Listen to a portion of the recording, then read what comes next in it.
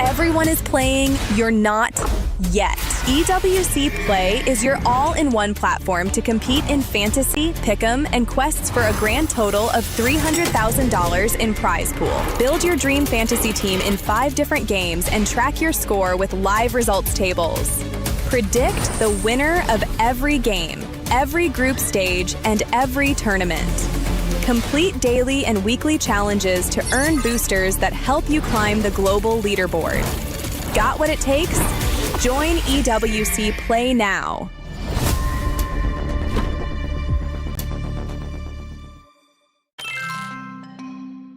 we're going to be playing True or False MLBB edition, this time with the entirety of Team Spirit. Gentlemen, please line up. If you think it's true, just take one step to your right. And then if you think it's false, take one step to your left. So very first one, there are 132 playable heroes in MLBB. True or false? The answer is false. There's 133 playable heroes. Second, Camus is the mentor of Diroth. Go! Ну, по-моему, да.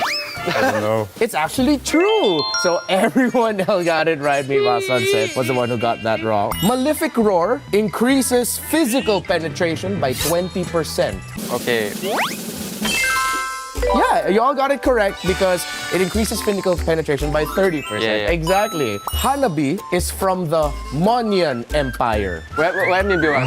Давай, я с тобой повторю просто. It's false. Hanabi is from Scarlet Shadow, Full unlock. Cadia Riverlands. Okay, we got one last one. Savior is half human, half elf. What? Savior is half Xavier. human, half elf. Да, неужели он эльф Санс? Oh, okay, we're kind of split into this. It's Kid Bomba and Hiko were correct because it's true. So, you as a team can decide whether or not you start hitting each other with a hammer. Of course. Get some nice slow motion shots of just hitting each other.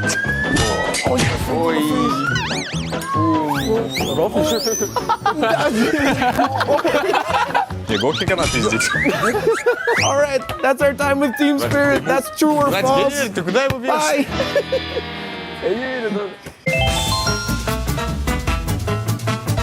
We're playing True or False MLBB edition this time with Team Falcons PH. Are you guys ready? Ready. Yes. All right, True or False? Chip is Angela's adoptive sibling. And the ones who are correct are Flap and Marco. Second, Freya is known as the Battle Maiden. And it is false. Freya is known as the Valkyrie.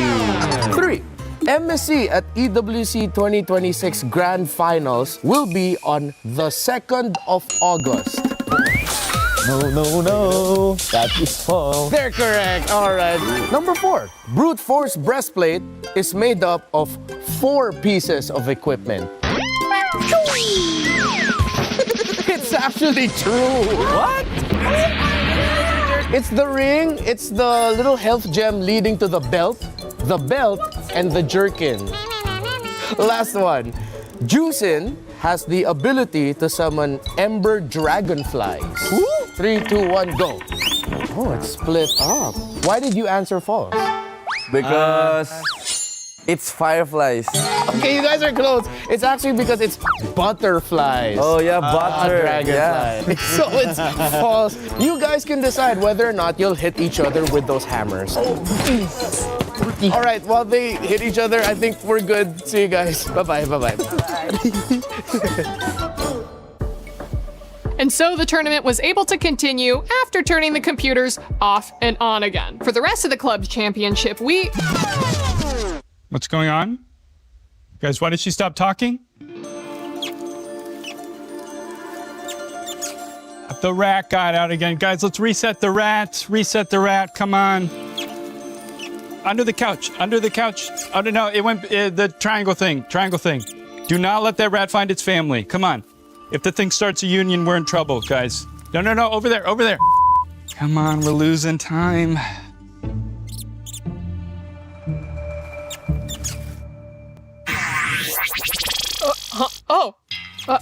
how long have I been out? Just a couple of seconds. The rat got out again. Oh, he's been doing that more and more recently. We're gonna get you a better hat.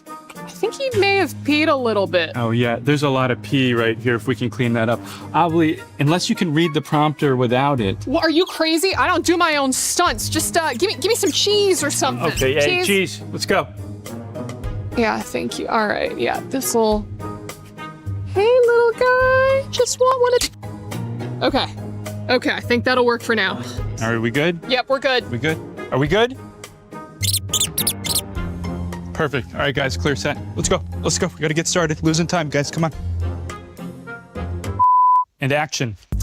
And that's what's been happening in the club championship. In other unrelated news, cats. Why are they here? Why do they smell so bad? And what can we do about them?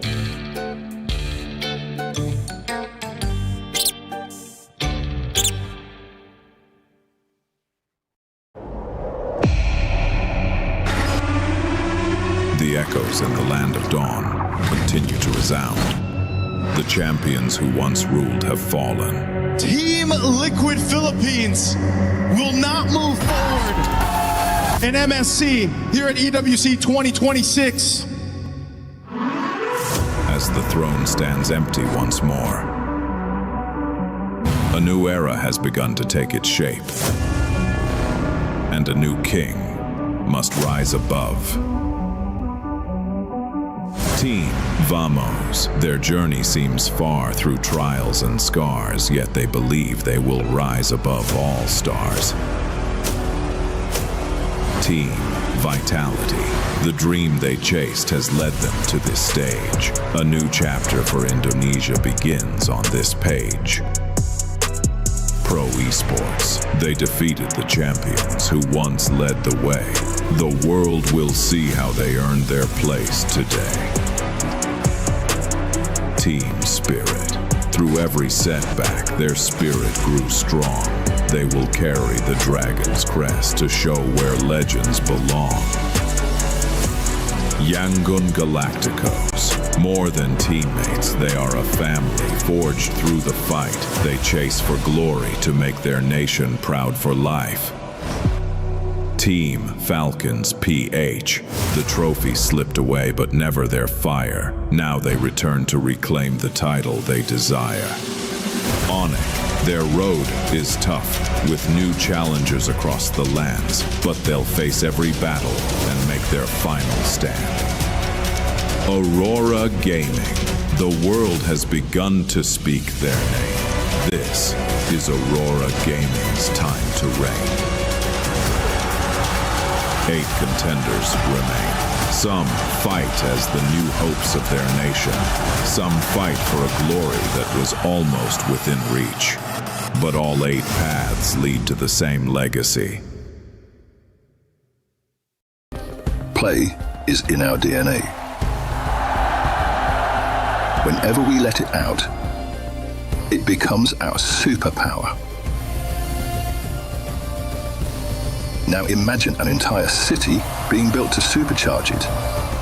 Kadir City, powered by Play.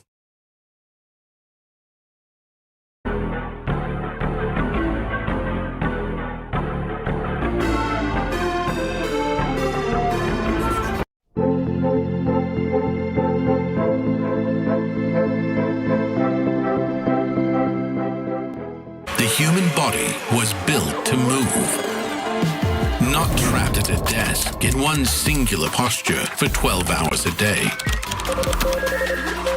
It's time your chair evolved. This is Secret Lab Titan Evo.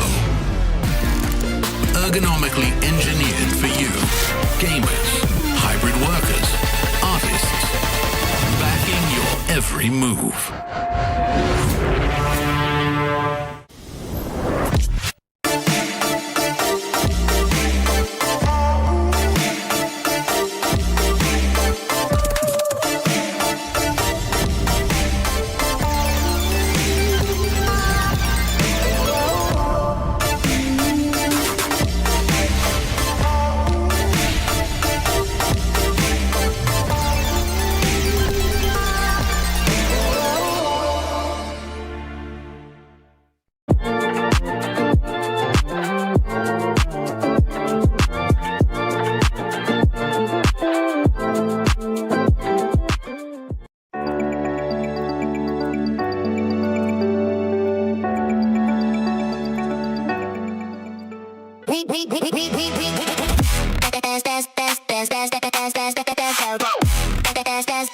We booked Esports World Cup up.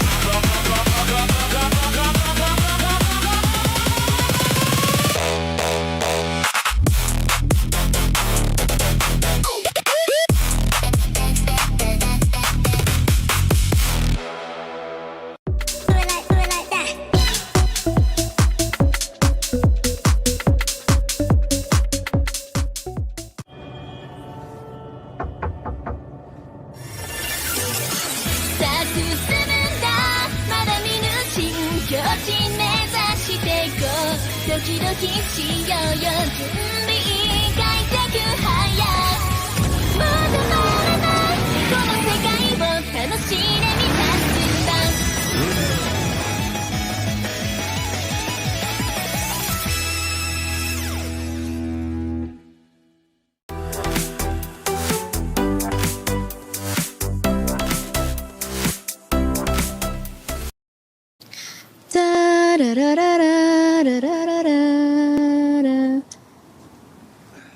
You're looking very smug with yourself this morning, aren't you? It's a very good day, Chris. My Onyx won unexpectedly yesterday, and they're en route to the grand final. Yeah, it's just the third team that you've picked up. Who else is playing today, though? It's not just Onyx. Onyx playing their first game. Who else is playing? I don't know, actually. It doesn't really matter. I don't care. It is Falcons against Yangon Galacticos. You know, at some stage you are going to have to drop the bias. Hey, all I know is that Onyx are on the way. They're going through the semifinals. They're going to do it easy, and we're going to see them in the grand finals. You know, Chris, nothing could ruin my day right now. Chris, what's wrong with you? Well, let's just get on with it. Semifinals or whatever. Chris! Day 2 of MSC at EWC 2026 Knockouts was another day of surprises. Team Spirit redeemed themselves from their MSC 2025 disappointment, proving to Team Vamos that underestimating the Dragons of the North came at a price of elimination. Team Spirit, lock on the base. Revenge is served. The Dragons, Team Spirit, will go on to the semifinals. Harosh, Team Spirit! In match 2, the revenge story completes as Onyx, the Sky Kings, take down Aurora Gaming, sending the Northern Lights home. Onyx will move on forward with the hope of Indonesia as they douse out the lights of Aurora Gaming. What time is it? It's Onyx time! Going into day 3 is a clash between the best regions. First, Team Falcons PH take on Yangon Galacticos in a long-standing rivalry between the Philippines and Myanmar that started in the M2 World Championships. With one on a dominating run and the other looking to complete their trifecta dream, who will claim the first spot in the grand finals. Then comes the highly anticipated rematch between Onyx and Team Spirit since the M7 World Championships. Team Spirit looks to break more barriers, while Onyx has made a name for themselves by defeating the final boss of MSC 2026. With the grand finals on the line, only one team will prevail. It's time for our final 4 teams to rise above and earn their victory, glory, and a place in the land of dawn. A place in the finals in the Land of Dawn is on the line today as 2 semis will produce 2 potential champions. Will they be new champions? Will Onyx, like Eterna, desperately wants to make it to the finals, actually do it after their 5th game victory to send the new final boss home in Aurora Gaming yesterday? All of that on the line and to be decided. But for those just joining us online or whether you're in the building, as we know this will be a fan-filled event, we welcome you to MSC at EWC 2026. I'm ready for some MLBB. I hope you guys are as well. I'm Rain Day and I'm joined by my lovely crew on the desk, Brigitte and Renmar, ready to get going for an action-packed day. And it doesn't get any better than this. You got 4 great teams. You got 4 different regions all fighting for glory. And we have to start with 2 Filipinos on the panel. With the Falcons match coming our way too, and it's against Yangon. So I feel like we are both really looking forward to this, but at the same time, it's not the same feeling as before wherein you're like just so confident, you know? Yeah, it's been a long time since I casted a Philippines versus Myanmar game in a high-stakes match. When was the last time? All right, the M2 World Championship Filipino broadcast. I'm starting to remember the things I felt that night in Manila. I'm nervous, but I'm excited because it's not just about Falcons and Yangon, it's also about Spirit and Onyx. I was going to say, you know, we've been making jokes about us getting old, but M2, you're still having a great memory of that. I mean, it's just like it happened yesterday. It's pretty good, man. You're not losing your memory yet. Yeah. Who are you guys again? All right, before we do the introductions, let's introduce you to what happened yesterday to catch up with our SDC Rewind, which gave us a glimpse of what this story would ultimately become. We had so many twists and turns at the beginning, it was kind of like Game of Thrones. We had no idea who was going to die, who was going to live, who would be the king. And at this point, Aurora yesterday came in as maybe the front runner. And it was Onyx on the back foot who were trying to prove themselves yet again, after having a disappointing loss, their initial outset to Aurora. 4 upper bracket rematches, Brig, but we had very different results on the other side. I think it's really only been just one similar result to what happened in the group stage out of all the matches that we've seen here in the knockout so far.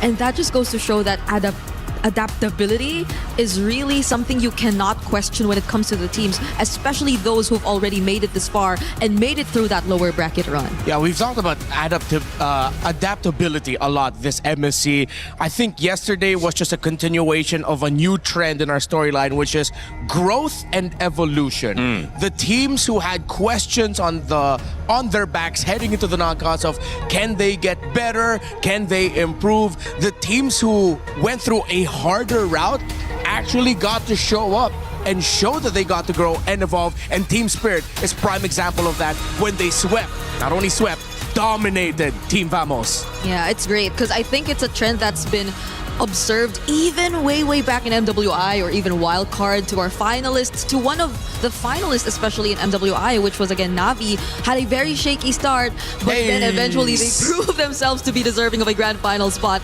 And I think Team Spirit and a lot of the lower bracket teams or teams who we're seeing in the top 4 actually have a very similar run. So who knows, they might be next and they might just follow those same footsteps. It's been a while. This could be the best finish for a Myanmar team in a long time. Also, when you look at EECA and Team Spirit, they have not reached a grand final. This would be the first time a non-SEA team would reach a grand final in MLBB. And if you can do that at either the MSC or, of course, the M Series, you're making history. And that is what is on the line here, as unfortunately on the other side of it, many teams' keys were crushed. But that also has implications not just for our tournament today, but for the overall tournament that our lovely club championship reporters have been keeping us up to date with. It's happening as a bigger part of the EWC ecosystem, which is why we need to show you the Aramco Club Championship rankings. Not Svenseer still at the top, but with every single game, there are new implications, especially for Team Falcons here, as Aurora Gaming are now out and Vitality are out as well in that 3rd position. Team Falcons are the only team in the top 10 in MLBB, so the potential to grab even more points, to go for the potential back-to-back club championship title, Brig, that is on the line here for Team Falcons. Yeah, because you even saw Team Vitality drop yesterday. Yeah. And Team Falcons, it's been a challenge for them too. They've been one of the teams who had a much shakier starts, and they also had to go up against their sister org team just to make it here to the knockouts. So there's just so much more pressure and there's so much more expectations on the line for Team Falcons this time. Yeah, I mean, Flap even shouted out the bosses behind the scenes for Team Falcons. So I think it's not just the weight of the Philippines and the expectations of making it to the grand Falcons final bosses on their shoulders. Yeah, they're like, they're right there. Hey, man. Hey, guys, I mean, if you look at the club championship rankings, if you just make it to the grand finals, and maybe even if you win, we could end this week in a very comfortable spot. No pressure, but we're looking at you. So one of the interesting things too is that there is also $1 million on the line for the finalists, but there's many millions of dollars for the finalists of the club championship. So that pressure is real. We had an update with, I believe, Chris letting us know what's going on. We're here at the Totem once again for a small club championship update. I say small, there's a lot been going on. As you know, at the MSC, it has been about Falcons trying to go through, as far as we're talking club championship at least anyway. But let's see how they're going to go on and do today in their semi-final. But otherwise, plenty going on. Of course, Alliance Vault is where, of course, SF6 is going down. Our back-to-back champion in Zhao here, Falcons representation, he is out of the tournament. Over, though, of course, when we're talking about the other games over on Overwatch, a couple of teams dropping out as well. Team Liquid out. A torrid time continues for them. AJAL out. And then you're talking on Falcons again, they're down into the lower bracket. As far as it's going down over on the Kadir City Battlegrounds, though, for Warzone, that is, well, just starting to rumble away. You have Falcons in an okay position, but maybe not looking as hot as they would have liked. But Twisted Minds finally find themselves coming to the party. Other good representation still ongoing there in Warzone, but plenty more to update you on that throughout the rest of the week. There's your small little Club Championship update. I'll update you throughout the rest of the day.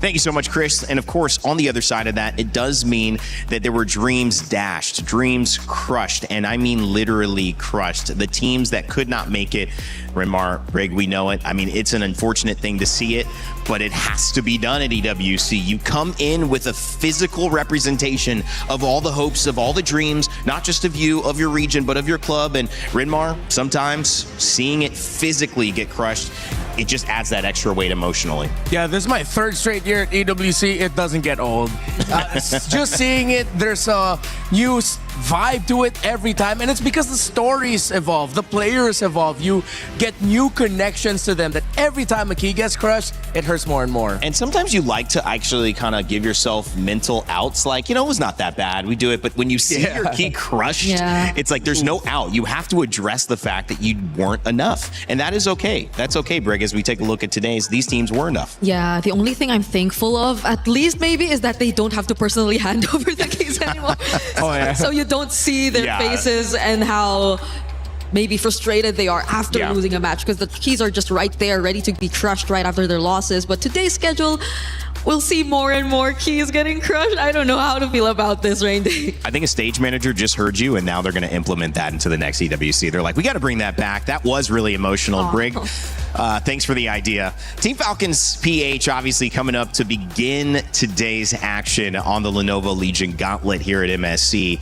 And we already mentioned the original implications there, but when you look at who they're facing in Yangon Galacticos, we have to preview the team that is now still undefeated. This team has not been able to be measured against, and whether they are the best team in the planet, whether they're the best team in France, whether they're the best team in the galaxy, Yangon Galacticos just have not been dealt with, and I wonder if we'll see the same today. Yeah, but I think they have a chip on their shoulder that isn't something that they put on themselves, but what the community put on themselves, the asterisk of the competition that they went up against. So a lot of people are arguing they went up against GK and Pro twice. They haven't really met their real test just yet, which, yes, coming from the perspective of from the region of the Philippines, I was gonna say, with Team Falcons PH, I have to put respect on Yangon Galacticos' name. Yeah. It's not just the quality of who they went up against, it's the quality of how they won.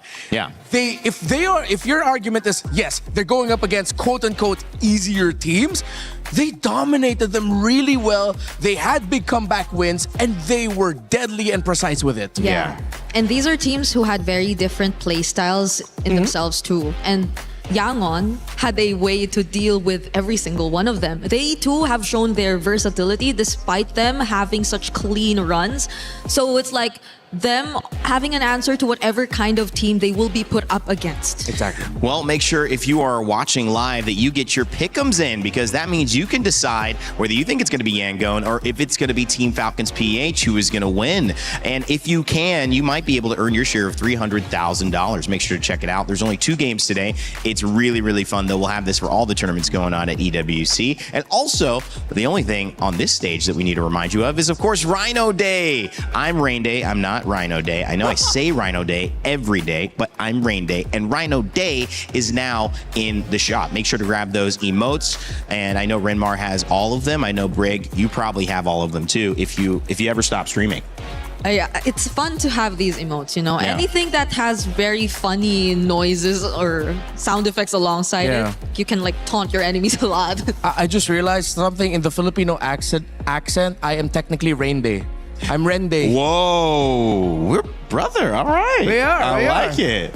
Both old, both losing our memory, and then now we, I guess, have an easy way to remember each other's names. Yeah. Okay, I right, like it. Again. This is working, guys. Heading into today, the storyline to begin is our first grand finalist. I mean, what a moment. You can earn a seat. You can wait. You can relax. Watch the second series. Get all the info you need. Brig, one team trying to go there from the Philippines. The Hope Bringer. I think this is still really the hope bringer outside of course, Onik on the other side. But Yangon, man, what a story that would be if they're sitting in the finals representing Myanmar. I agree. Like, if I wasn't Filipino, I would probably be really looking to root for Yangon. But this is, as you saw earlier, yes, Flap, who will have to go up against them. He already has had experience winning international championships and specifically going up against teams from this particular region. So I think he's well aware of what he could potentially experience and go through now that he's going up against Yangon. But against Ying, I think that's where a lot of attention is going to be put into. Because based on the games that they've played, they've been very different in terms of approach. Yeah, you've talked about Ying. 21.4 KDA. Say that was what? 21.4 KDA heading into this day. For an EXP laner to have that many kills and that less amounts of deaths is insane. So everyone who knows, that's 20 kills for every time you die. So that is the most ridiculous. A good KDA is like 2. That is a pretty good KDA in most games. So pretty insane. He's 10 times above a good job. That's why I'm saying in the Galaxy. The other thing we need to look at, of course, is Team Falcons PH, who are going to have to shut down Ying. And that goes to, as you mentioned, Brig, one of those international champions who is now back on his surge, which is Flap. Of course, Kyle, Haji Ogwin, and Bulletproof Super Marco. Can they continue this run representing the Philippines as the second seed with Team Liquid falling out earlier? We sat down and had a chance to talk with their coach. I believe it's maybe Moody, who actually gave us some thoughts heading into today's game. It's Turner here, and now we are with Coach Moody. Welcome. Thank you. Coach, this is an intense match. We're going to get straight into it. Up against Vitality yesterday, and now you're up against Yangon Galacticos. Is there a preparation difference that you had to do? I would say nothing much, like just the usual things that we do on a regular preparation. We're the type of team that like to focus on our mistakes and fix those instead of like focusing on what the team can do. But it's different with this, with Yangon. Just because we know that they like to do cheese strats and with cheese picks, yeah. Now that's really what we wanted to ask you. Yangon and their cheese picks. Has that been like a challenge to prepare for? Are you expecting even more surprises maybe? I do, because technically Yangon has been like a screen partner before flying to Paris, and I believe they're one of the teams to beat ever since, like before starting the tournament. So they've been strong in scrims. But then you know their picks then. Depends. Maybe they'll show us something new. But you're prepared for that? Of course. Okay. But after your win against Vitality yesterday, did the team manage to get like a confidence boost? Like, did you regard Vitality as a strong team? Personally, for me, as long as the job is not done, it's just a slight boost. But for the players, for sure, they were confident that, we want to reach grand finals. Were they really happy about it? Yes. Oh, it looked like it. They were celebrating quite a bit on stage. Of course, because Vitality is also one of the teams that we really wanted to beat before entering the tournament. For sure, and you're up against YG now. But we do want to ask you, when it comes down to drafting phase, side selection, how important is that in this current meta? I think it's very important that, I don't want to say too much, but it depends on which side you are, and you have to really prepare, like on what's coming. Because, I just want to say that one side has an upper hand. One side has an upper hand. Okay, I'm not going to ask which side. I'll let the panel break that down. But that's really good insight because we're seeing like a difference in win rates among different teams as well between blue side and red side selection. I know though, what's the win rate? Do I keep it secret too, chat? I think I'll keep it secret too. But of course, up against YG, you are now against a fellow Filipino coach. We have Coach Marvs on the other side. Do you perhaps have a message for him in this upcoming battle? Coach Marvs, can I speak in Tagalog? Of course. Para sa Pilipinas, ibigay mo na to, and good luck. I hope that was a good message. That was a good message. I trust you. I know we just met, but I trust you. Thank you so much, Coach, for this interview. Best of luck as well for your next match. Thank you. And now we're going to throw it over back to you guys. Speaking of that, we can reveal that blue side has actually won 53% of the time in this tournament, 47% for red. But let me tell you something else. It was a lot higher in group stages, which I think means that teams like Onyx, who were winning sometimes from the red side, have pushed it more even. Will we see more dominance from blue heading into this? All of that to be found out as well. But thank you for the information, Moody. We'll let him get back to the teams. Now turning our attention to Yangon Galacticos, which have, like we mentioned, one of the best performing single player in Ying with a KDA that is insane. It sounds unreal. Of course, with Han, Kaizi, Blink, and Sanji, this team is prepared to win it all. But do people still doubt them? I'd say there are a few, but their road to EWC, if it ends with a grand finalist journey, will be anything but doubtable.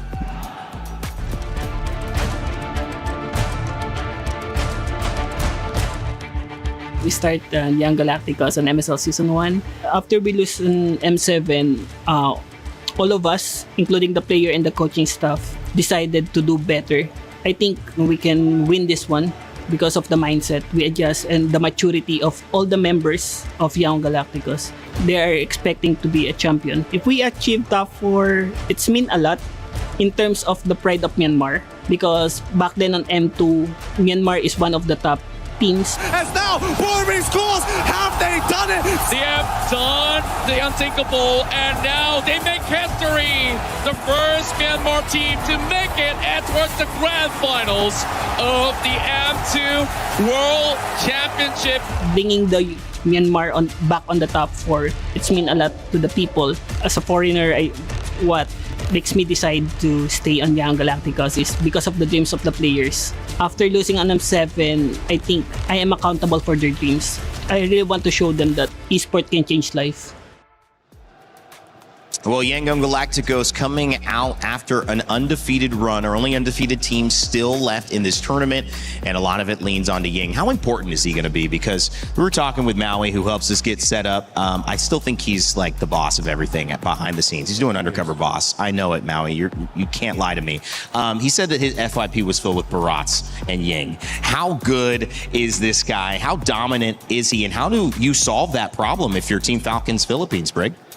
I think that's what I really wanted to point out earlier too, because I felt like Flap and Ying had very different approaches into playing this game. Like they have very different ways of dictating the pace and tempo of the team fights. If it's Ying, it's really more on these tankier type of setup XP lanes that we see, and these flashy entries with the Barretts specifically, which is why I think a lot of our FYPs are already filled with the Barretts highlights. But Flap also has the tendency to go damage and just really all out on zoning, where it's more one-time, big-time setups that you really expect from Ying, which I feel is a must shutdown if you are Falcons. Yeah, he is undefeated 4-0 on the Barretts, if I'm not mistaken. I think a good amount of his great KDA comes from his play with that hero. And then you mentioned the keyword there for Flap, which is zoning. They've always utilized the Esmeralda and Uranus for Flap, even back in MPL Philippines, as a means to take control of the part of the map that Flap is in. He will cut behind the first turret, go into the jungle of the opposing team, get vision, delay, go back to lane, rinse and repeat. And you usually don't think of Uranus and Esmeralda as a split pushing macro hero. That's how Falcons loves to play the Uranus and Esmeralda. Well, Flap, he's a Philippine champion. He's a world champion back in M2, I believe. And then, of course, you have the chance to see that they are up against a team that has so much support. As I don't know if you can really call them an underdog. We still are waiting to see how these results hold against Team Falcons PH, but we are believing in Yangon Galacticos as what they've done so far. It's hard not to. And speaking of that, their fans back at home are actually celebrating just as much as the fans here in the stadium, maybe even more. We've seen some cool watch parties happen, and we wanted to show you a little bit of an image from that. If we have it up, we'll throw it. Otherwise, we'll stay on my single. I'll keep talking about it. Okay, it's a video. Here we go. Let's take a look. Hello Paris and hello EWC. This is Adamo reporting live from the Yangon Galacticos Galactic Watch Party in Yangon, Myanmar. Behind me are a lot of passionate fans and KOL and creators who have gathered tonight to support YG as they are compete at MSC 2026. Our player may be competing at MSC, but the support from Myanmar is very louder than ever. Everyone here is ready for cheering to YG from the first minute until the final MBV. Before we send it back to Paris, let's give the team one message. ရန်ကုန် Galacticos အများကြီးကြိုးစားခဲ့ဖို့အတွက်ဒါတို့မျှော်လင့်ပါတယ်အကောင်းဆုံးပုံနဲ့တူတူဒါတို့ပြန်လာခဲ့ဖို့ပြောချင်ပါတယ် Good luck to the YG and back to the Paris. Wow, that's fun. That's fun, Brig. Yes, it is.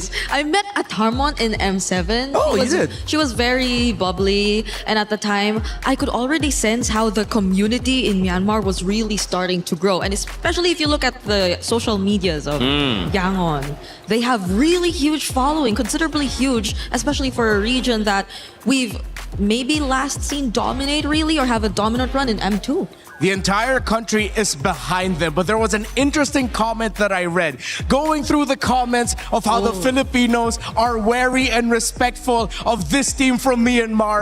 So many Burmese comments pointed out just one man. They fear one man, and his name is Flap. Because they say every time they meet him in an international, Flap beats Myanmar. Well, will Flap begin the wings of Falcons, flapping into the grand finals? Or will it be Myanmar who shut them down and claim that they are one of the top 2 teams in the galaxy in MLBB? Yangon Galacticos, Team Falcons PH. It's a battle of Myanmar and the Philippines' last hope, and it begins right now.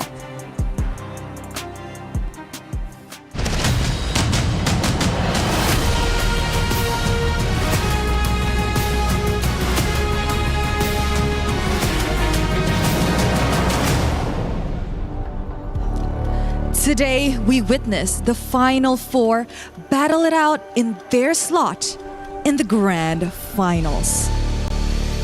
And what a run. Yes, indeed, Milosh. But one thing is for sure.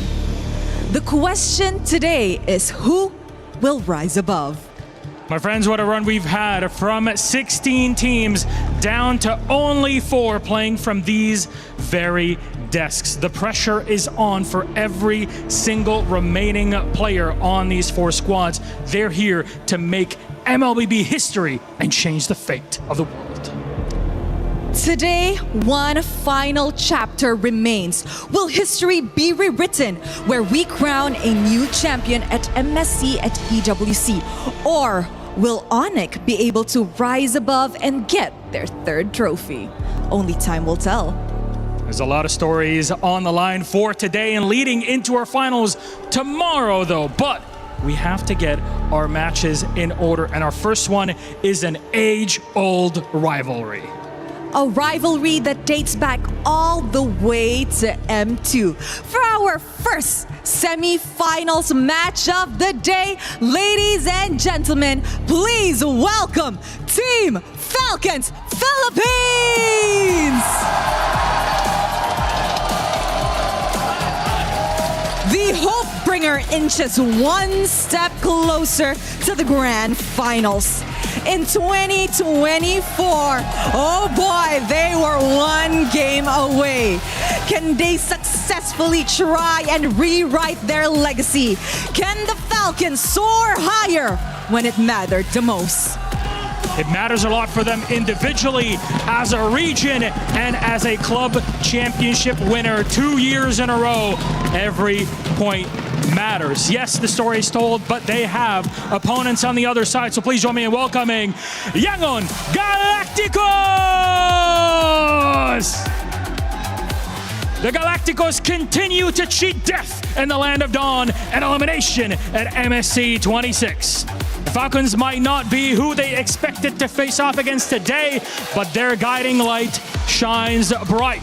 Make history by earning a grand final spot here in the heart of Paris.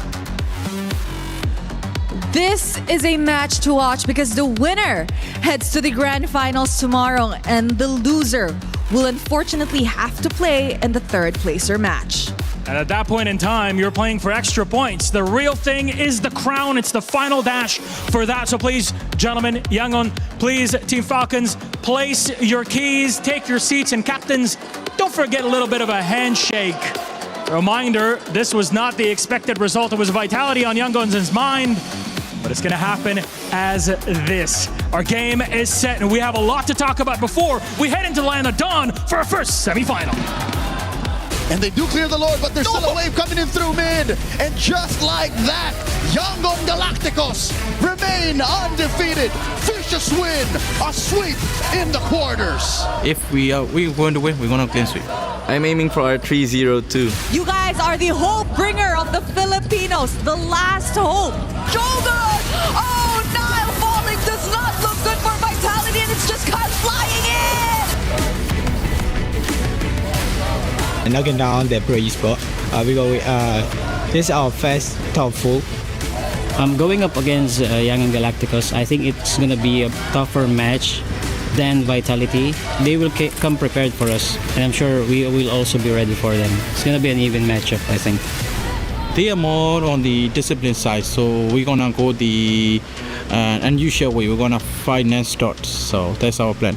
We will play our own game against them, regardless of what we discussed in our strategy. Yangon Galacticos is now officially a team to watch out for. Falcon BH, I think they're really strong.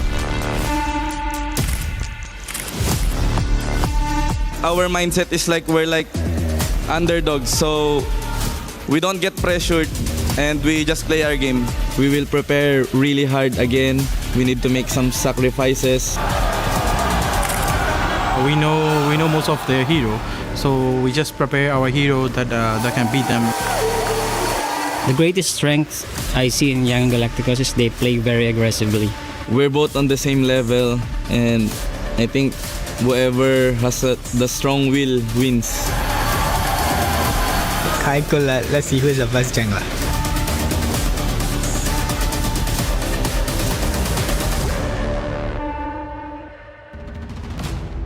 Across the galaxy and in the Philippines, from the heart of Paris, in the land of dawn, the bells toll to signal the start of this semifinal. It is Team Falcons PH versus Yangon Galacticos, still undefeated. Blink and his squad. Han on the jungle, looking to do something special here in Paris. It's crazy the amount of respect you hear from both sides before heading into this matchup. That's when you know, even Coach Friend thinks it's gonna be more difficult to go up against YG compared to how they went up against Team Vitality. Yeah, that's exactly what I wanted to point out as well. That keyword you mentioned, respect. R-E-S-P-E-C-T. Respect on their name, respect on their comfort heroes. Both teams have a lot to watch out for. Yangon has a Barretts you need to respect. A very flexible jungle pool option that if you decide to overcommit, you might just be playing Fanny for Kyle into heroes such as Fred, Guinevere, even if you've taken out the other jungle heroes available for Han, who by the way has been able to make a Suyo work really well against a Ling. But for Yangon Galacticos, if there's one pick that they really need to respect here, it's H-God himself and his Selena. That is something you cannot give to Haji anymore. Yeah, because I think it's only in the mid which they've shown the least amount of flexibility. Kaize has only ever used 3 heroes here so far in MSC. And yes, there's been a very deep hero pool that we saw from Han, but I think they struggled the most with the Fredrin. I think that was the longest game we've ever seen in, or if I'm not mistaken, back in the group stage when they decided to use it. So now there are multiple questions on the board with regards to what will they let through, because it's also not just the Barretts. I think the Ruby potential flex into the Assassins that Kyle may or may not decide to pick up, but more likely to pick up considering this matchup. Yeah. And Falcons have been playing a much more tighter formation in their team fights and have been excelling with it. Yeah. There's one pick that Yangon showed that absolutely destroys that in the Carmilla Rome that they got to play for Blink. So Yangon has shown a lot of versatility, a lot of creativity. Falcons has done that, but I think they need to go a little bit more extra mile here in making sure that they can keep Yangon on their toes in the draft. Yeah, because I can't help but think about what Coach or Analyst M-God said. They know what heroes Falcons use. They just have to prepare their own responses to these heroes. And the way that they've been drafting just really shows that they don't overthink about what the opponents pick up. It's just really more of complementing each other's heroes and pulling off the strategy that they want. Yeah, and you touched on that earlier when you mentioned the mid lane hero pool for Kaize. Just 3, Eudora, Gord, Jushin. And their flexibility comes from the other 4 positions. Yeah. Meaning that Yangon they're putting action into what they're saying. They are definitely a team that have a clear identity and just go for compliments after. Eudora started out this tournament, which we are calling the MSC of upsets, as the #1 focus on the mid lane. But since then has fallen off a little bit. Gord, certainly not banned often, but banned occasionally. And the Zushin, a big role from start to finish in the bans or being picked up to play. Yangon Galacticos representing Myanmar here as the drums bang in the Lenovo Legion Gauntlet. Oh. The potential for the highest finish ever. They've already tied it with a 4th place here. But one more, set in history. And it's fate, poetic, I don't know what you want to call it, but they are tying the record of Falcon Esports back in MSC 2022. Just one. 4th place, and it was a Filipino team in green that stopped them back then. Will a Filipino team in green stop them again today? Our picks and bans begin on your screen. Dangerous Grass will be the map that they play. The Freya coming out immediately from Team Falcons. The Fanny and the Belleric banned out from Yangon Galacticos. Yep, so the Barrett's potential for Yangon is still on the board, especially considering now that they're in blue side. But the question is, does Falcons really allow that to get through? Because if they do, I think there are a lot of trades that will still be on the board if they actually open. Yeah, if Yangon decides to rush the Barretts, I mean, Falcons have gotten used to going up against a team on the blue side. First picking Barretts. Yep. I don't know if Yangon wants to lean in on that unless they saw something in how Team Vitality drafted against Falcons that they can adjust. It's going to be telling here because with the Phobius gone, Freya's open. But Marcel is available. Oh, wait, no, Freya was banned by Falcons, excuse me. Marcel is still open, and Yes, that's he something is. you have to consider. Now, with the Atlas gone, if you're gonna ban the Belleric, then it's gonna be a clear Marcel pickup for Yangon Galacticos, which means Falcons can pick up the Valentina for Haji so that they could get the golden hour. Well, there's usually that Marcel picked up as kind of the let's not play him, let's not deal with him. Someone has to take the, I don't know, L for that because it's not exactly a target ban. It's more of just a meta ban. But neither team so far wanting to do it.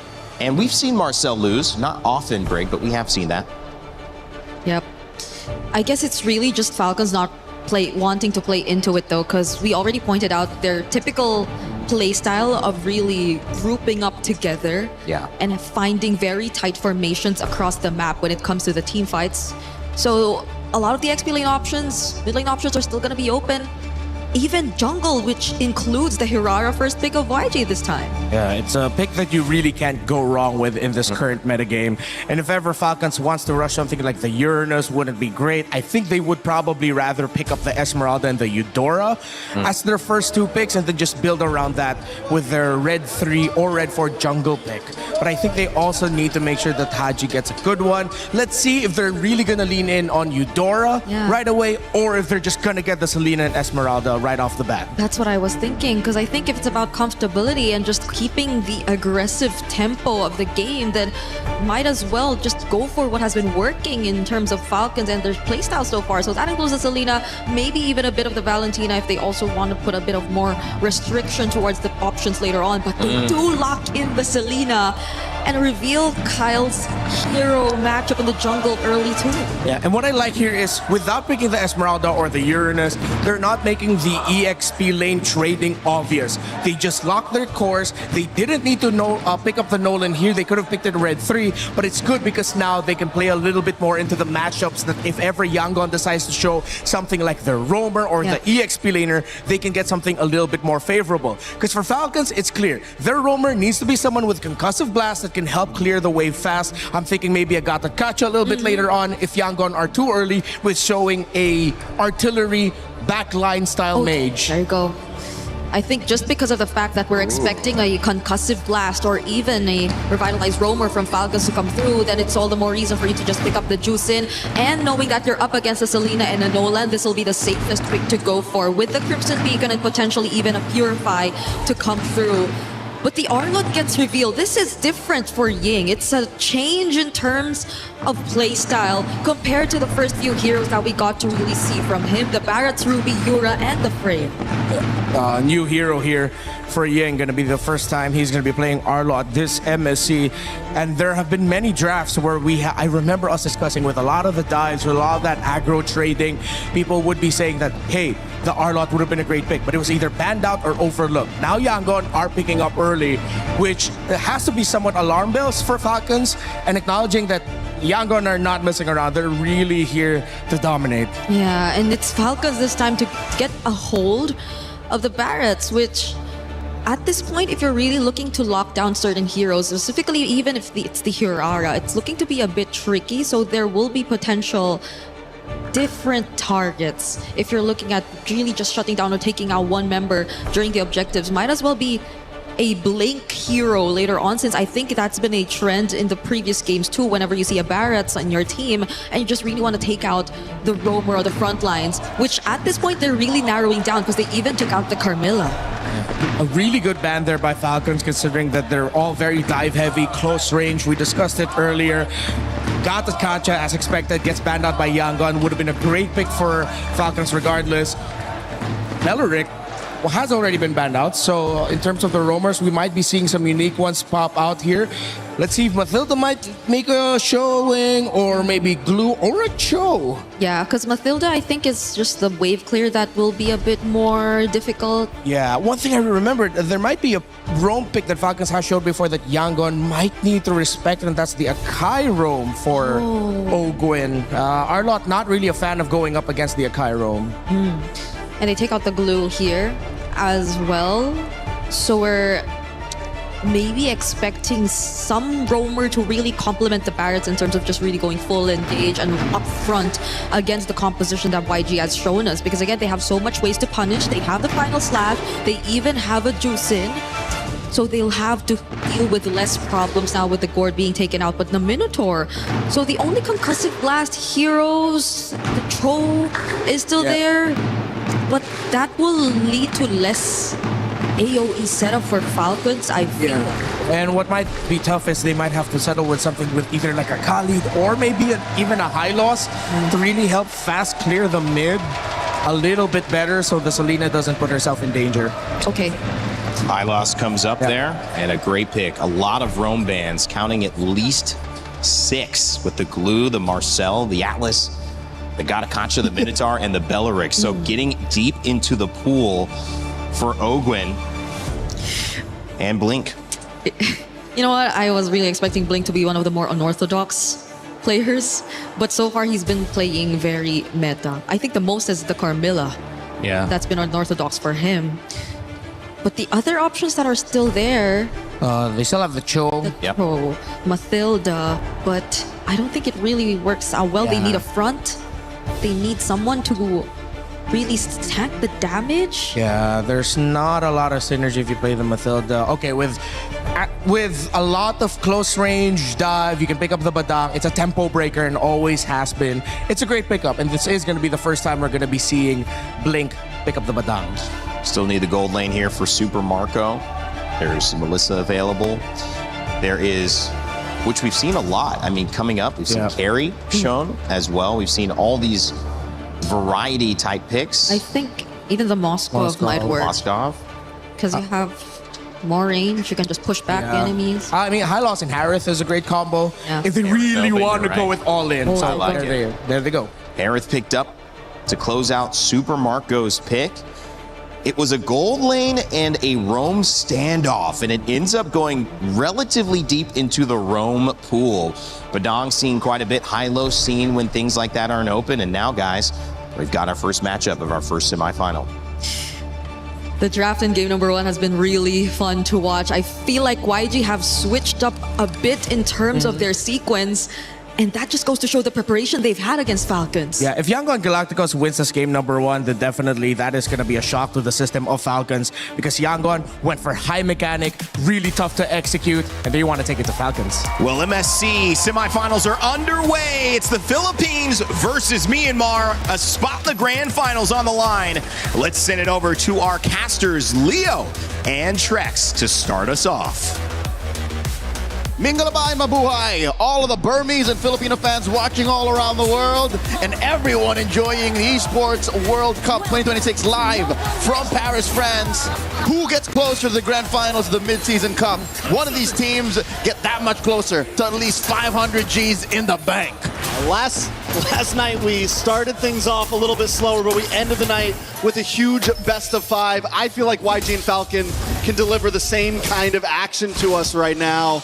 Falcons started this tournament off a little rusty and so far have showed up and now seem to be one of the possible dominant forces. YG, on the other hand, this could be the big test for them. This could be the possibly first huge challenge for them. They have been playing as close to a flawless tournament as one could go. Again, as mentioned by our panel, the lowest amount of deaths across the board, stats on stats, all across each role.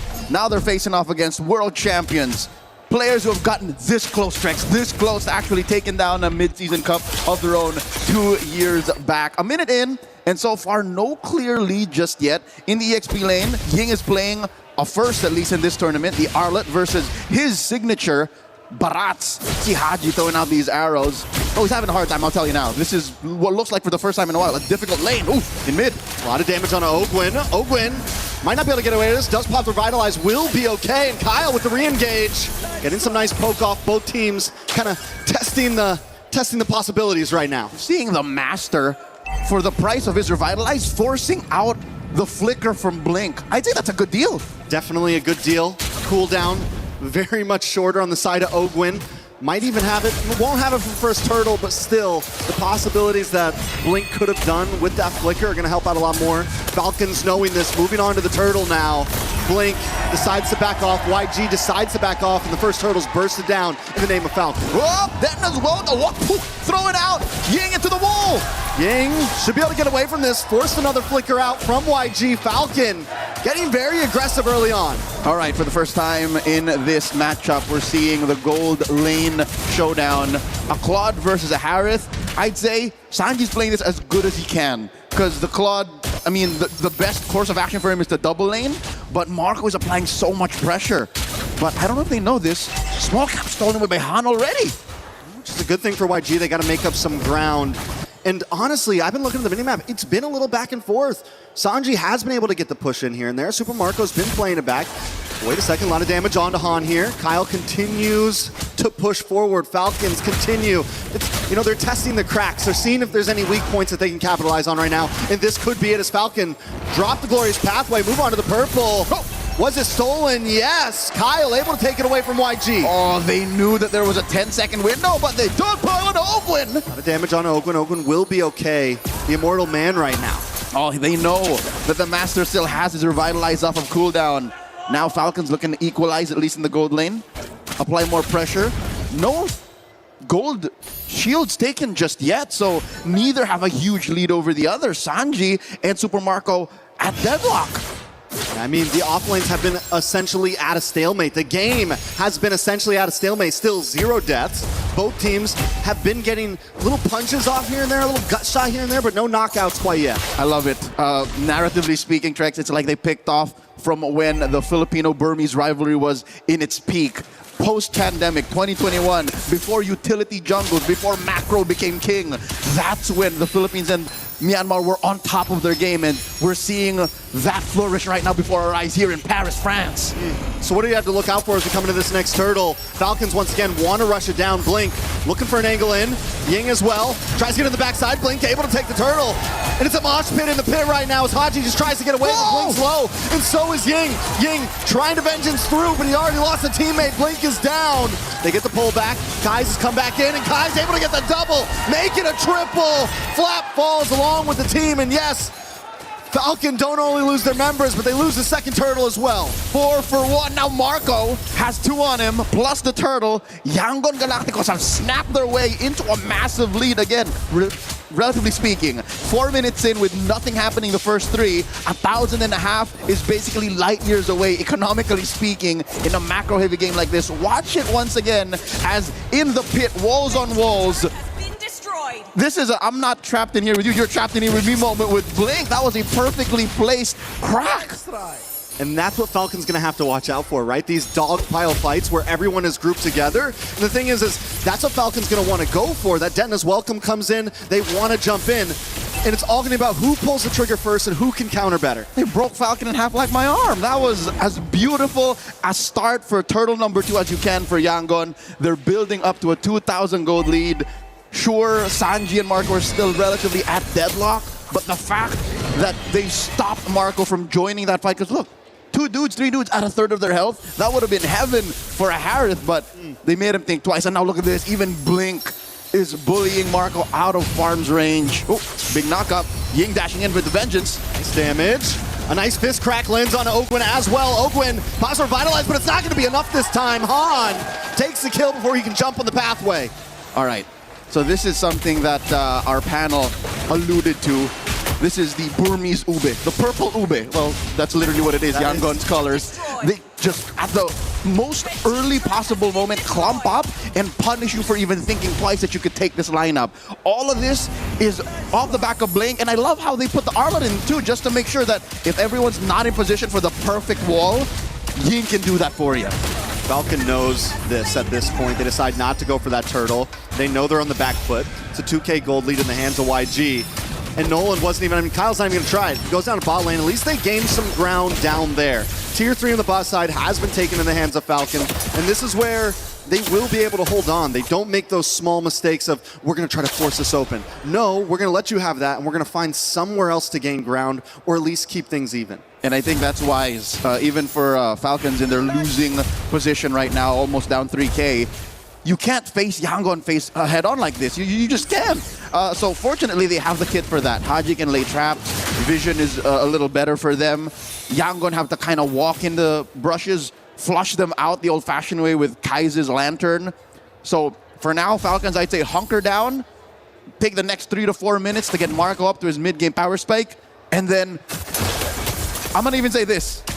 Ogwin can't play the way he was in the first 3 minutes. Like, you can't just body block anymore because the damage is real from Yangon. Yeah, especially at this point. You know, the first round he could get the Revitalize off. First 2 turtles. Even second, he was able to get the Revitalize off. But by the time that gold lead got past 1.5 into the 2K range, we saw Ogwin finally get bursted down before he can even start running. Now, Sanji also locking in the Golden Staff. We're going to start seeing more damage from him. And with the fact that these tier 3s in the off lanes are down, YG can also fully hit that purple ube. If there is, literally, the yams. It's a Yangon yam.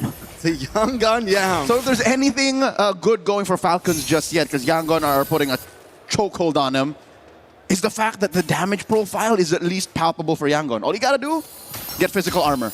That's it. There's really no magic threat.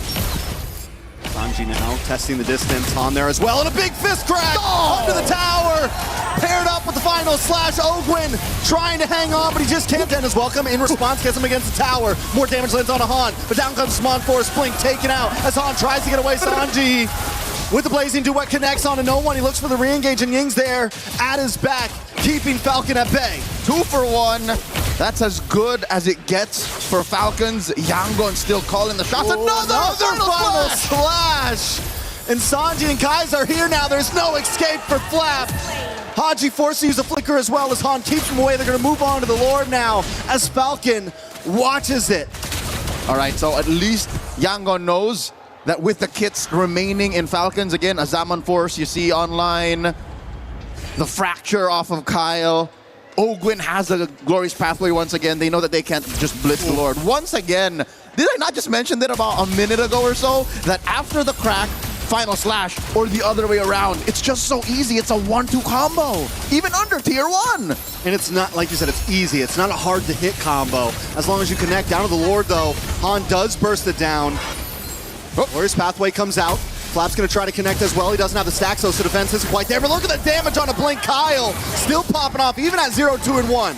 That is a bargain.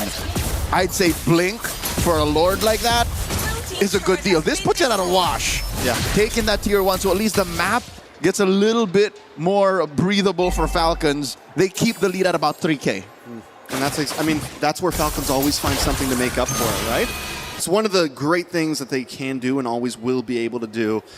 Yes, you lose Lord. Yes, you take a member, but now you bring it at a standstill by taking this tower, and they've been doing it from the beginning of the game, but YG now looking for the engage on the mid side. It's looking similar to last time. They're going to have to watch out for Blink. Blink doesn't have the flicker right now as Lord comes down the boss side. YG looking to switch up gears, try to gain ground somewhere. Lord put down to a third, hit with that retribution, and Falcons get to keep their tier 2. So we're back to where we started about 2 to 3 minutes ago. Blink with the conceal. What are they looking for? That's a fist crack on 2. Blink does it again. Not just one, but 2 members. YG looking for more now. As minions crash on the top side, Ogwin pops revitalized, caught in a fist crack once again against the wall, taking out a double kill for Yang. Mid-tier 2 falls as well, and YG are gonna work their way up the map to take more. Again, the ease of execution, the on-demand crowd control that Yangon Galacticos have drafted into their lineup. That's a final flash that could have been, but it doesn't matter. They're able to pop Holy Shields in mid and top. Bottom lane, don't even get me started. Amazing start. I'm pretty sure that conceal almost counts as an ult. When Falcons heard that, all they could do was skedaddle. They knew it was coming. They were running away like, once you hear it. All right, so YG now have taken all the tier 2s on the side of Falcon. It's a great start for them. Falcons moving around the map. Not completely conceding just yet. Nope. And so far, it looks like they might even try to get this purple. There's a glorious pathway sent in and a choke. Denna's welcome. Might have came too early. A mega kill for Han. Maybe a slight misplay by Flap, thinking they could do something to at least get their purple. Oakwin in enemy territory, enemy jungle. As YG closes in on him, he does buy time though, and YG's onto it. They send the rest of their members back to the mid, back to the top to try to defend. I think that was all part of the plan for Falcon. Little two-step there. Ogwin, I think, was just trying to go for the self-execute. He wanted to die to the turret instead of conceding over more goals, more XP to his opponents, but alas, they just found their number. I'd say if Falcons wasn't so sure that this was a fight that they were willing to go, they should have just conceded the purple. I think that was all in the hopes of maybe finding a good shot, but 12 minutes in, maybe after we check Haji's items, we'll know if they're ready, because if yesterday's match, Game 3, between Team Spirit and Vamos, if that was any evidence that a late game Selena is still something to respect, then maybe there's still something left for Falcons. Maybe if they cross that threshold, what, 16, 17 minutes? Yeah, but the thing is, it's at 12 and a half. They do still have inhibitors. The fact they were able to slow down Lord number 1, we've seen this happen before, right? It means with their inhibitors, as long as Falcons doesn't make a huge mistake, they can probably survive this push. The Falcons don't just want to survive the push, they might want to fight for the Lord itself. It's Flap TZ, checks the tri-bush. Nice try. Whoop. This is a dance.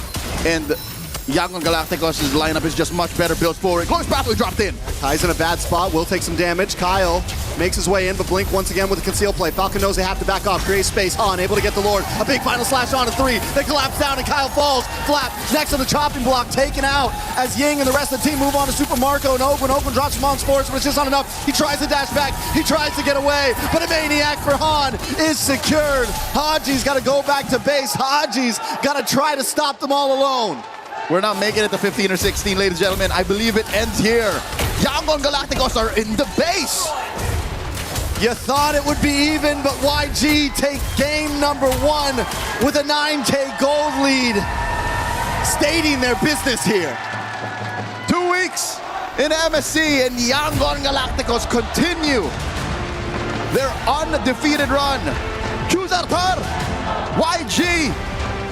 Falcons left reeling, only 3 kills on the board. Yeah, that wasn't a game right there. That was a statement of why we're here from YG, showing that, listen, no matter what, we are ready for this. And don't get me wrong, yesterday we saw games like this start and it went back and forth, and if anything we can tell from this game 1, we're definitely in for a series. As soon as Yangon found the ults on their 2 initiators, the Arlet and the Badang, it was all but over. Haji wasn't much of a threat. I hate to say it, but waiting for that final moment, waiting for you to be at the late game power spike might have been too much. That's expecting Yangon to just lay down and take it, but even against traps, even against the macro play that we know Falcons to be so good at, Yangon just said, no, we're not even starting. And yeah, well, Yangon did such a good job. A lot of times, a team like that, where they try to engage too much, they make some mistakes, but YG didn't make any mistakes. I do think we will get a bit more of a breakdown from the panel Take it away, guys. Thank you, gentlemen. Ying continues to not die. Had 3 more kills to bump up that 20-something KDA.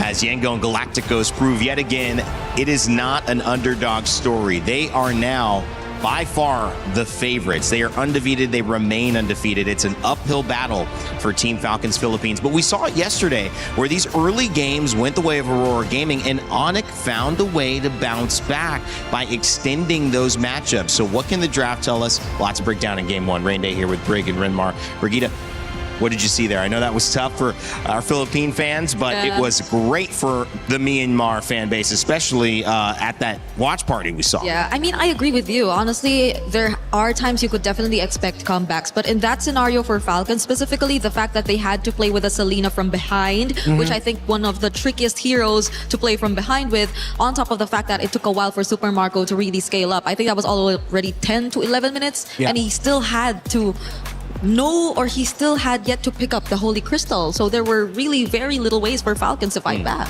Yeah, once Falcons lost Turtle 2 in such a massive way, of course, with the beautiful combination of the Juicen, Arlot, and Badang together, up against a lineup that wants to get in your face and dive often, those 3 heroes have proven time and time again throughout history that they're great with breaking tempo and ruining your focus in team fights. Because in the moments where Ying would start dashing in with the Vengeance second skill with the Arlot, the target acquisition of Falcon starts to dip. You're wondering, okay, who are they actually going for?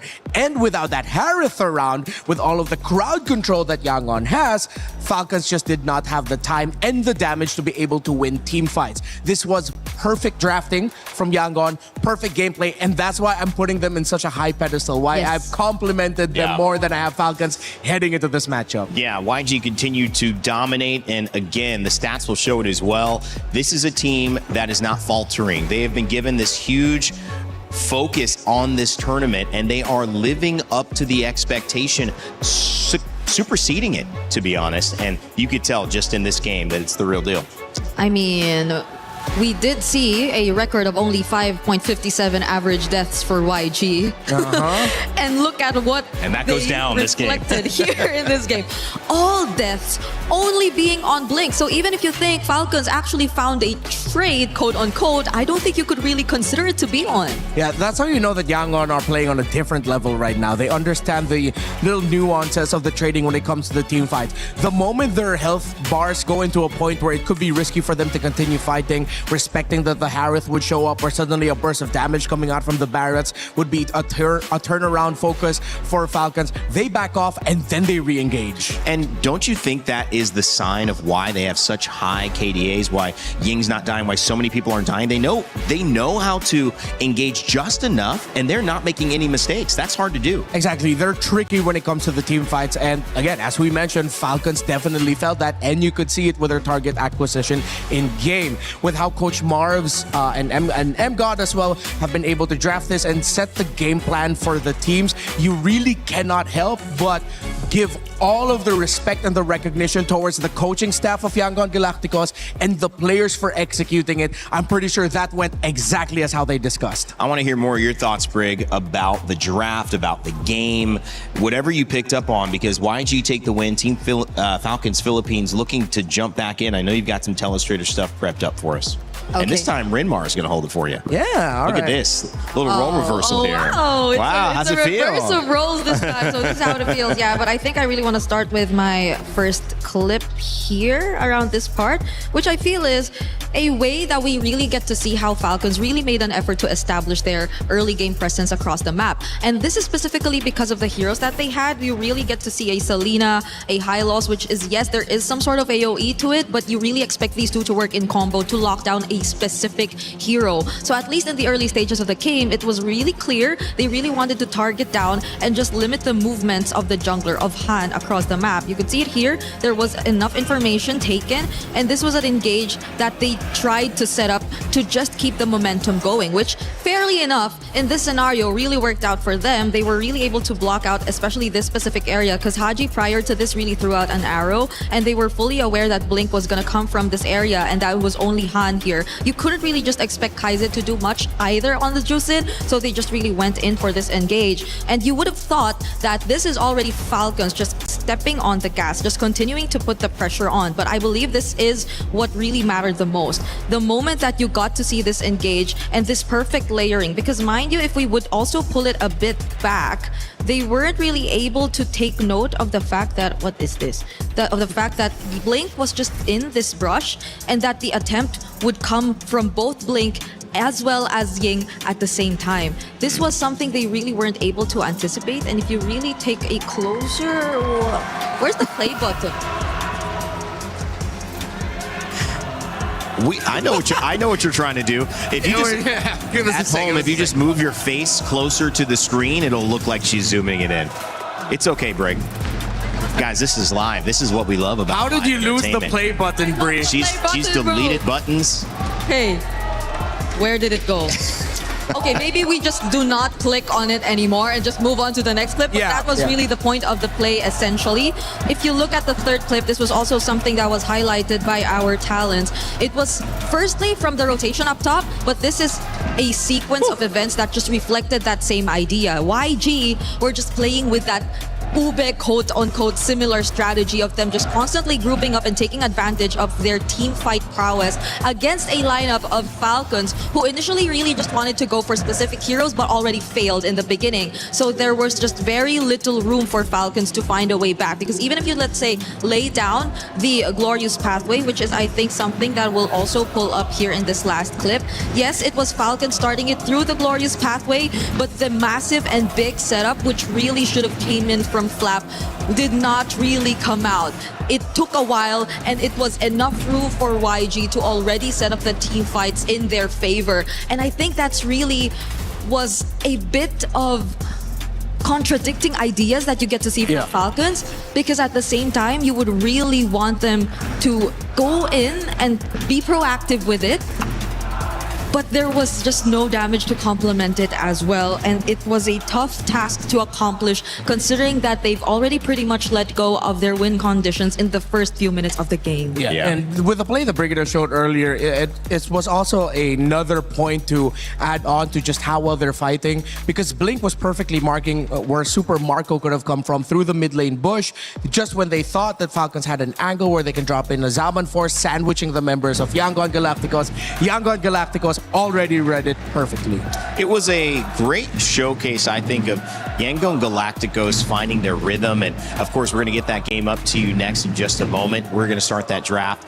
But my question that I want to raise to you is, was this really a dominant draft? Because to me, I think there was just one thing that was pressured differently than most other drafts we've seen, which is the roam position. We got really deep into that roam pool. We saw Atlas, we saw Glue, we saw Marcel, we saw Belleric, we saw Minotaur. We saw so many different options in that spot banned that it forced the Hylos. Good pick in general, but against the Badang, the Arlet, the Harara, the Zushin, it just didn't do enough. It wasn't enough peel. Yeah, Yangon Galacticos knew exactly what they were doing. They picked the R-Lot in Blue 2-3. They banned the Gatot Kacha that we expected to come in earlier in the draft, and the Minotaur, because they knew that the Gatot Kacha could have been the pick that would have messed up their lineup a little bit more. Hylos' stun is singular. Gatot's stun is for a group. Up against all of the dive, especially with an R-Lot around, would have messed them up. That's why we were expecting a Gatot Kacha to come in earlier. Wait, let me ask, because they went and picked Nolan earlier, and they could have flexed that later because they already knew the Harara was picked, but they wanted to kind of hold their cards to their chest. But that ended up being a mistake because Gatot wasn't available by then. Yeah, I think now for Falcons, one thing that they can deprioritize is, as much as we put a lot of respect on the Selena of Haji, I think Yangon are ready for it. You can change that up to an earlier Eudora, you pick your roam mid earlier, and then you play for the sides. Because the focus of Yangon Galacticos and how good they are is because of their great pickups in the side lanes. They put a lot of stability in the mid lane, yes, but if you match that with your own stability with a little bit more chances for area of effect crowd control, which the Eudora can also bring out if you change up her combo a little bit, then it gets a little bit better for Falcon. So I think that's where they need to start looking at. Yeah, because imagine they already had like a point click stun in the high loss, but even then they couldn't deal with Blink. Blink just was constantly able to find the setups that he wanted, because it's not like he was after Ogwen or anything. He was always getting past Ogwen, and that proved to be a problem too for Team Falcons here in this game. Yeah. I mean, it's just a character issue, I think, at that point. Yeah. I mean, Kylos just can't do it. Belleric can. Exactly. And I think I want to double down on something that we've said a lot in the past. When one of the casters can predict a good amount of the draft, we were able to go 4 out of 5 for the Falcons draft. Then that means they're definitely predicting it. Yeah, exactly. And it really felt that way. Yangon, I know I've already given them a lot of flowers so far for this series, but they deserve it. They are on point. Well, Falcons Philippines have a long set to go. It's not a best of 3 anymore, so they will have many more chances, at least 2 more games to figure this out. And if they can do it again in game 2 to tie us up 1-1, well, it might be a revisit of another best of 5 like yesterday that goes the distance. Let us know what you think. Of course, you can get your pick'ems in. They're already closed for this series, but coming up, they will be available for the next series later on as we see Onic take on Team Spirit. But this one's still history to be made. Yangon Galacticos proving that a grand final trip, that's very, very reasonable to expect. Now, your move, Team Falcons Philippines, as the fans are ready. Let me tell you, if you don't see it now, if you can't hear it here, they are alive. So even after a loss, they're doing this. Imagine after a win. Yeah.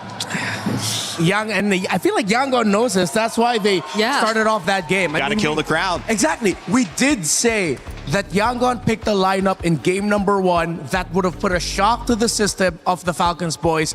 It was a little bit harder to execute, more mechanically demanding because of that R-Lot, and they made it look easy.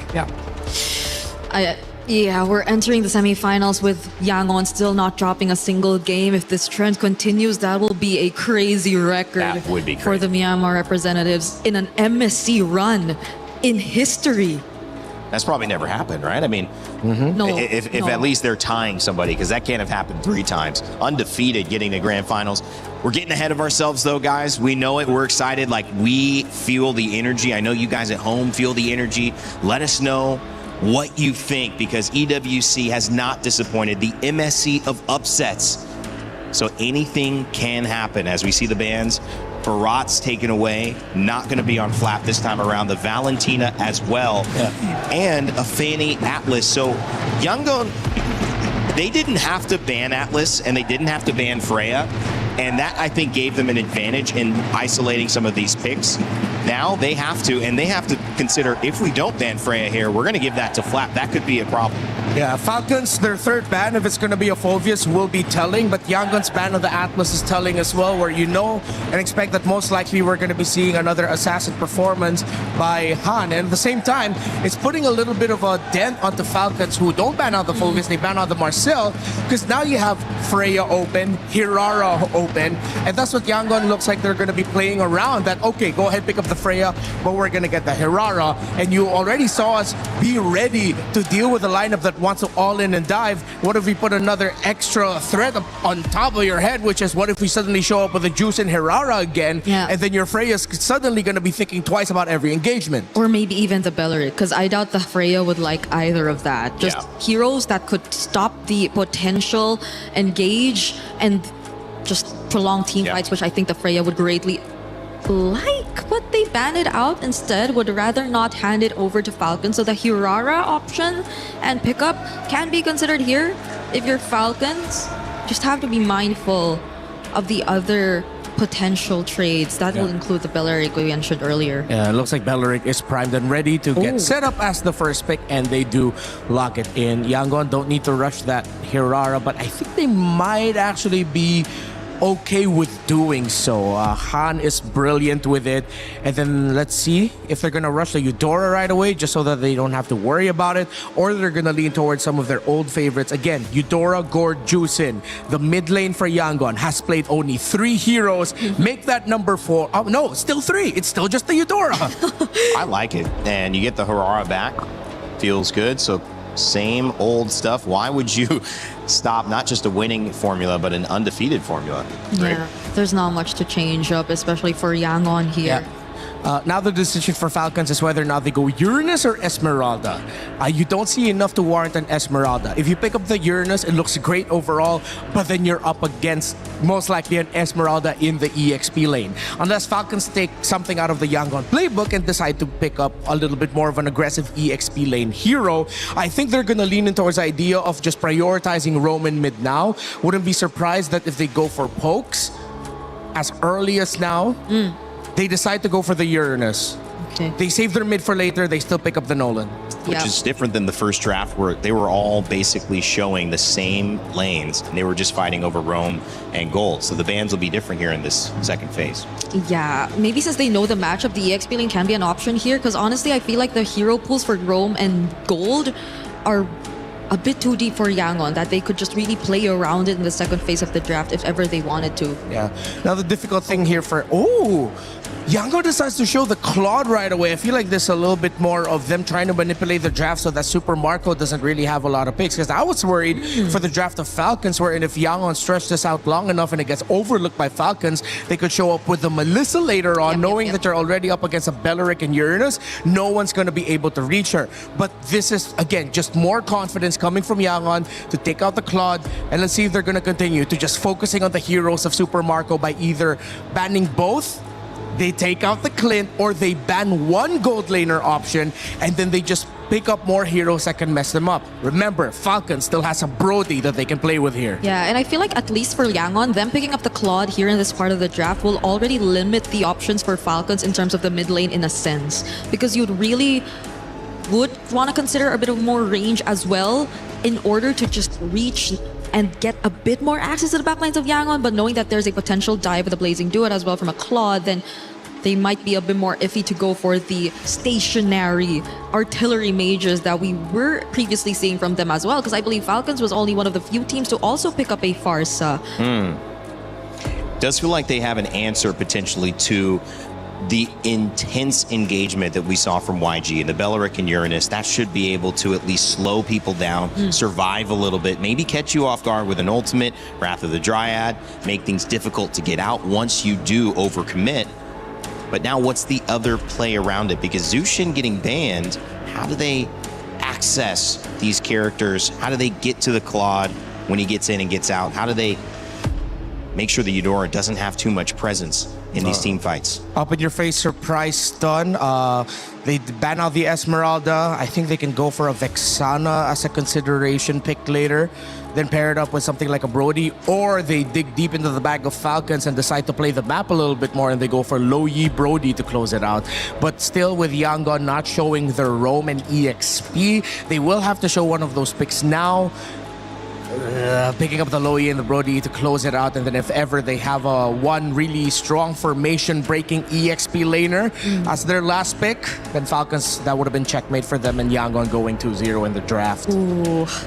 Yeah, at this point, I feel like there you go. Yep. The Ruby does show up. They've already taken out the Juicin, which I think is one way to tell that they really just want to go in. They really want to get these melee heroes and fighters in the draft to complete their lineup.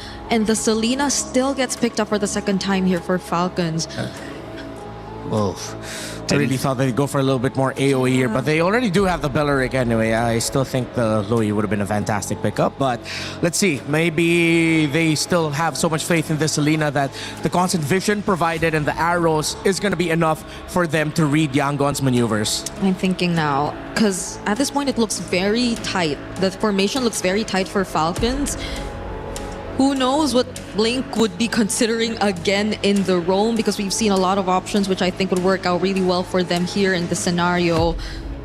The Carmilla that they previously used is up there as well. Yep. I think that can be a consideration. If not, the Badang that they previously used to just complement it with the layers of crowd control might be an option as well for Yangon. Got a Kacha available, Cho available as well, but kind of a tight-knit group there. So who are you going to isolate? Who are you going to pick up if you are the Cho and get that kick on? Yeah. Just questions to be raised. We'll see how deep that pool is for Blink here. Yeah, because you really don't want to kick back the Beleric. Yeah. The Uranus is going to pack the Purify. They go for the Mathilda. Strong combination here by Yangon. and they are able to balance out their draft in the sense that they're not going to be as easy to take down in the early game. They have some good shields. But there is a realm of possibility where Falcons gets the first 2 turtles. Turtle 3 will be a decider, and then Lord 1 is where it's going to be at. Did they do enough? At least for Falcons right now, they're not very specific in terms of their win cons in the early game. But I feel like execution-wise, I'm just expecting Yangon to still be as fast as we saw them in game number 1. The mascot picked up for Bulletproof, Super Marco. He is a star for Falcons. They need him to show up big. It's the second game, a second lineup, a draft that the panel a little less decided on, but still feeling like Yangon can execute. Trax, Leo, how we feeling? 2 games in a row. I think M-God and Marvs have trumped Coach Vren and Moody once again. I love that last pick, Matilda. It fits the Burmese play style so perfectly. You see Blink is already crossing over, scouting 3. He's going on a 1v3 recon mission, Trex. And that's what they did in game 1 too. Not as deep, but still constantly. They're not scared to get in Falcons' face at all. Yesterday they knocked on the door until it finally, or last game they knocked on the door until it finally broke open. And this time I got a feeling we're gonna see the same exact thing. So far it's up to Falcons to adjust their tempo. They found out that in game 1 you cannot take your time. Slowing down Yangon Galacticos is not an option. So good to see that Falcons are finally here, at least when it comes to early game rotations. Marco here, dueling against Sanji, using that gold crab as a point of contention. What's going on? What kind of duel are they getting into now? Super Marco just likes pain at this point, I think. But look at the damage on Sanji. That's what they were doing. All right. That's what Mirko would call the walk-up. Just straight up opening a rift from God knows what dimensions. Putting the fear of God into Sanji. Mid lane, though, this is the first time we're actually seeing these trio go toe-to-toe. And all 3, here comes Han as well. We could see the big attack here. Kai's goes down. First blood for Falcon. And the Falcon crowd finally erupts. The other half of the stadium acknowledges the fact that finally Falcons are taken to the skies. Han going for the steal. Blink very low. Forced to flicker out. Good flicker at that. Flap now. Setting things up for the rest of the team. A big flicker from Yang, and down goes Han. Kyle finally putting kill into his pocket. Stack that up with the turtle, and it's a beautiful start for Falcon. 2 minutes in and 1,000 gold up. Trex, is this what Falcons was looking for? As a big picture draft, I'm gonna die on this hill. I really like what Yangon have brought in, but were Falcons just looking for a tree to perch on? Was it just really the Belleric that changed the way they play? I honestly think it is. The Belleric has the ability to stop YG in their tracks and also respond. Yet last game, Falcons had issue in punishing. They had issues finding those moments and biding enough time, and this time, Falcon found the answers to do it. SOD thrown out to try and secure. Sanji acknowledges the duel. I'm gonna double down on that. I think the fact that the Burmese Ube, the Yangon Yam, is so evident that an ult like the Wrath of the Dryads just throws that sideways. And it's not even for Ogwin just using the ult. The whole kit of Belleric answers so much of what Yangon are good at. Not to mention, when it comes to the big team fights, even Sanji on this Claude is gonna have some issues dealing with it. Everyone on the side of YG might have some issues. Han taking a lot of damage from Flap. Flap is in their face non-stop. Big ult comes from Kai's there, but not enough damage quite yet. Flap and Ogwin forced to back off, but Falcons in general still staying on their side of the river. They're gonna threaten Han here. Oh, the flicker! Dryad comes in! Picking Han off! That one's gotta hurt. Another pick onto Han, 0, 2, and 0, and we're just getting started. Already the 3 kills that Falcon scored all game 1 long has been achieved here. And forcing a BMI out of Sanji, an arrow thrown out. That's 4 members that they're sending over. It's being cornered right now, but Kais and Blinks are showing up to try to help. Falcons saw them coming. They decided, no, we'll let you have this one. We'll let you have this one for now, but look at Flap. The guy's a menace. This is one of the few things you actually gain from Uranus. Call him what you will, a brain-dead hero, very little mechanically brought to the table, but macro-wise, he's controlling that quarter of the map. The Ruby has very little to do. Ying can only hope to try and stop Flap. That's 2 free turtles going over to Falcons. Yeah, this game has taken a full mirror image of last game. Falcons with a huge lead already. We've already got items stacking in for the side of Falcon, and I'm waiting to see when Ying can actually get involved in these fights, because I think that was supposed to be one of the possible answers to what Falcon brought. It was supposed to be the same kind of response that the Belleric is giving Falcon right now, but the fact that it's stuck in the EXP lane, it's not moving as fast as Flap is, they can't capitalize on it until the Yangon Yam can actually activate, until all 5 can actually group up. And I doubt it's gonna happen anytime soon. Lane per lane, roll per roll. Falcons have checkmated Yangon's prior rotation, so one might say game 1 could have been a download. They were checking how much they can get away with, how far, how fast, and Falcons are the ones rotating now. 2-man, 3-man coalitions, blazing away by Sanji. Yeah, but I think he really just wants to get rid of these minions, but he's not quite able to do it. Circling Eagle does come around, but it's more of a defense mechanism from the side of YG. They save the tower, they save Sanji. Flap continues to just dominate and say, see this part of the map, the upper quarter, that's all mine. And I think that's what's denying Yangon Galacticos their prior aggressive rotations. And they're gonna have to find a way to fight for turtle number 3, or else just fight for the late game. I'm looking at what, 14, 15 minutes in, Wrath of the Dryad here by Ogwin, forcing a response out of Yangon. There's no lanes that Yangon can go home. Yeah, this is tough for YG. The constant pressure from Falcon, and the fact that they're able to send 3 to 4 members down to this bottom lane is because of what Flap is doing in the top side. At this point, Han isn't getting orange buffs. He's being permissioned to get it, but wait a second, a lot of damage on Ogwin. Ogwin with sliver health. Falcons don't want to let him go down, but YG doesn't want to let him get away. Ying finally able to put a kill on the board. Bloodthirsty and bulletproof. Ying across the board prior to this series starting has had the best KDA, least deaths among all players, but now he wants some kills as well, forcing that flicker. Turtle number 3, Yangon on the board. Let's Kyle have something to say.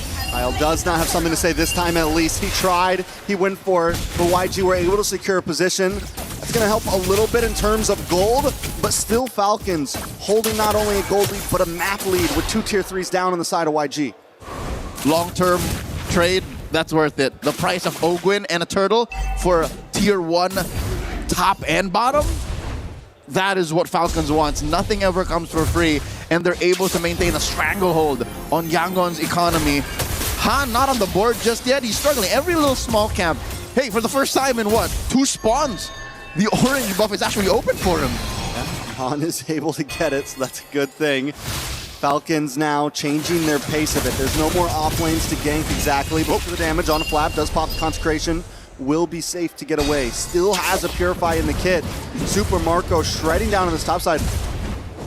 YG getting a bit more grouped up now, and Falcon has noticed. All right, we see a little bit of the bulb, a little bit of some growth in the Yangon Yam, but approaching the 4,000 gold lead, and the fact that there's no one threatening Marco.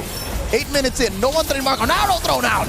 Ying, Wrath of Dryad does come out. Circling in, will get the big knock-up, and in comes Han, getting a lot of damage.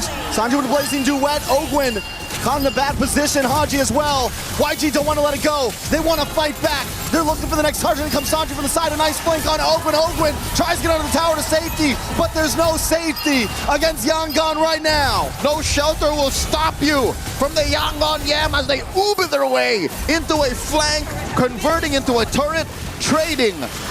Actually, 1 for 4, was it? That was an amazing response out of Yangon Galacticos. A Circling Eagle that knocks up 3, takes out 2 of their core members. And I don't think even the coaching staff, the folks in the Yangon Galacticos holding area, were expecting that fight to go as well as it did. That 3-man knock-up sets everything up. And at first it looked like YG were split up. But what Falcons didn't know is they were actually pincering. I don't think it was planned like that, but YG found the moment and capitalized on it. In a matter of about 20 seconds, the gold has been minimized and the game is a standstill. That is improv in MLBB at its finest. Suddenly Han has 3 kills. Man's got a triple in that sequence. But so far, this is one of the few windows wherein Falcons have to say, not again. You can't do that twice. Fool me once, shame on you. Fool me twice, shame on me. So now they know that these small avenues on the map might be dangerous, and I think Yangon have found a way to do that. They've rope-a-dope Flap. Flap might get overloaded. That's the problem here. once they figure out how the Filipino cannon can kind of blow up on his own in his face, then that's how that works. So they have to overload its Purify, overload its Consecration, and somehow find a miracle. 3-man Circling Eagle already used up by Blink. Big knock up. He might not be able to get away from this one. Flap, though, with Consecration, still goes down. A kill into the Book of Han. Onto the top side, though. Ogwen misses. Purifies our pop. Flicker's used. YG still wants to fight for this as Falcon remaneuvers. Watch for Kyle on the backside. Han with the engage, able to get the iframes. Forces Super Marco away. Han looking for a target once again. Ogwen brought low. YG collapses on top of him, and down he goes. Kyle knows it's a lost cause. He can't engage. That's what I'm saying. You take down Flap, SOD thrown out. Not a good idea. You overload Ogwen, and then you deny Falcons the entry to anything else. Lord number 1 goes over to Yangon Galacticos. Falcons have to switch it up. It can't be the same thing. You have to find a way to engage off of more than just Flap. Long haul, checking that range with a jab. There has to be some straight to the face that Falcons can pull, but looking at it right now, their whole draft, I don't see it anywhere soon. There's no way that they just pick a fight from out of nowhere. Element of surprise is always going to be on Yangon's side. So now Falcon, I will say this, with the ults they have, with the skills they have, they can hold a decent defense here. And if YG oversteps their boundaries, one big Wrath of the Dryad could counterplay. But maybe that's the answer for Falcon. Let YG come to you a bit. Let them engage and see if they overcheck themselves. Which has been, I think, what Falcon has been trying, especially in that Lord Dance. It's just they dogpile on the Flap too soon. Fortunately, Flap has his Purify once again, 30 seconds off of Ogwen's Wrath of Dryad Flicker combo. But I think the damage has been done, man. Couple more kills on Han. Sanji left unmolested. 0 deaths on this Claude. Sure, it's been a difficult early game. They spent, what, 2 or 3 death squads to try and gank him out of that lane, but he never gave in. He never caved. So I'm guessing a good chunk of that gold, despite Marco having a good, first 5 or 6 minutes, has been closed in. Like, this is more than just an equal gold lane matchup. If anything, I think Sanji has more gold than Marco now. Oh, I'm offended. Plus the stun, Flap is forced away. This time YG doesn't cause the full collapse, and they know when they can, they know when they can't. They decide to back off. Let's see if anyone walks into Kyle here. Kyle holding left mid brush. Oh no, Flap walked into 3. Purifying Consecration gone from Flap. 60 seconds to Lord still though. This Burmese Ube is lethal. Not more than 30 seconds are they ever apart from each other. That's amazing. And again, that's what Red 5 Matilda gets you. The fact that Blink can be within 2 or 3 seconds a step away from where he's needed with a flicker too. So they're basically, you know how Louis folds the map in half? Yeah. Blink kind of folds the map in 2 quarters, which is almost half, which is enough. Mathematically, almost half. Looking at the items, true enough, Sanji is 500 gold up on Marco. Even with Marco building the Wind of Nature, that doesn't protect him from Kaiser. Doesn't protect him from Blink's Rogue Wisps. So Marco is never truly safe. All right, so what's the big answer, right? Ogwen didn't go with the Revitalizer or anything. He has the Flicker, so there could be your opportunity of surprise, but who's going to be the bait? And it seems like Falcons maybe 2 split up. Maybe they need to group up as well. In an effort to split up Yangon's Ube. But wait, look, they're blitzing the Lord. Oh, there's no response. My God, Falcons score! And then the conceal, the hit and run. YG are going to try to close this. Oh, Trex, true enough, you said maybe Falcons should group up, and they do. They blitz the Lord, and that's the price you pay for playing the Ube so tight. Yes, you can be within 2 or 3 seconds grasp of your teammates, but not the whole team to be in to respond to a Lord take that quick. What was that? 5, 6 seconds? Yeah, that was fast. Oh! Wait a second. Marco. John Marco, circling Eagle, gets the knock up. Han closes the distance and gets the kill. That's going to help a lot for this Lord push. Oh, YG just need to get back to base now to defend. Not a little. I think that was careless of Falcons to not check that lower quarter and have Marco walk into a brush that had 3 members of Yangon in it. So with Marco getting picked off, I think that neutralizes the Lord take. This is a wash. All they get is, they get the tier 2 on the bot. They get the tier 2 on the bot, tier 3 on the mid, so they get a little bit of ground, but not what you would want out of the second Lord. But then again, they weren't even supposed to get that Lord, honestly. The fact that they were able to burst down, it still feels like a good win for Falcon right now. Flap taking a lot of damage. Circling Eagle. How long does that thing last? YG gets the offended. Responds with the Wrath of Drive, but it's not enough to save Flap. The damage is already locked in, and look at the blazing duet from Sanji. They lock on to Super Marco next. And Falcons have 2 men left standing as YG knock on the front door. A Selena and a Belleric are not made to clear waves. This mid lane wave is crashing in. Falcons are losing this inhibitor. They could lose more if YG wants to keep on pushing. The Cannon Minion still standing. Another wave left. Oakwood tries to lock in, but he can't quite save it. Haji bursts it down, and YG take down the Crystal in game number 2. Yangon Galacticos at match point, 2-0. Against the M5 World Champions, against a legacy team that beat Myanmar in the M2 World Championships. Yangon are 1 game away from locking the grand finals. YG are showing right now that they have not forgotten the rivalry, that they've been remembering, they've been keeping tabs, waiting for this moment.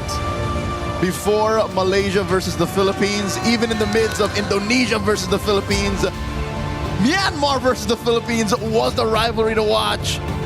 And Yangon Galacticos are reminding us who was in the grand finals first in the M2 World Championship. Singapore was their turf, and they're 1 game away from making Paris Yangon Galacticos home. The ship is landing right now.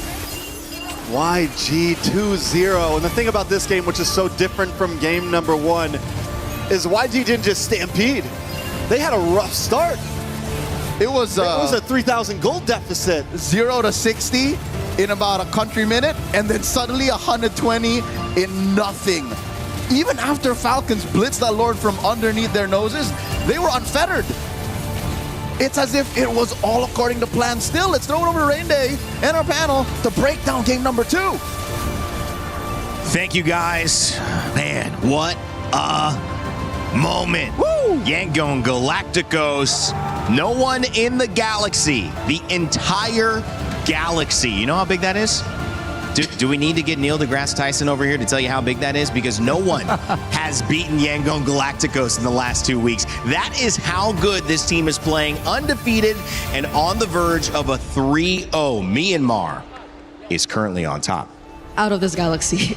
Out of this galaxy gameplay. Thanos, he can't even do anything. If this continues, our trend for the past 2 days in the knockouts of having 3-0s in the first series will stay the same. And who's been that guy with every 3-0 other than Rain Day? But Rain Day's been here all the time. I've been for all of them. Oh. I've been here for every 3-0 result. Is it me?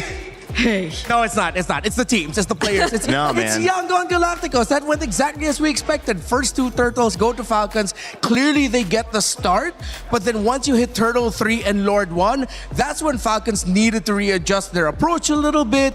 And Yangon is online to be aggro because, again, their gold lane is so good. Their Claude, as much as I was wary of it in the sense of why pick it up early, you see why you pick it. Because it's similar to how it's played in the Philippines, where sometimes, even if you don't feel the impact of the Claude, as long as it can farm up, you're fine. I also think that Blink is having a bigger participation in the reason this result is going this way than we're giving him, because his hero pool on Roam, he's showing it's deeper and more effective than a lot of others. You see a high-low sometimes picked up last and you go, oh, that didn't quite work, and that's where you might lose the game. But with Blink, he's running Matilda, he's running Badong, he's running whatever he needs. They're banning out everybody and he's still effective. That is so hard to give to your team, but he's doing it time and time again. Yeah, because I think Falcons had all the reason to just play aggro and keep going after YG in the early, especially their mid duo, because it's not like Kaizen nor Blink even opted to go for a Purify anyway.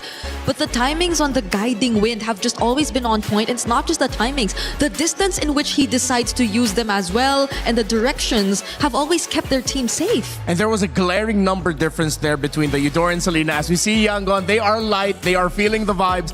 Eudora dealt around 42,000 damage. The Selena could barely scrap 14,000. Man, that mid matchup you've been trying to figure out. Yeah, exactly. That's why I thought that they deprioritize the Selena and go for maybe something like a Lo Yi. You're up against a great team fighting team. And I will die on this hill. Right now, Yangon Galacticos are the best team fighting team in MSC 2026. By far. And if you have a mid laner who can mess up that kind of tempo during the fight, such as a Lo Yi, wherein you have an option to play the macro game, as we saw Falcons play the Moskov, then that could be good. Pickoff will not work against Yangon Galacticos because once it gets to their power spikes, they play against it really well. They were getting picked off in the earlier portion of the game, yes. But Turtle 3, Lord 1, they knew they were online and they were almost unstoppable. One game away. One game away, we're going to see the best result in MSC for Myanmar. It's already been tied with 4th place, but now it could be a grand finals. And going undefeated as well, that one game would mean that they are probably, and I don't know back in the history, you know, this is just my second week here at MLBB, probably the only team that has done it undefeated completely throughout the tournament in recent memory, right, Brig? Yep, there will be a chance, and that is going to be a statement because it's not coming from the most dominant region ever in MLBB either. It's coming from a region who just recently resurfaced in terms of dominance, which is Myanmar. All right, Brig, you got some stuff to break down. I was talking about Blink. What did you see, though, in that game, too, that's keeping Yangon ahead? Okay, I would really want to go back to the idea of how much we saw Falcons really wanting to double down on the shutdown towards specifically the gold laner, specifically Sanji on this Claude. I think we've seen countless rotations in the first 5 minutes towards the gold lane, which I think was the point in time where clearly Falcons were also dominating.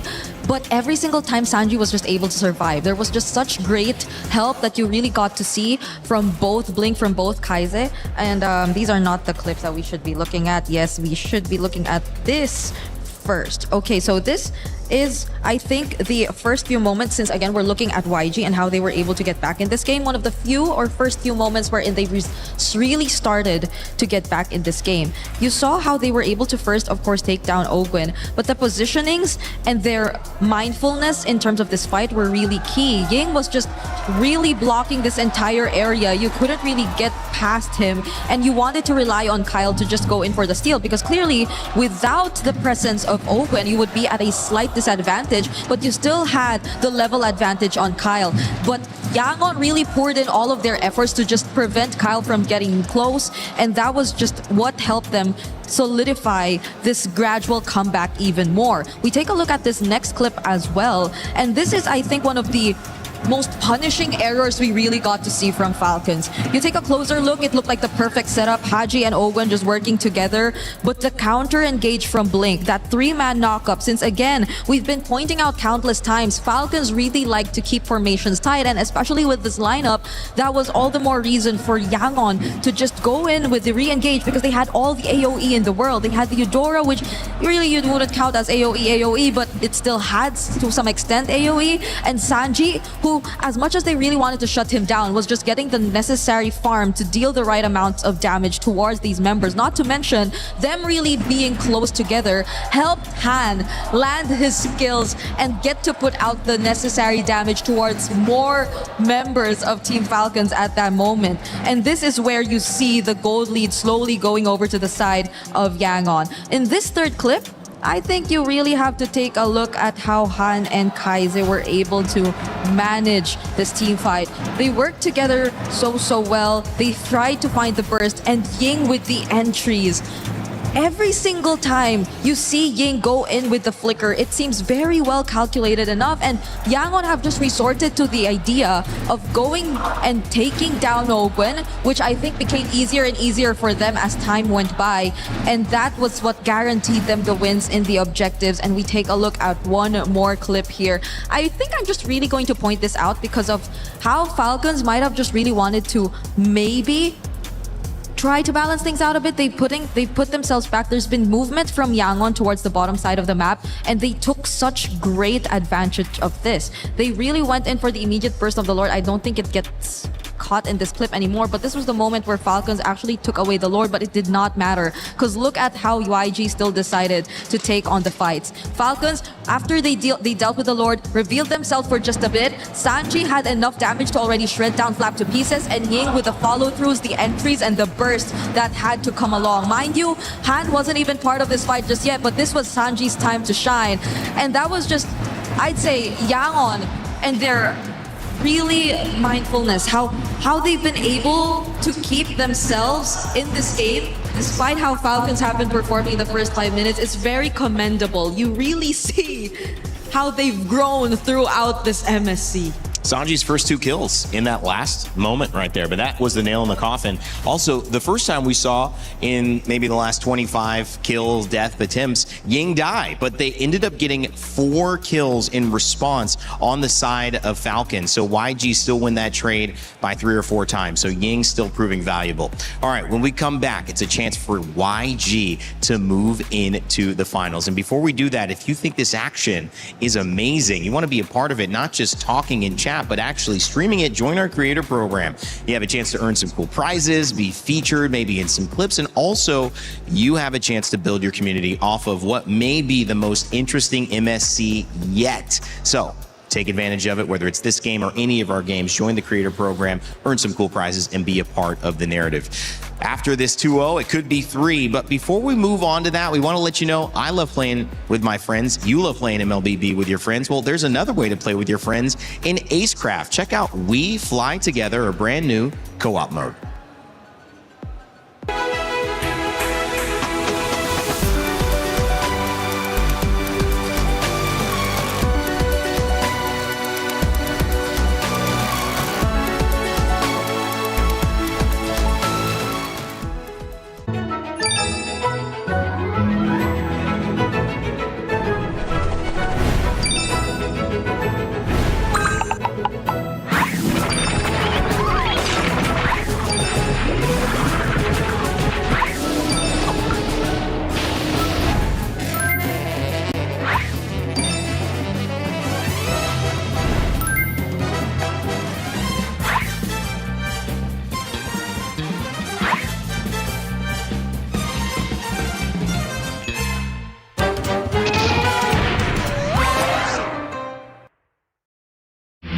A lot of people are haunted by their past. I'm inspired by it.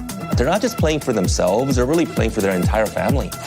They have defeated their demons! They have crushed the curse! He thinks he can come in here and play my game! He knows nothing! Let's go! Tyler Wine, you're done. Raw energy, half a puff and blow the house down!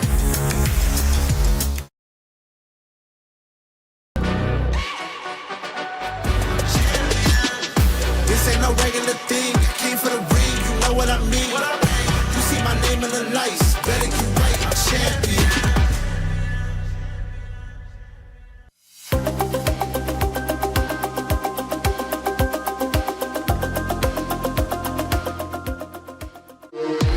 We were there.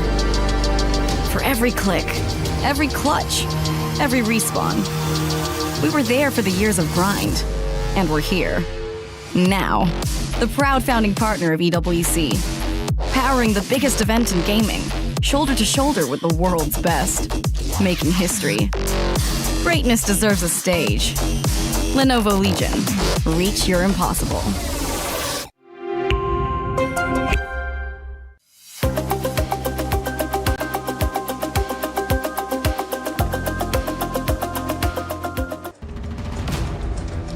The Lenovo Legion Gauntlet holds the trophy for MSC, which at this moment, we will see who will be fighting for it.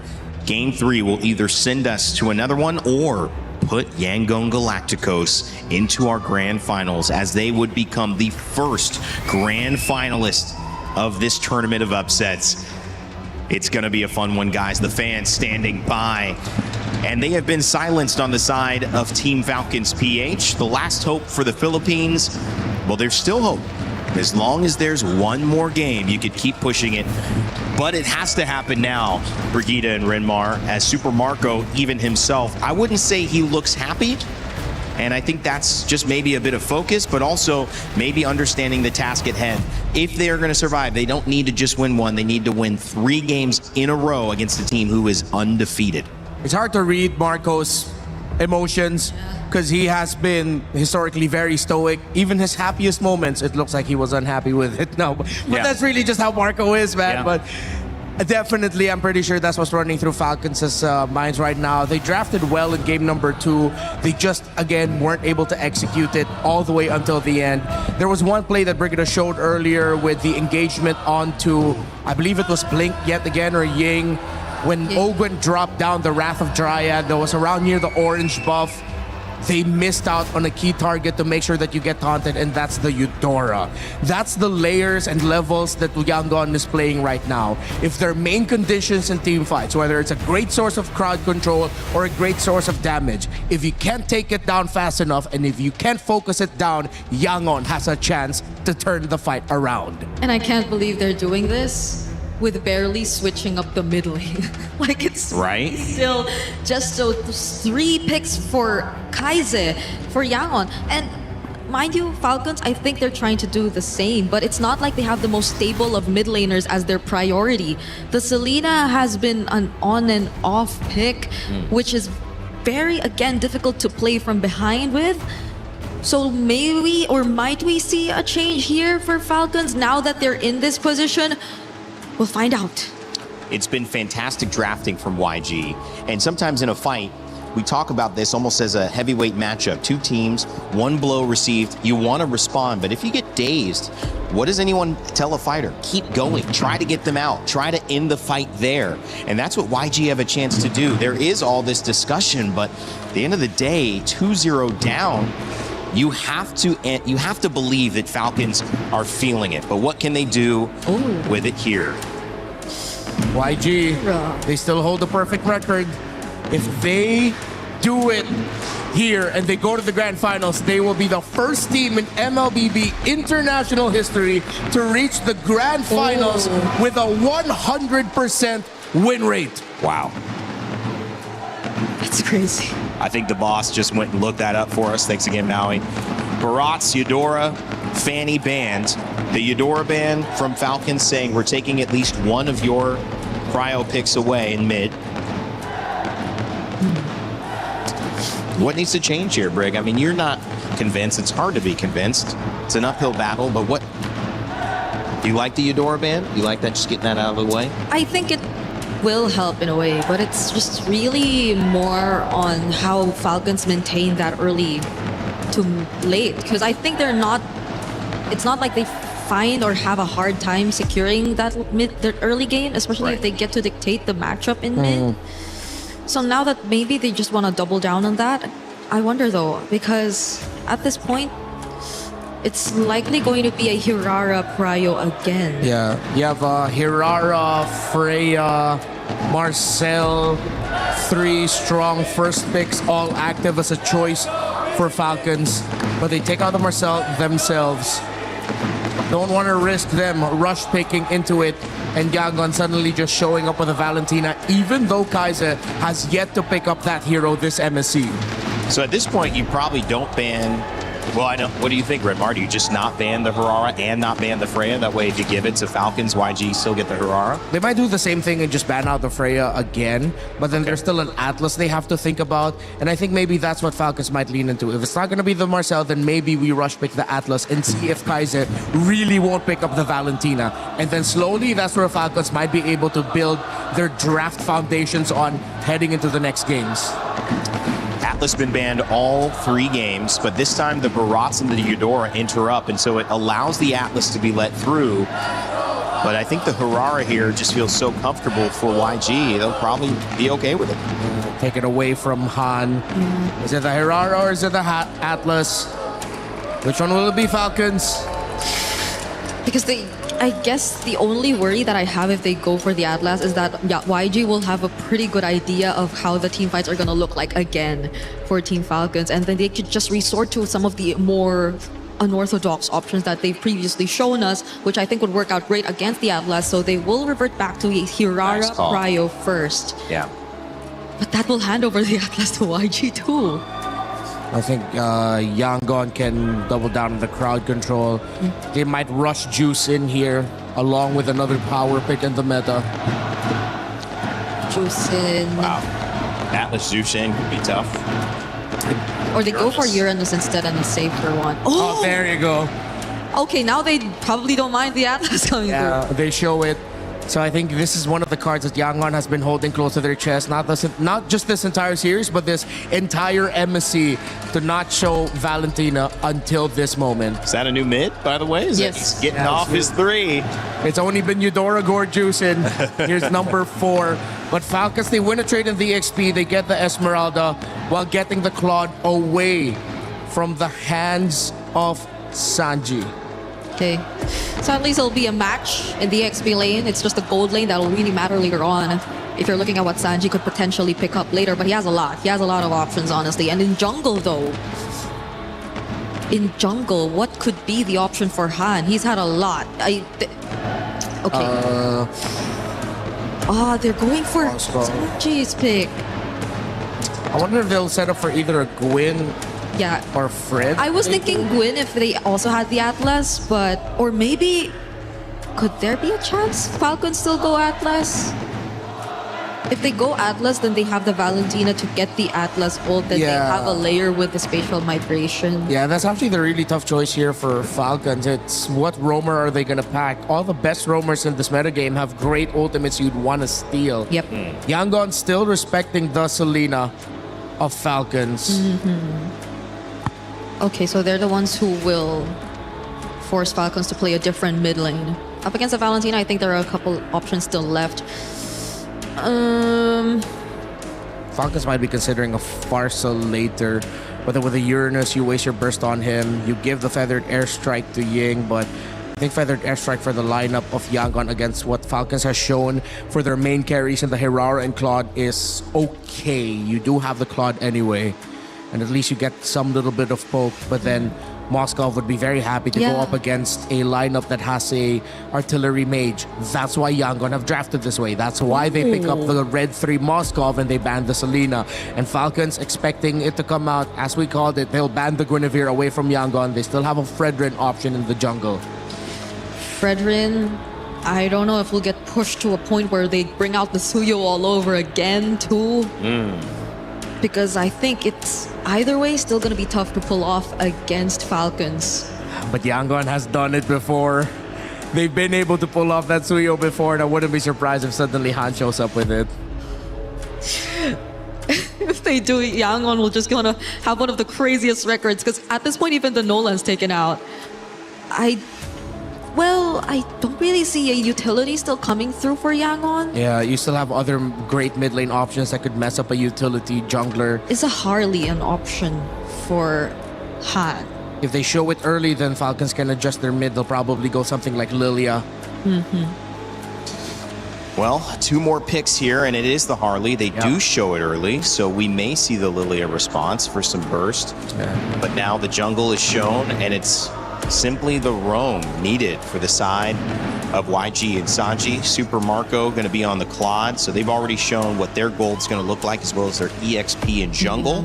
They're looking for their roam and their mid, but the Selena ban is going to force Haji to play something different this time around, but could be a good thing, guys. He's lost twice on Selena. Maybe this is just a good change of pace. If it's not going to be the Farsa or the Even, they'll probably go like Lilia Cho or Lilia Gotcha to close it out. But then you're still waiting for the roam pick for Yangon. Trying to think of roam trades. At least anyone who could just body block.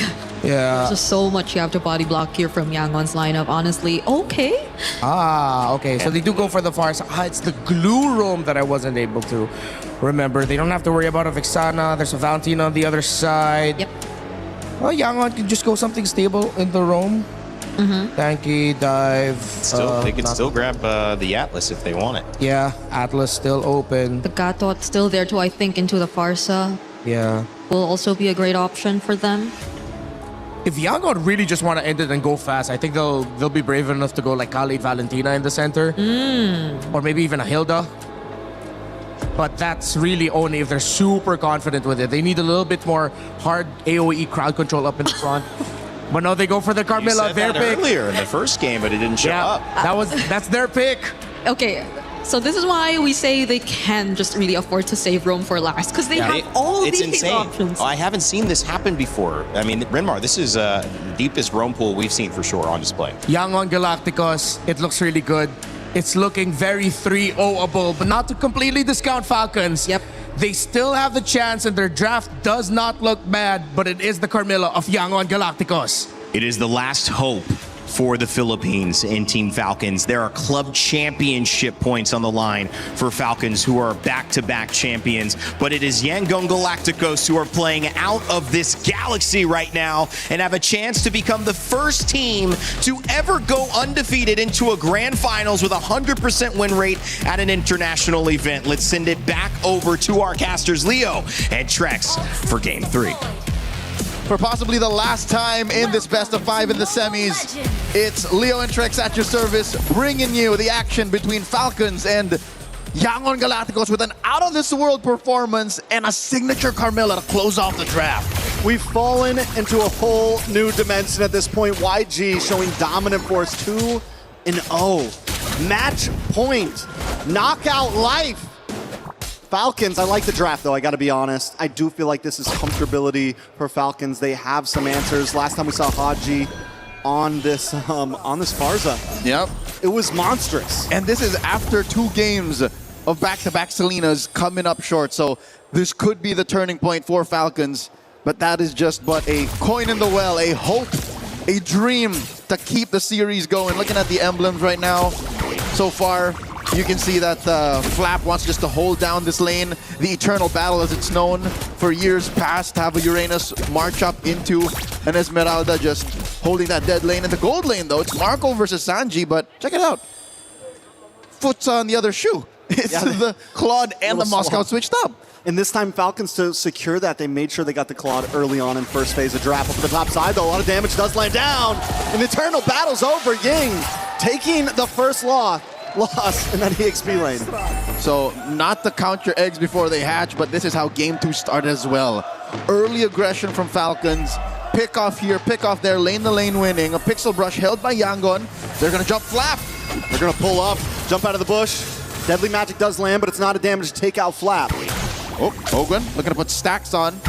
No amount just yet. The grab has not been unlocked. A full XP bar away from the ult. Turtle spawned. Falcons, heavy presence. Big damage on Ying. Once again, it's another kill on Ying. Falcons starting things off clean. YG have no way to answer. The Valentina on Yangon's side will definitely be key here. Kaiser has to play out of his mind to help secure the sweep. And their strike. Falcons just not giving it up. Haji will go down, but at the price of Han, it's a good trade. Blink now, taking Ogwin for a ride, but Kyle wants to take the purple. They decide to back off. No, play the brush.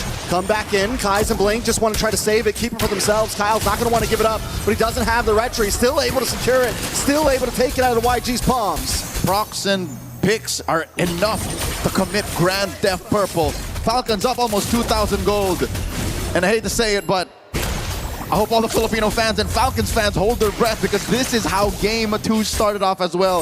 A strong Falcons presence. They are here, and they're jumping in mid. Oh, nice feathered airstrike once again lands on a Kai's. Kai's taken down low. Flap wants to try to finish things off. Flap wants to try to take out Kai's. Flap wants to get the kill, and he finally secures it. Kai's goes down. Blink next on the list. The names have been written, and Flap is writing checks. That wall was just a little too thick. If maybe an inch to the left, an inch to the right, he would have gone through. But the falling Star Moon came up short, and that's what led to another kill. The Falcons now up 2,000 gold. About half a minute until turtle number 2. Marco is just focused on expediting the early game. Feathered airstrike! Sanji cornered up against the wall. He's been here before, though, and he's going to survive once again. YG, can they get a moment like they got in game number 2? Falcons, I think they learn from their mistakes, hopefully. You get the big goal lead, and once you start to get to that 8-minute mark, 7-minute, you slow down a little bit. You keep your 3K, you wait for Lord. That moment, again, thrown back to game number 2, will come when the Yang on Yam begins. When they turn on more purple than black, and they ube their way into a punish, because that's what we're looking for. Curse of Blood. If Blink can link up 3-4 key members of Falcons, then that's it. Oh, Super Marco in trouble. SOD there as well. He does commit. Super Marco. Oh! With the quick bob and weave. Super Marco tries to hand, but he counters it. Marco! Super Marco! Bulletproof Marco, whatever you want to call him. 2 go down to the side of YG. Pulls out dual pistols from his nether regions and catches 2. Han and Sanji falls, given there was some backup from Falcons.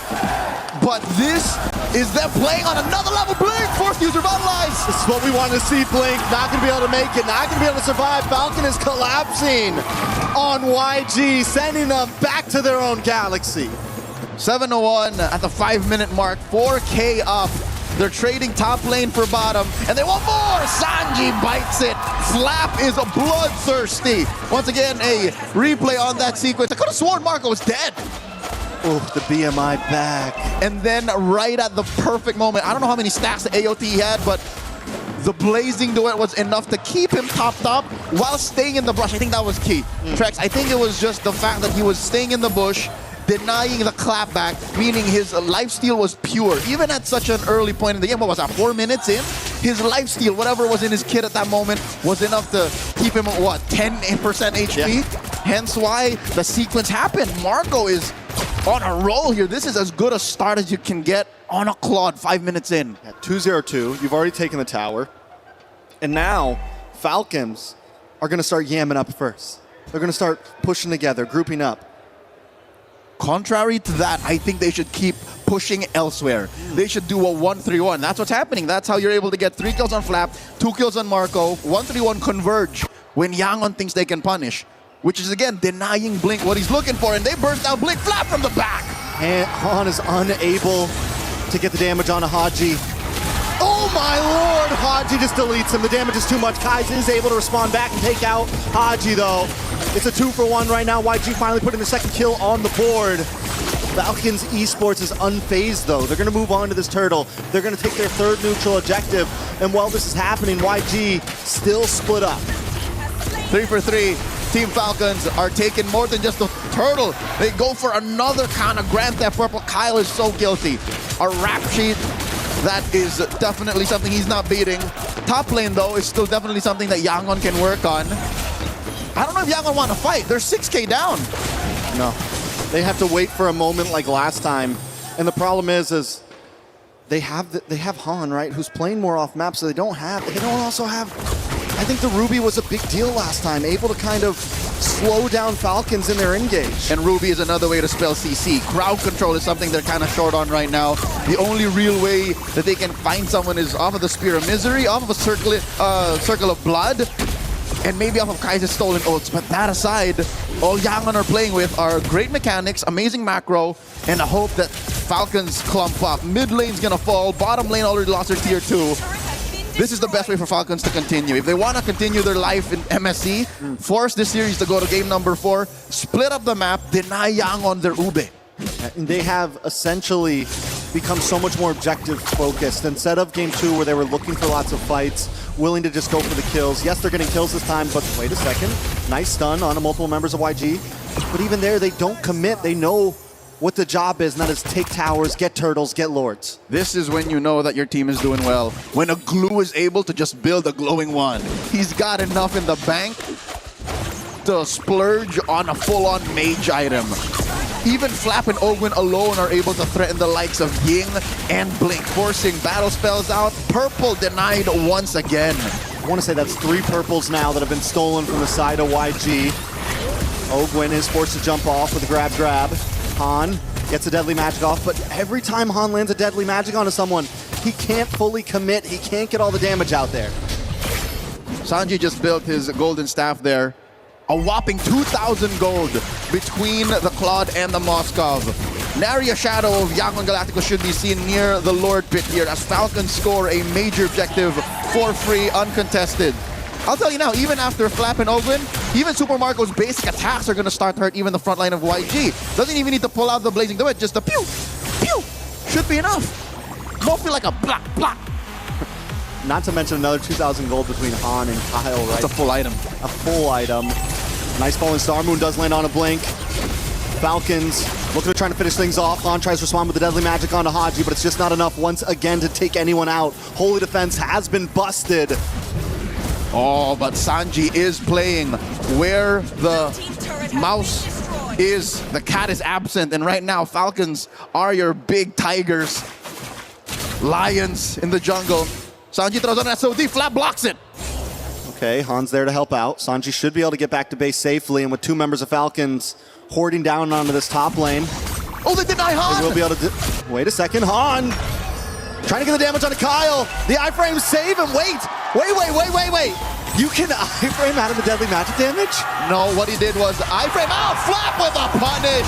The Filipino cannon firing off on all cylinders. They lose bottom lane inhibitor, and the fight continues. Blink with the COP! That's huge, and the response, Blink goes down. He tries the saving grace play, but it's just not enough. Herbert, to answer your question, what he did was iframe, spell vamp into surviving the pop on the Deadly Magic. So yeah, that was mechanics on mechanics. I could have sworn Han was going to win, but Kyle, I guess, had his combo off of cooldown right when he needed it. Very well done by the side of Falcon now. We're getting close to a 10k gold lead as YG just tries to defend. Falling Star Moon on Sanji and Kai's. Flap trying to back off. Kai's look for the re-engage. A little more damage layered onto YG. Haji brings down the Falling's feathered airstrike. Oh! Again, Marco has the Blazing Duet on cooldown. That's what that green little dot signifies. Just a pew, pew was enough.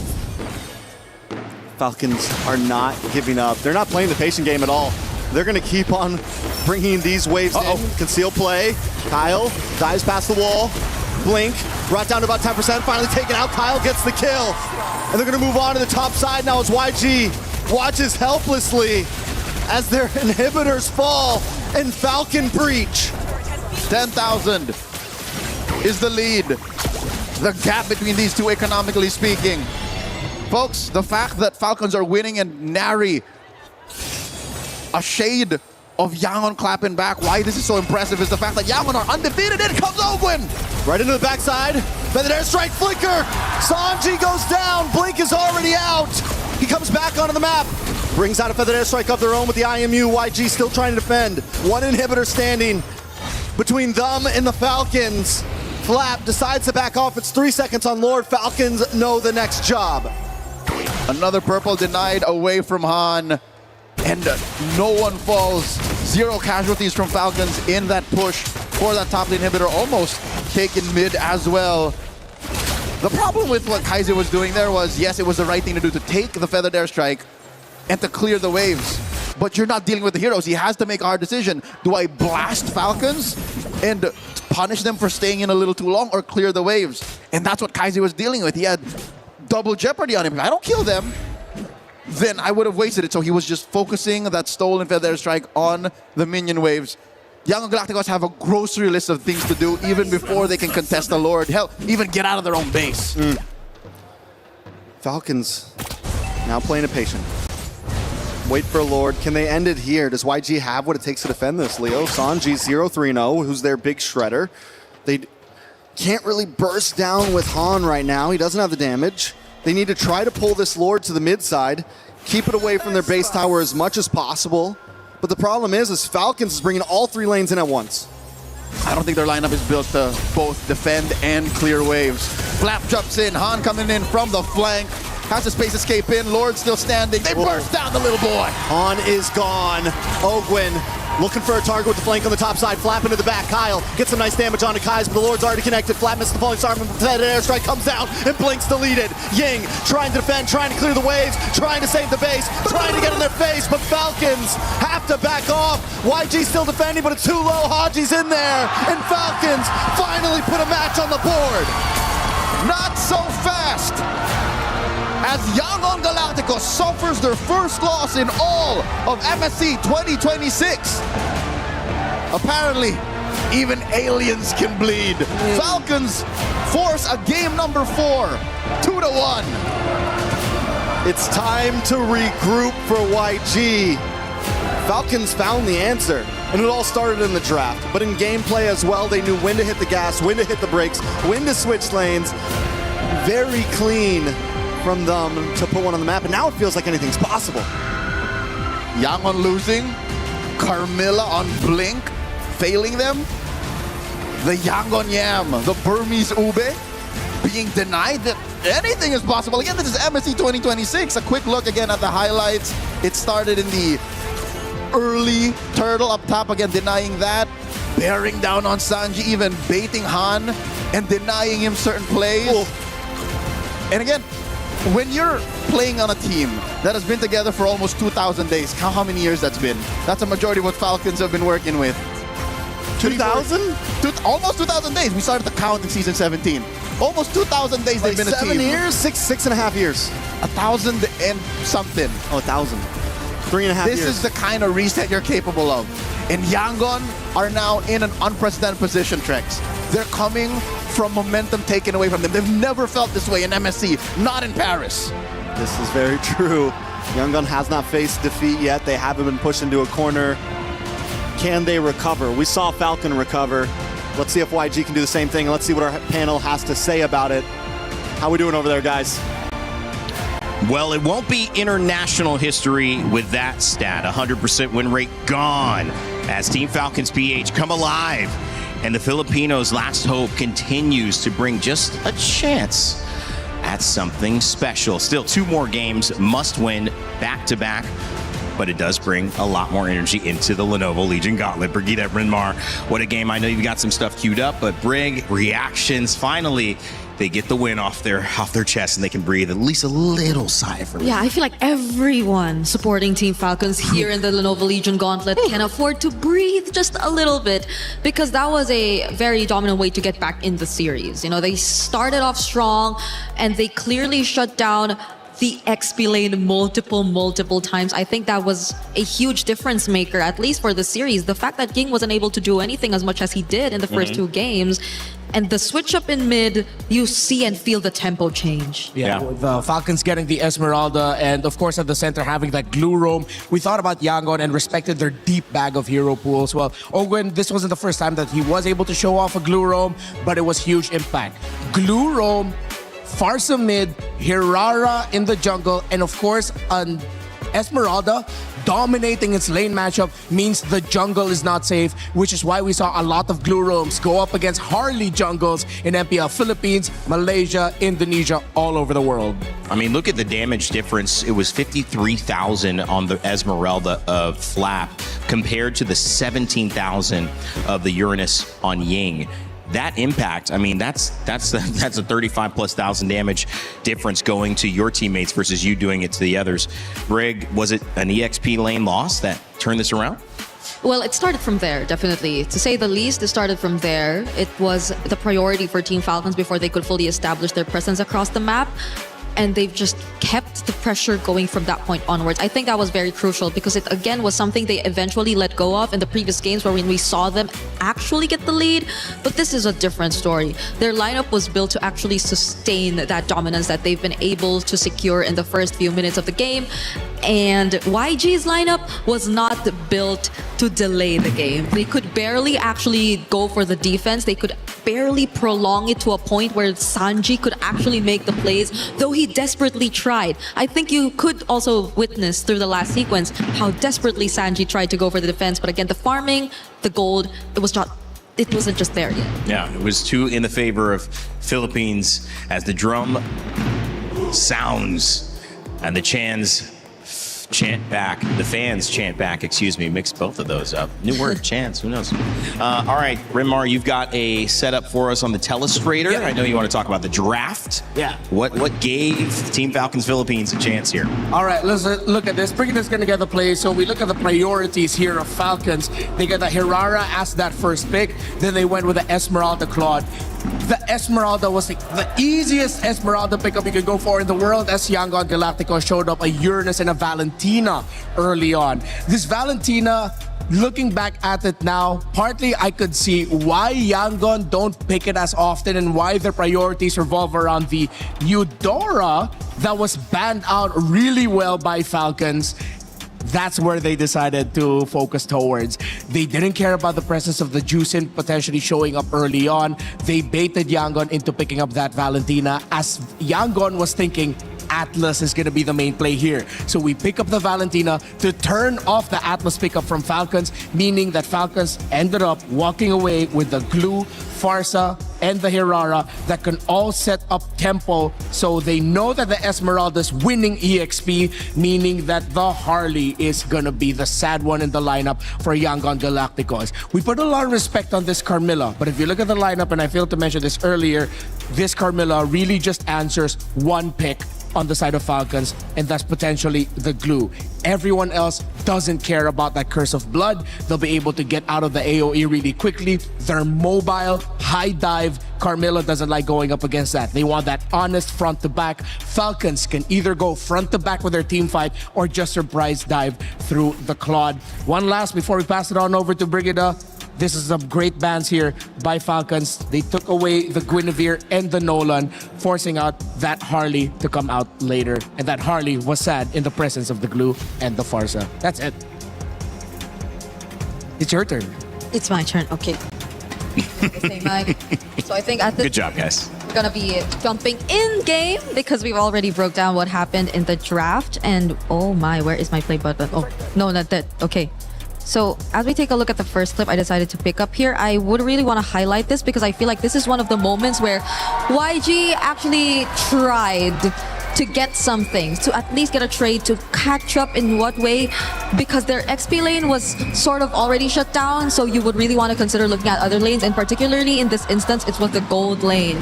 But you take a look at how Super Marco just managed this play as a whole, and it did not look like it was something that eventually YG could really capitalize on. Just look at the micro and decisions that came from it. But I feel like what really hurt them the most in this particular scenario was the fact that there was a bit of a delay in terms of the SOD coming in. Han had to try to go for the finish of Super Marco all by himself, which I understand in a way was sort of them trying to preserve the SOD in case they needed to use it later on. But at this point, if they were really trying to go for as much as they can in this scenario where they're really literally playing from behind, then they must have at least secured or tried to really go for the kill, because you see how punishing it eventually turned into from this point onwards when Ogun was able to catch up and Super Marco was able to respond. Yeah, that was the most important turtle buff of all time, by the way, saving Super Marco like that. Yep, it helped a lot. He just had a lot more, I feel like, confidence to just stay in the fight and eventually clear the lane. And now as we take a look at this next play, you see how maybe the plan kind of shifted a bit. They initially really wanted to go for Super Marco, but they failed. The second time around, they tried to consider Haji. But you take a look at how Han positioned, you would think it was ideal. Blink, though, suffering a huge amount of burst damage, even though Kaize was there to help Han actually try to go for the pickoff. This is very... This resembles so much of what Onyx did yesterday. Basically, it's those fast reaction times, and despite you really wanting to go for a specific target, it just does not come out easily, or just does not go the way that you want. Haji with a flicker was able to survive that, and Han, look at that. They really wanted to go for it this time. He stayed and went back, space escape, even at the expense of his own life. And even if he did get Haji, though, I don't think this was as rewarding for Yangon anymore, because they weren't really able to convert it into much. At this point, they also lost out on 2 outer top turrets, both in top and bot. So you see how desperate the attempts were starting to become for YG. This is very uncharacteristic of them. And you take a look at this last sequence. I think this is really what kind of shut down the entirety of what YG or the potential comeback angles from YG once again, because Blink had no choice. He had to be up front together with Ying, but the damage could no longer be sustained. And even if he did try to go for the Curse of Blood, I don't think it was captured here in this clip. Falcons could just easily scramble away from it and re-engage. That is one of the strengths of their lineup. They just have such high mobility. They could reposition as much as they want, and Yangon did not want to play against a lineup who could just easily reposition like that. They had to have them in a particular area. They had to have them under control. Even with Kaiser stealing away the fettered airstrike, they could not use the combo. They could not find the hero synergies between the Carmilla and whoever they wanted to use as supplementary damage in their lineup, especially as Sanji really failed to get the necessary farm. And I think that's where we saw Yangon for the first time in this tournament really struggle in terms of executing their lineup. It also felt like they were just calling a bluff, and they said, fine, call it, we're not bluffing. And that was really the Valentina early to dissuade the Atlas because of the early bans, because he wasn't prioritized, because Falcons said, we're not going to ban him. And then eventually it ended up being Yangon Galacticos that said, we're not banning Atlas either. And then it never came. And then that made the Valentina a little bit less effective for them in this lineup. They were hoping that Fatal Links would show up and be on both sides. Yeah, and if people are wondering how come they then didn't pick up the Atlas there in the end, it's because you're up against a glue. Tempo breaking has been a common theme with the picks here. Game number 1 with that Badang. Game number 2, the Ruby. Game number 3, it was the glue that ended up with Falcons, and it's a strong tempo breaker. And this is a beautiful thing to see too, as both teams, as we mentioned, calling a bluff, so that's a little bit of poker. We have a little bit of chess. We have chess at EWC as well. Magnus Carlsen, you watching MLBB? I don't know. Maybe this is that interesting. I think it is. But at the end of the day, it's now a mind game. And you see Team Falcons PH winning it for the first time. And now the answer with Yangon Galacticos has to show up with this, which is, okay, we've been out drafting everybody. We've been winning. We have our first loss of the entire tournament, Brig. Is there anything emotionally that shows up bigger than just a loss because it's their first the entire time here, 2 weeks in Paris? Yeah, I'm not sure how Yangon have mentally prepared themselves for this kind of scenario, because they've been winning it all. They've been very dominant in majority of their games, but there have been instances wherein they've been pushed to their limits, 30-minute games, comeback games. So this is hopefully nothing that will really affect them as much, but Falcons definitely should take this momentum and carry it over if they really want to bring us to a reverse sweep. Yeah, and if they want to show to the Falcons like they don't have to worry about anything, maybe Yangon are gonna pull off an unthinkable here and suddenly keep the Fanny open and then just play around heavy assassin trades. But we go back to the head-to-head here, Super Marco and Sanji. Sanji has been terrific on this Claude throughout the series, was taken away by Falcons and Super Marco. I feel like Marco finally got that game that he needed to get that confidence boost. That play that we broke down where he got the turtle buff just in time so that he could turn it around in front of the Harley and the Moskov. Yeah, Super Marco might just be back and Falcons might just be definitely back into the series. I mean, it could have gone the other way. If you have that snowball happen with YG, again, Marco loses a little bit of his optimism and all of a sudden you could be seeing Falcons out. But at this point, they are back in and they are in to win it. One more game needed. You can't focus on having to go 3 in a row against YG. You just have to take it a game at a time. So far, Falcons doing a good job of that. Yeah, I'm really starting to agree with Coach Bren and what he mentioned about the difficulties of going up against YG this time. But the adjustments have been great, at least for Falcons. The first 2 games I feel have already been sort of enough to get a better grasp and understanding of how you should be attacking YG. And maybe YG are starting to fall into what Falcons are setting up as a trap from this point onwards if they don't get to put themselves back in the game. Yeah, if we do get a side switch here and Yangon decide to go to the blue side, Falcons go next, what then happens to the trade in the mid? Eudora is going to end up becoming another major piece that you cannot ban out on the red side. Bannable on blue, but on the red side, it's too much of a risk with the amount of picks that you're going to be giving up. So does that mean they deprioritize the Selena and then they go for the Eudora? These are good questions, but I want to go to the other side of it because a good writer, a good novelist has to imagine what a world looks like if the villain wins and if the hero wins to set up what's at stake. I want to look at this side of YG. What if this was just another day at the office? If they really are a team that's going to surprise the Philippines, it's going to beat a potentially Onyx in Indonesia in the finals, wouldn't this just be like, oh yeah, okay, we made a mistake, back to it, another 15-minute win? I mean, if they're going to be that team, if we're talking them up like they could be, that's how they would respond in this game. If so, then are we seeing another Barrett's priority first? The thing is, there's a dangerous game right now, and Yangon, I think, they might trick Falcons into this. With the Valentina ban, both Marcel and Atlas are open. Belleric's gone.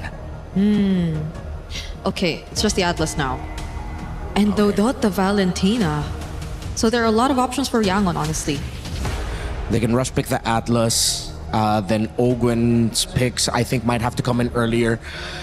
It's been banned out with the Atlas here. Falcons needs to consider picking up the Minotaur in the first phase. Something to match the potential threat of an Atlas. Without the Valeric, then that is probably the next to consider in terms of AoE if you just really want teamfight prowess. Yeah.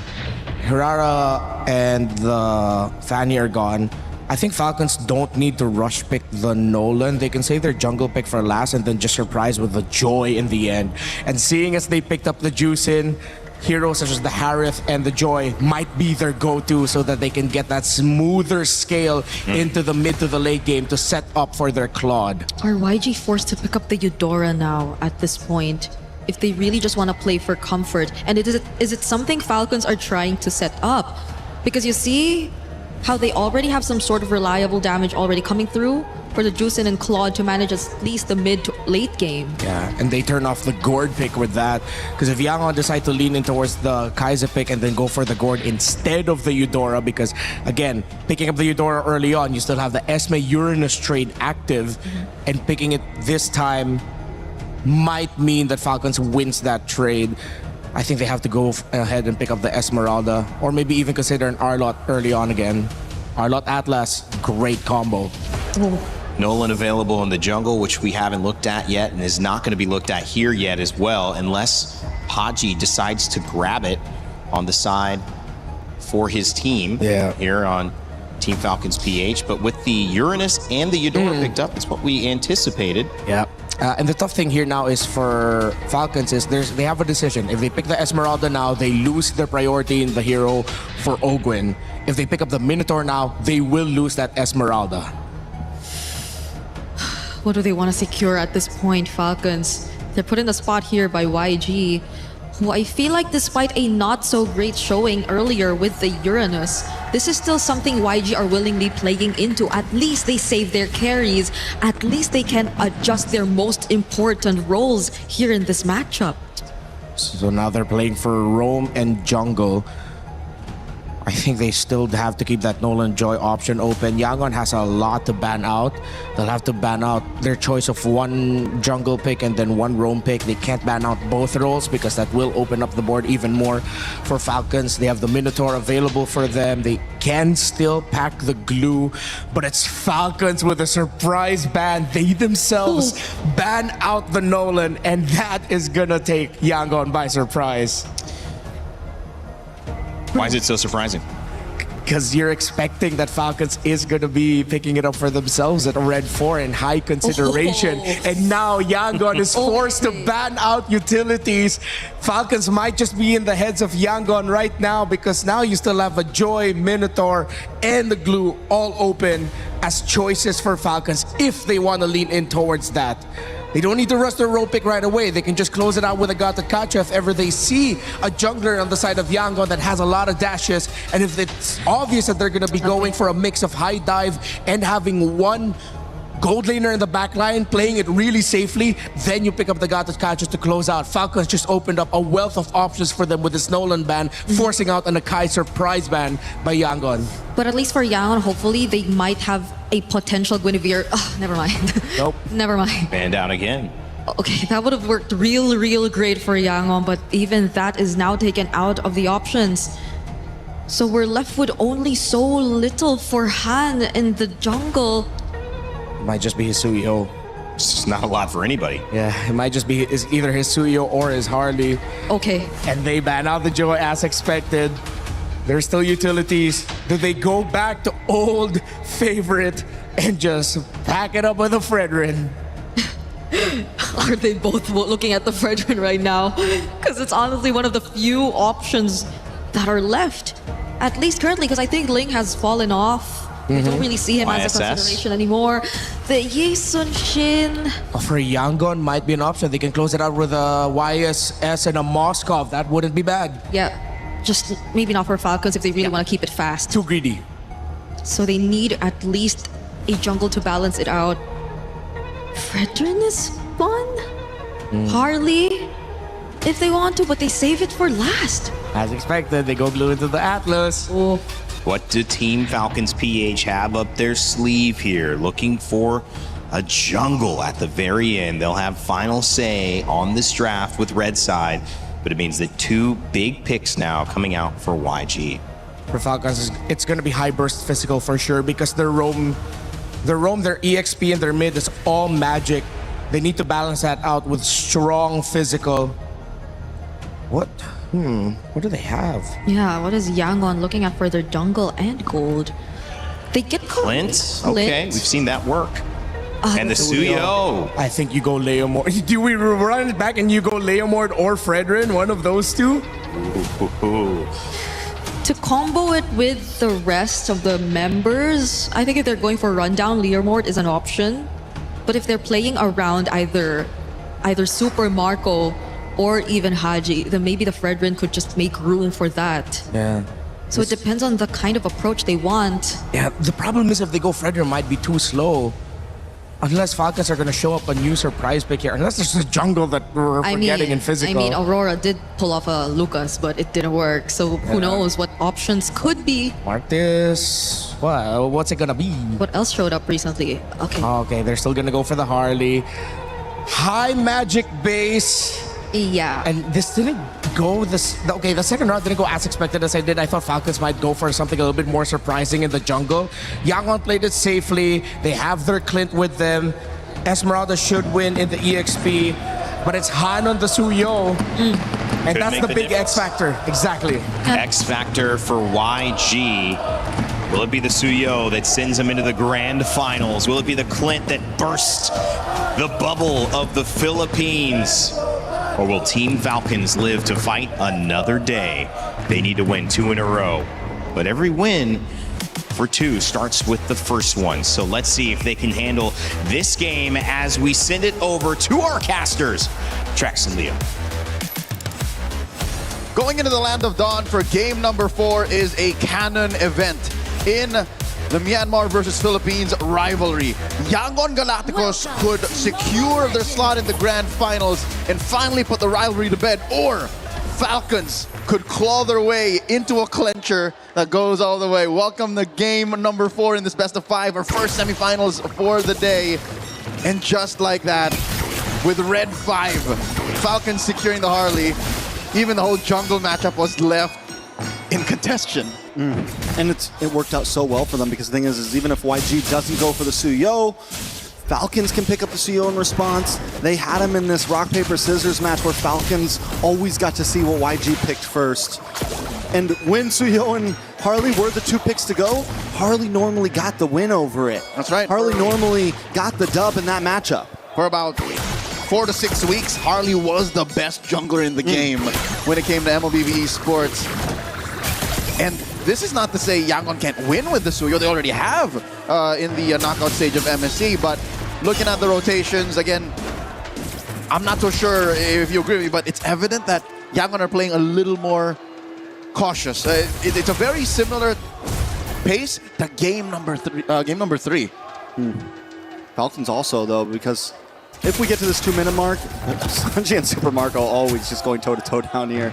If we get to this 2 or 3 minute mark and it's still 0 deaths, we have to admit that also Falcons taking a slower pace, because even game 2, game 3, Falcons were the aggressors. Ooh. Kyle on the bot side looking for a possible target, does have level 4, going to decide to go for this crab instead. Turtle comes up in 5 seconds. Kyle might be a little late to the party. All right, the expanding rivers will allow him to double time and make it there.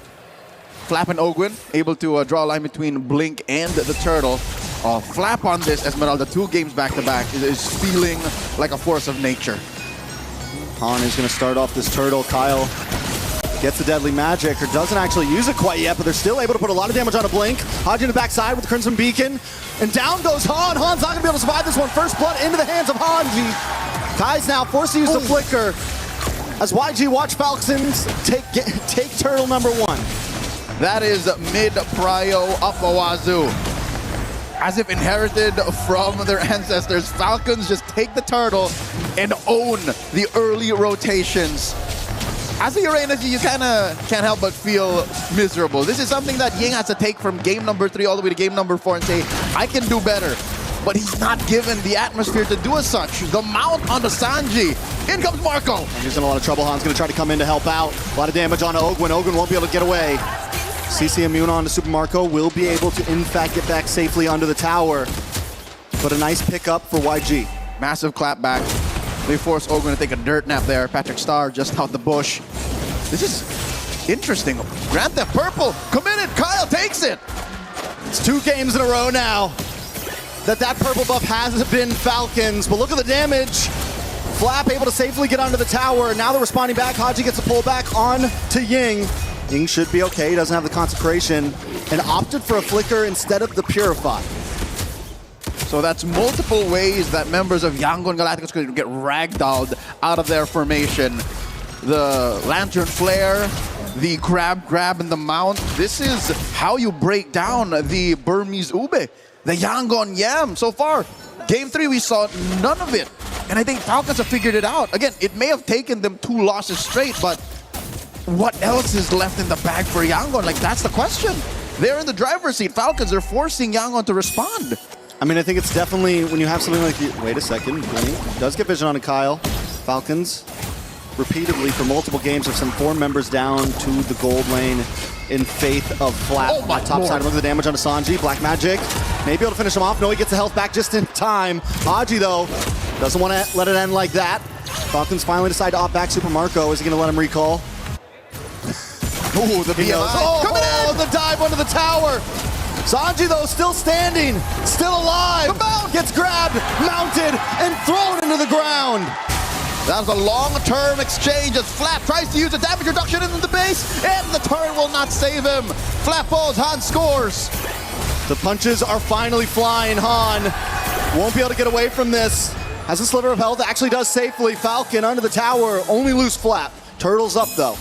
That's a technical knockout, unless Han will tread the needle. He's gonna live on the edge. That is a flare on a Ying. In comes Blink. Blink looking for the grab, doesn't use the Fatal Links. Kyle goes down, Ogwin taking a lot of damage. Kai's is there. Eudora finally starting to put out some damage, but the thing is it's not constant damage. It's not like the Jushin. You get one big attack, and then you're just there. On a spectrum of damage and utility, that's where Haji Zushin comes through. But you gotta consider, Kaiser was in the perfect spot at the perfect time. It was Kyle he needed to burst down. So again, I think Yangon Galacticos are happy to keep this lead down to under 1,000 by picking off Kyle after the turtle. So yes, 100% so far. About 5.5 minutes in, Falcons take those turtles, but Yangon are on the map. This is a much better shape for them than they were in game 3. I think this is the best start of a game that we've seen for both teams in a sense. It hasn't, what I'm saying is it hasn't escaped from anybody. I concur. All 3 games, it's been a huge lead. A turnaround at some point for YG here and there. But overall, this is the first time we've been 6 minutes in and we're under a 2,000 gold lead. It still feels like a tug of war. And the flag has not swung either way. Crimson Flare on the 1. Deadly Magics! Blink, not going to be able to get away from this. Sanji just trying to defend, but the Blazing Duet comes in and he's stopped in his track. Han shows up in the nick of time. Kai's there as well. This could be bad for Falcons if they push too hard. They're going to dash in. Han gets a couple shots onto Kyle. Ying dashes in, past the wall. Couple shots onto Kyle as well, but Falcons only lose Ogwin. Massive surge forward. That's what you're looking for in a Suyo that is in crunch time. So Han here, fearless as he comes in, able to find that trade, and Flap maybe a second too late, actually holds his breath and practices discipline and does not jump in with that Falling Star Moon, which again keeps them at under 1,000 up, which makes this final turtle of this game, about 7 minutes in, actually contestable. Again, neither have a sure grip. Yeah, it is dead even right now. With only a 600 gold lead, taking a look at each member. No one extremely leading. Super Marco with a 500 gold lead, but no one's got a full item. No one's extremely ahead. Han actually beating out on Kyle right now. Blink looks for the entry. Not able to secure a stun on anybody, but Kai's on the backside getting singled out by Flap. Flap will be able to get the kill. Puts Falcon at advantage for this turtle, but Han doesn't want to give it up just yet as Ying dives in, pops Consecration, and there's the Fatal Links. A lot of damage, stacked up. Sanji trying to fight back, but it's just too much. Super Marco takes out Han as Oakland takes out Blink, and Flap finds another. Sanji left alone to watch the turtle go over to Falcons. And now we see the folly of the burst damage profile Yangon Galacticos have oh so invested in. Kaiser taken out early, Sanji ranged out. Underneath a fight like that, sure, Sever over 2 or 3 major targets will spell vamp you to victory, but not when you have the kind of damage that Falcons almost missed on, by the way. This is an early game going into the mid game. Claude that could have missed out, but the fact that he was able to keep himself topped up and put the damage where it matters, isolated Sanji from actually getting the payoff. Because look, 2 members of Falcons were actually within range, but they denied Sanji that space and the 2 seconds he needed to let off a few big ones. So now Falcons skyrocket to a 4,000 gold lead in just a single objective. 1 neutral objective, 1 team fight. They had a 400 gold lead before they started. Now times they 10. 10 times it. Yep. 10 times that's it. exponential. That stonks. Great stonks for Falcon right now. Working their way up. If they can win this, it goes to a game 5. YG being pushed to the limits. And Esports looking to dive in. Consecration pops from Ying once again. And they keep forcing that out as Super Marco hones in onto these off lanes. 5,000 up. Falcons is at 9 minutes. And I can tell you now that Glue and that Esmeralda are the bane of their existence. Just the fact that these two are so good at splitting up your lineup does so much for them. The knock-up and the takedown, Blink falls! And Flap is relentless, continues to push in, but look at the damage in response. Sanji able to chip him down, but they've already lost Blink, so there's no being engaged. Han tries to get a couple shots off of Super Marco! Under the tower! In the base, in enemy territory! Locks on and finds his target, and Kais will be next to fall. Pulled back is Ying. This is the Falcons we wanted to see. Surgical precision. Every action calculated to find its most ideal output. 10 minutes in, and they've taken mid lane tier 2. Top lane tier 2 has fallen as well. Yangon holding onto that tier 1 down bottom. That's also where the Lord spawns. I don't think they're in any shape to contest. 7,000 up, that's a whole nother tax bracket. Yeah, and Han just keeps getting shredded every time he tries to dive in. There is no answer. Every time a setup looks good for YG, Falcons have the counterplay. And now Falcons are just going to relish in the fact that Yangon are going to think twice about leaving their base. One more look at this engagement. Oh my god, it was Flap zoning out 3 alone. After maybe a hit or 2 off of that turret, and then Marco finishes what Flap started. Monsters. They're in a state of flow. They're in a state of flow. Flow state, one would say. Falcons right now are in a whole nother level. It seems like they're birds out of this world. A new species was discovered 4 games into this best of 5. Lord marching through mid. A pensive state is the other half of our stadium here as suddenly the table has turned. Now it's Yangon who are struggling to find an answer through, I mean, you can find it through a massive Fatal Links, but now while the Lord is knocking on your base like this. Blink's looking for it, but hasn't been able to catch it. Goes in, 3-man, pulls him in. Ogwin flickers back, but Blink goes down. Super Marco's untouched. He's unscathed, and YG just can't find a member of Falcon to take down. Flap with a falling Star Moon into the tower, trying to open up space. Kyle there as well. Ying and Han looking for an engage that never existed. And in comes Super Marco under the base once again with the blazing duet. He might not take a member, but the inhibitor drops and Falcons are looking for more. Even Ying has to retreat underneath all the lead Marco's throwing out. And even Sanji's bullets don't hurt as much as he'd hoped to. Falcons are now up about 11,000 gold, denying even orange buffs at small camps away from Han. He's starving, just built up his Queen's Wings, which is, again, something he needs. He needs maybe a second or 2 more underneath all that. But being 2,000 behind a little magical boy such as Kyle's Harley. A minute before the Lord. Might be a replay of game number 3, I'll tell you now. It's definitely looking rough for YG. The goal on that first Lord when you're behind like this is to try to not lose any inhibitors, let alone 2. It's going to make the second push that much harder to defend. When you're behind this far, the goal is get to third Lord. Get to third Lord, get to the 16, 17 minute mark, and you're good. And again, throwing back to something that was evident at the 7-minute mark, the burst damage profile that Yangon are playing with is not ideal for what Falcons are bringing in. Splitting up your lineup, pushing in hard, lane after lane. Once Kaise has drawn through with the Thunder's Wrath, once Sanji is out of bullets, that's it. Yangon have to find a way to re-engage, but which they don't have, because Blink is very all-in. So Falcons now just have to do this right. They just have to make a series of correct decisions. Time is on their side, and that will inevitably take us all the way. Falcons Esports, and they do play it patient. They're not trying to rush it. They know their lead. They know the amount of time they have. YG, you're in a bad situation here, right? You kind of have to contest this because you're down to 1 inhibitor. Blink, once again, unable to find an opening. He goes in, grabs onto Flap, or Ogwin. Flap dives into the backside of Blazing Weapon. Marco once again able to lock on to 3. Blink goes down and Super Marco advances forward along with Flap and Haji. Sanji forced to use a flicker, but he's pulled back in right as he tries to escape. Falcon Esports might not even need the Lord. Team Falcons up by 2 men. 3 defenders. None of them built the clear waves. Chubby wave coming through top. Mid lane will be cleared here as the Ying gets taken down. They gotta clear the waves. There's one more to do. It's Han and Kai's against Falcon Esports. A wave on the top side as well. Falcons lock on. Base at 50%. Han taken out. Han still up but finally falls, and that'll be it. Falcon Esports will take us to game number 5.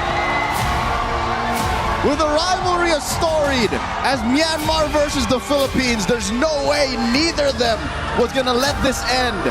Not in a sweep, not even short of 5 games. Team Falcons force us to go all the way.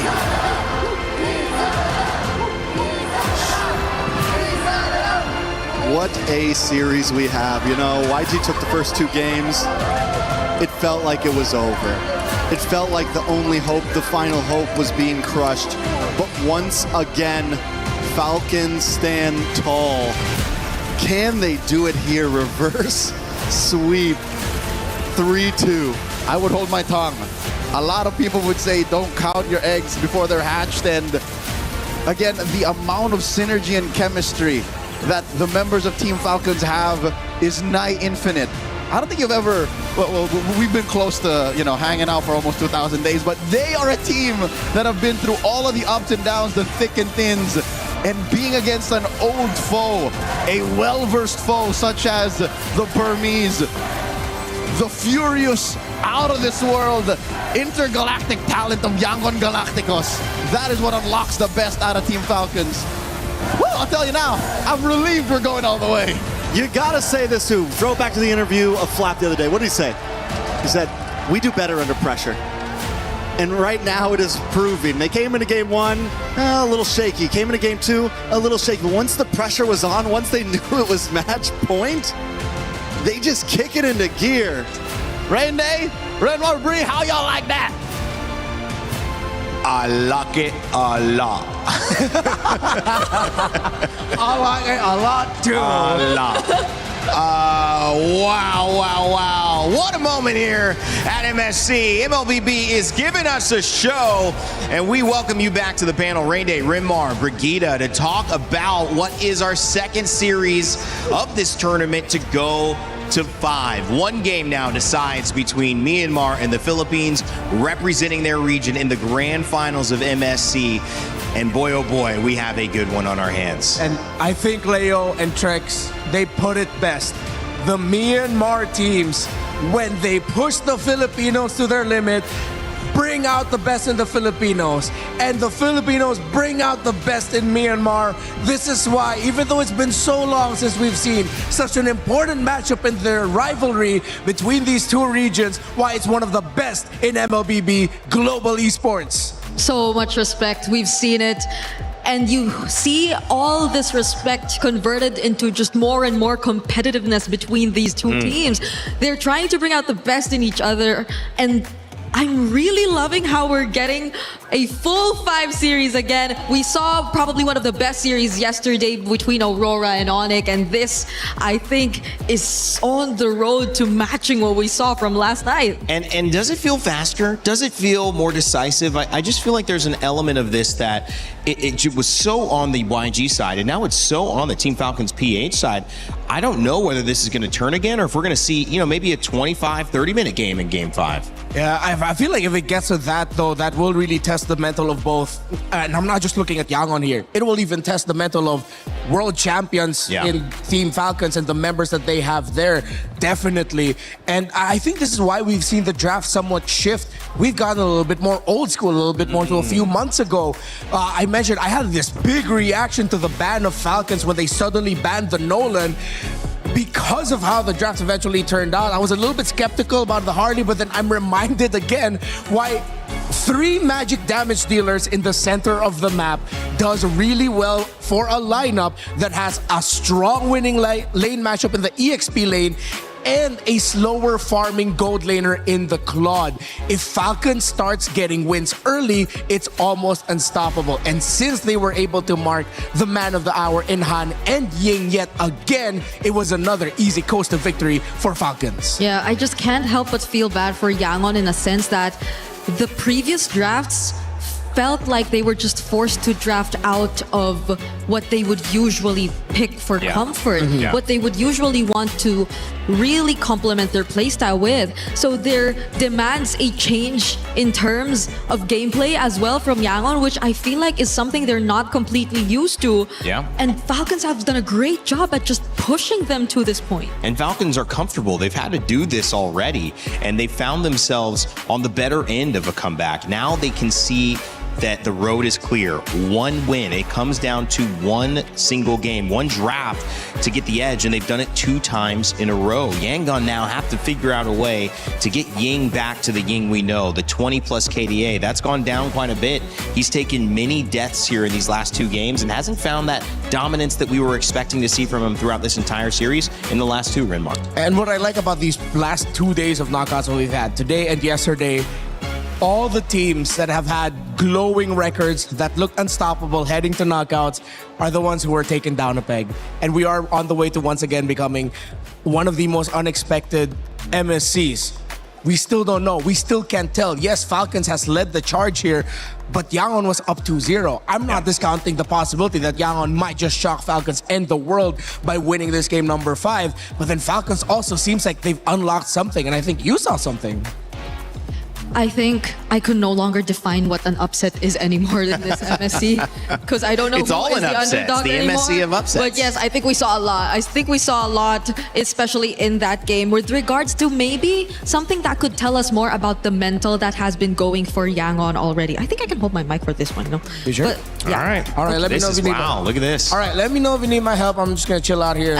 She holds her own mic, right? Yeah, I'm gonna watch some really good analysis. Let's go, Brittany. Got this. Hey. Chill out, man. But I think what we were mentioning about mental is something that we could probably highlight here in this first clip that we decided to get, because as I mentioned by Renmar here, there was a clear overcommit. There was an overchase that was tried against Ogwen. Understandably so, there was a re-engage from Blink, so I feel like there was enough reason for them, I think in their opinion, to actually still go for it nonetheless. But Ogwen too had a flicker of his own, and it was very clear that Falcons were already on the way to also fighting back against Yangon in this scenario, which I feel like you really have to respect, because there are multiple damage sources, magic damage sources across the board, and I feel like this is what will allow them to cross the early to mid stages of the game. The overwhelming amount of magic damage that could just really thrive when it comes to team fights, when it comes to just singling out particular targets.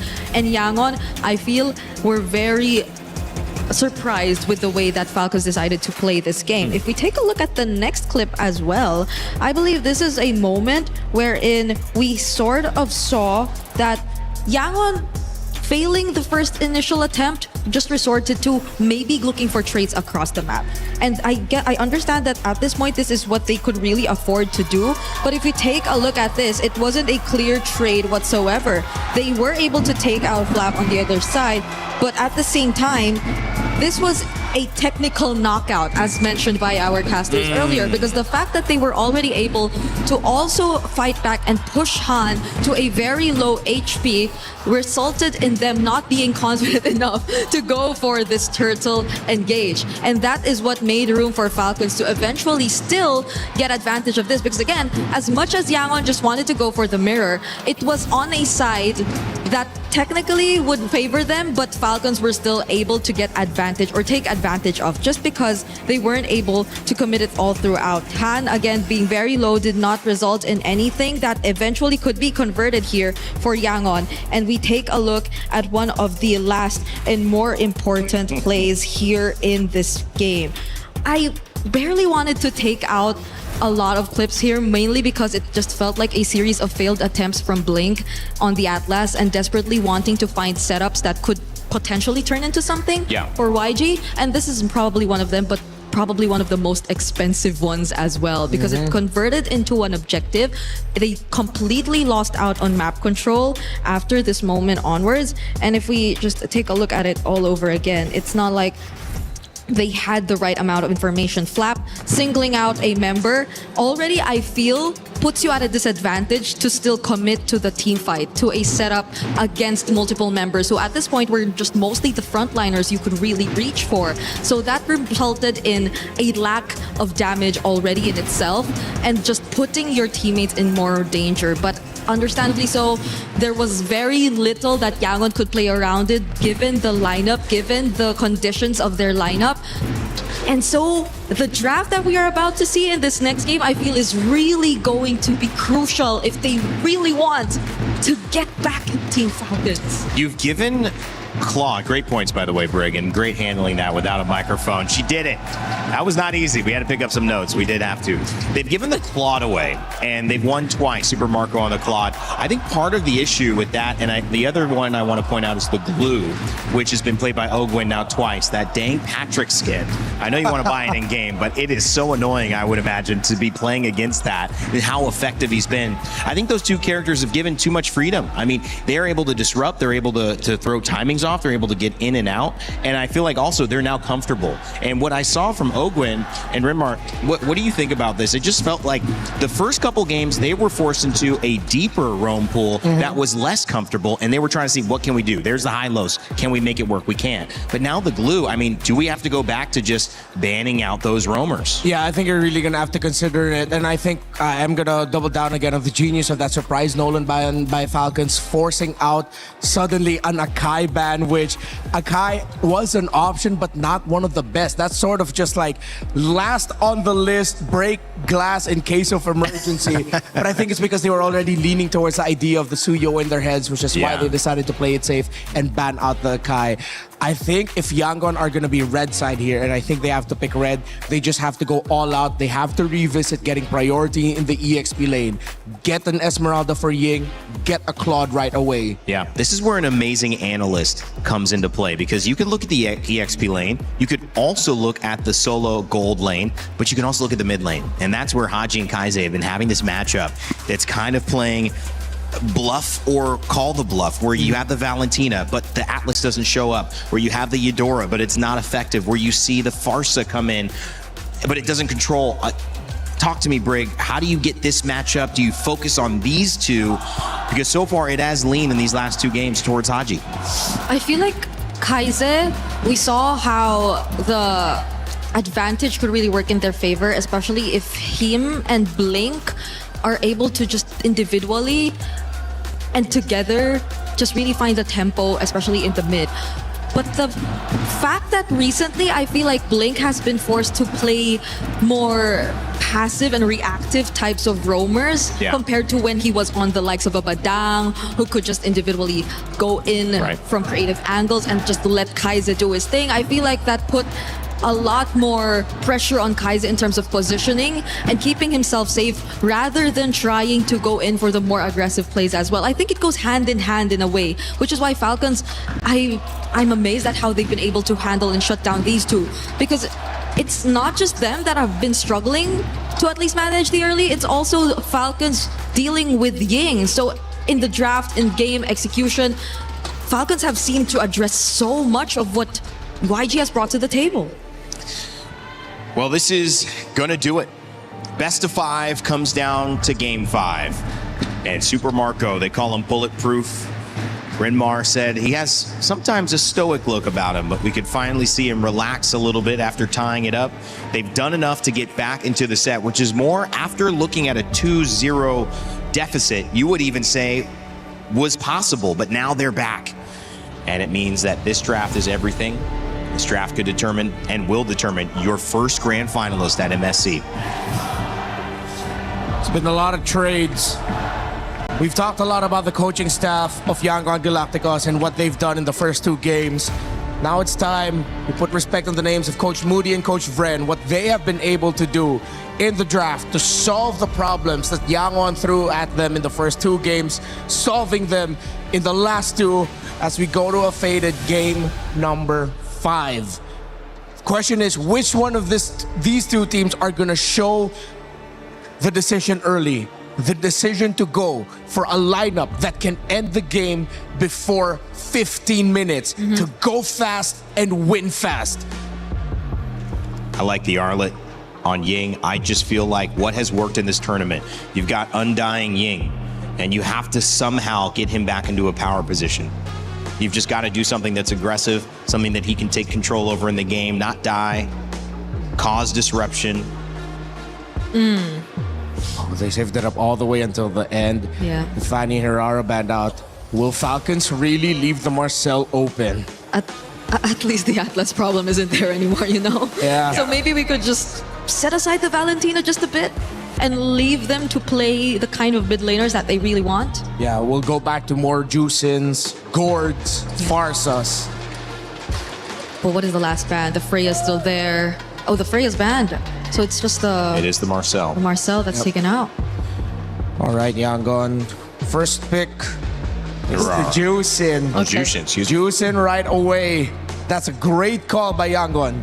It's a deny on something that was comfortable on the side of Haji, and he just won last game with it. He might have played it 2 games in a row, and this is a takeaway as well from Sanji, who was great on the Claude in the earlier games of this set, but now Super Marco's won 2 in a row. I mean, you gotta feel happy that he's on that character again. If Yangon get the Badang early, this is gonna force Falcons to pick up a Minotaur at red 3, unless they really are leaning in towards the glue. If ever Yangon go for the Badang Juicin combo again, if ever they show up with the Arlot in the first phase again, expect a lot of crowd control from them that Falcons needs to be ready to respond to. And Falcons with another surprise. They rush pick the glue They early. need to. They don't care about the Esmeralda Uranus trade. But at the same time, this isn't just a roam pick, it's a flex pick into EXP. Yeah, and if the Badang gets locked in by Yangon, and even the Uranus, I don't think Falcons would be hesitant to pick up the Esmeralda for a 3rd time here in this game or in this series, because they've been pretty much able to maximize the Esmeralda as well in the hands of Flap. So Yangon, it's a tricky spot. Yeah, I think Falcons, what their approach to their draft has sort of felt like they're giving Yangon more, but they're left with the best part of the cake. Yep. Right? It's like, all right, get as much of the cake as you want. We get that little The little gooey part that center. still has like the, the cherry on it, Exactly. sprinkles, But here's that some little bit of surprise. extra. But this is actually really good by Yangon. good, it's Instead of going to the second phase, instead of leaning towards the aggressiveness for Han, they play again with the idea of control. They pick up the Guinevere and they get the Moskov. That's been banned out in that second phase every time. You guys have looked at it and said, ooh, Gwen would be good here. No, thank you. But it does leave open a chance for a very important pick here, whether it's EXP, whether you try to look at your mid lane here. So it's true the Esmeralda Uranus option is still there, honestly, for Falcons. But if they themselves want to switch things up a bit too and just jump into more crowd control potential. They can leave it for later and instead prioritize the Harley, which I think fairly enough would be a great matchup towards the Guinevere, especially in objectives. So they're really trying to readjust their sources of engage in the last two picks. I wonder if Yangon need to consider banning out a Farsa if they really want to double down on the aggro, but they need more crowd control. They already have the glue to disrupt. Good source of... Oh, it might depend. They might actually save the Haji pick for last. What if, well, there is a chance Yangon just take out all these potential XP lane problems. Yep. The zonings that can come out from Flap, either if he does get his hands on the Esmeralda, though they have ways to deal with it through Shred. I just feel like positioning-wise, you really don't want to face it anymore. And that'll allow you to maybe consider another pickup on the Badang if it's just really taking out the counters that we're talking about. But they instead take out the Eve. Which I feel like means Yangon just showed a little bit of where they are mindset-wise, because their 3 picks are pretty great against a lineup with an Eve. And the fact that they still decided to ban it out, maybe that might be something that Falcons just now have a hunch on of, oh, wait, they're overthinking a certain aspect of it. The EXP lane is really where the focus for me has shifted. The R-Lot has gotten banned. I thought that would be a great pick to get Ying back in comfort. But now you have the Uranus and the Esmeralda. Is the thought, Brig, that if we save this and you pick up Uranus or you pick up Esmeralda, we just get the other one? There is a chance, but there is a chance also that we look at something else, because I think the Arlot Guinevere also really would have been a great combo. If Yangon are looking to just layer down, and taking out the Eve means they really want to go for a certain setup, right? Yeah, because if ever Falcon shows their mid laner now and pick up something like, I don't know, a Vexana, Yangon can go for a very aggressive EXP laner that can just break that formation. Zetian! With all of this dive, with the counter set it has, with the Fury of the Phoenix, a lot of control, a lot of vision. The thing with Zetian lineups is, especially with the Harley, especially with the Claude, if Yangon end up with 2 strong high invade Roman EXP picks, it's going to be deadly for them. If Falcons lose this early game, it's going to be hard to come back. I think Yangon can lean in with just pure total aggro. What about Keto? Up against Zetian, because of her knockback, it might be tough, especially with the glue around as well and the Esmeralda still open. Sora is actually a really great pickup. Whoa, all right. We might get Valentina EXP here for Falcons and Flap. That's an overwhelming amount of magic damage again. Yeah, and it's a counter to the Sora in the lane. As Yangon end up with the Kali not good if ever Flap ends up with his own shifting skies as a Valentina Sora cosplay. We're going deep into the pool, baby. We love to see it. Last pick here for Team Falcons. Yeah, it's either they go for that, or just the next laner who could match the Sora and just disrupt positioning, and that's gonna be a Phoveus option for them.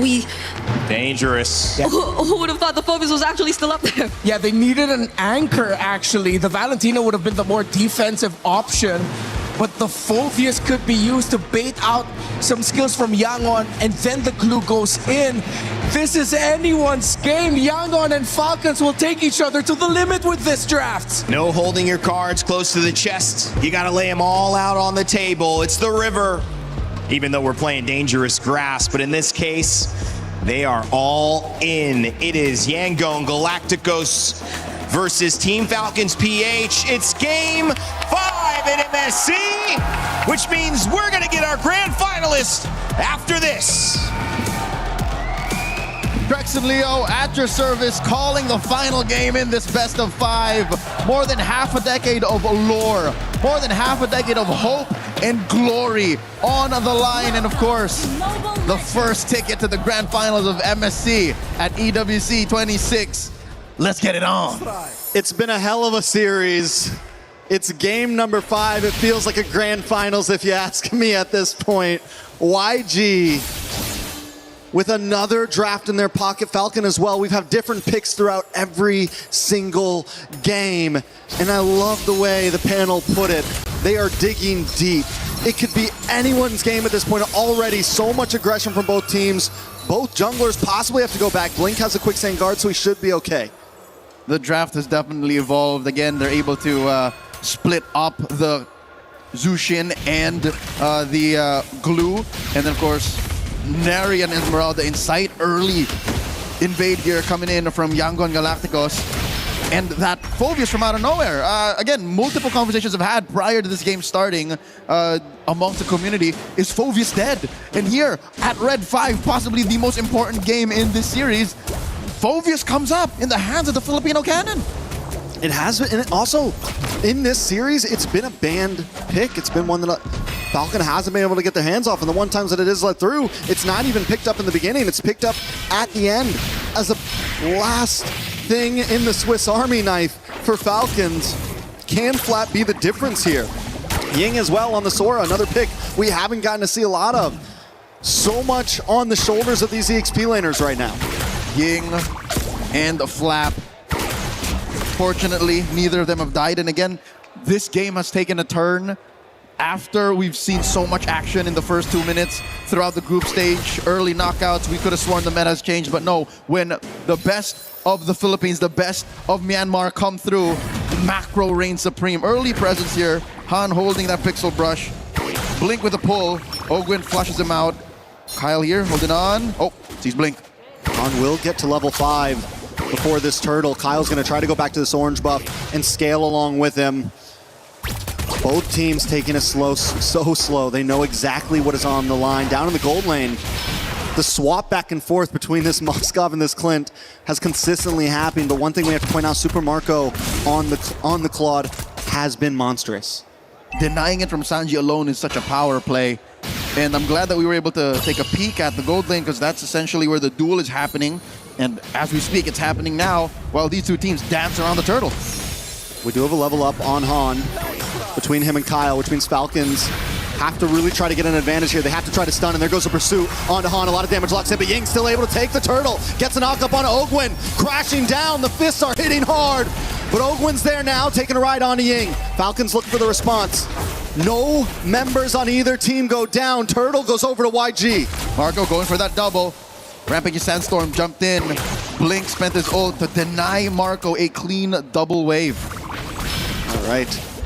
I like the way both teams are playing right now. There's sustainability around the map. There's crowd control on both sides. There's engage, re-engage. This game could definitely go the distance. There's a combo that they're waiting for. Falcons want to get the perfect Fury of the Phoenix into a chain on that demonic pursuit. The demonic wave into infernal pursuit. Bop, bop, bop. That's what they're looking for. For YG, came a little closer, came a little easier, right? A flicker into a shifting skies. So we're taking aspects of games 1 to 4 and putting them into practice now with some new picks as well. So this is a series that's been building game to game to game. Falcons have a small lead, but you can only really chalk that up to a little better mobility across the map for them, since, you know, a Harley is slightly more mobile than a Guinevere. Easier double laning from Super Marco. And I think that's what we're looking for, a mid-game power spike from Falcons that could eventually turn YG around, make up the difference for that ease of execution. But you could say the same for YG here. All it takes is one good combo from them as well. One nice Violent Requiem paired up with the Beacon, followed up by the Shifting Skies. There's a lot of possibilities on both teams to make one major play to give them that 2,000 to 3,000 gold lead. They're neck deep in crowd control. They literally have a bit of crowd control on everyone. So that's what Falcons is trying to skirt. That's what they're playing around. Again, the fact that it's only Marco who has a Purify and Haji who has his passive. Once that's popped, then Yangon has free reign. That's what Falcons is taking all this time for. What's insane about the amount of crowd control on both teams, there's only one Purify between 10 players. Both teams putting their all on an aggressive route, or on a micro route, I would say, looking for the outplays, looking for the chance to make something happen with these flickers. Kai's trying to make entry for Ying. Blink there as well. Han finally comes in, get the Violent Requiem. A lot of damage locks in. Super Marco comes over to Blazing Duet. Kai's able to take out Flap as Marco unable to put any damage on a Blink to the backside. Han does go down though. It's 1-for-1 Flap for Han. YG end up losing out on that one. Not so fast. There is a chubby wave left over by Sanji in that push up top. Falcons quick to find redemption as they push down bottom. Kyle! In a lot of trouble here. Space escape was at such short range. That was 3 members of YG dogpiling on him. And that will even the playing field in that last trade because yes, the tower went down on top side, but tower also falls to Super Marco. And if they didn't find a play there, YG could have taken a huge step back, but now Gold still sitting at a complete standstill. Structures at a complete standstill. Nothing comes for free. Yangon Galacticos and Falcons, believe it or not, are much more similar than one would like to admit. They are very macro-centric. Sure, good team fighting, great maneuvers, tactics on the map, but it has to make sense at the bottom line. When you look at that number at the end, how much do we get out of that? They have to have gotten their margins checked, and that's what that kill was on a Kyle. Kyle has to watch himself again. It's a death per jungler, Han and Kyle.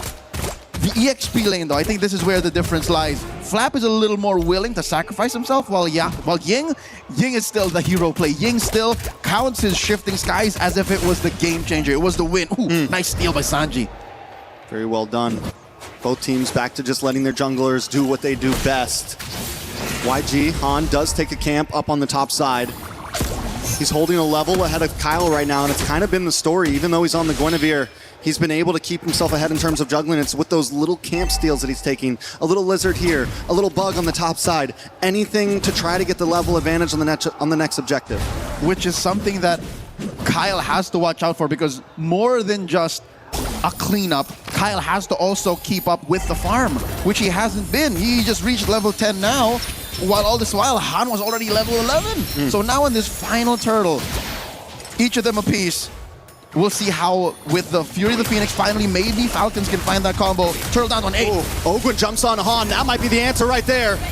Han unable to get it. Haji takes a turtle. Raging Sandstorm to the backside, but it's still not enough. Super Marco with a blazing duet. Ying goes down. Kai's on the run. It's a double kill for Kyle.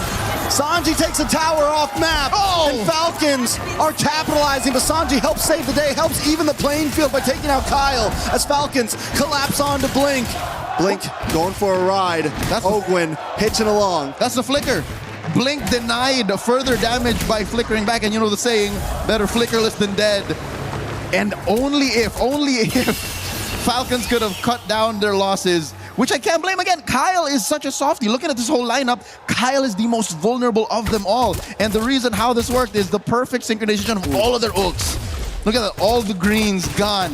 That is what Falcons is looking for. In the super delayed SOD, Sanji doesn't commit to it first. First he takes the tower, and then he SODs. Kyle thinks he's in the save, and up pops Sanji from the back. Final nanosecond is what it takes, and Sanji, yes, take away my Claude, but my Pocket Moskov is also pretty darn good. 1-0-1. Super Marco has maybe a little bit more in the bank, but Sanji, now he's taken the past 2 games to get used to it, and he's up 700. Look at that. So now I think Falcons, I don't know how they're going to do it, but they have to pay attention to Sanji. They have to find a way to put a beat on this Moskov. And I think, say what you will about the last time that they met here in this game, but I think it's got to be on Kyle. Kyle has to be on Sanji guard, because looking at the rest of the lineup, Ogwin's been dealing with a little too much. Ooh, another tower dropped low. YG make their way down bottom as Falcon try to break through, but they are in a little bit of a pincer here. They need to be careful on this engage. Super Marco able to get onto Sanji. Sanji gets knocked up. He tries to BMI away, but they've all collapsed onto him. He will go down. Han unable to get the engage. Blink in the backside, use a quick sand guard, but Kyle's already onto him. It's too much damage. No Blink flicker. doesn't have the flicker. One more shot. He uses the conceal. Where is he going? There was a universe where it may be a 5 to 6% chance that Blink wasted more time, got away with it, because by jumping in and without the blind space escape card trick, he would have gotten away. But alas, here we are now. 2 dudes down for Yangon Galacticos. Falcons blitzing the Lord. And there's just no way in. YG has finally given it up. All right, body block. Close. It was close. Good call, but I don't think Sanji would have pressed it anyways. He was going for the steal. And we've seen that before. Historically, we've seen that before. One more look at that sequence. I said it was Kyle who should be checking in on Sanji, but hey, 3 dudes work as well. You know, in that fight there, YG, I wanted to see him close the distance a little bit faster. I don't know if they felt like Sanji was a definite getaway or not, but in the end, losing Sanji there, then losing Blink, it was an easy lore taken. Finally, we see a team get past the 1K gold mark in terms of a lead. even with just the pick off on Sanji, I think that would have been a clean Lord take either way. That's how fast I think Falcons can move, and that's how good they are at recognizing this window of opportunity. Now they have a 2,000 gold lead. Haven't quite closed the gap between Sanji and Marco. Now about 200, 300 between these two gold laners. And they get a push up top. This is it. Falcons are in pole position. They're in the driver's seat.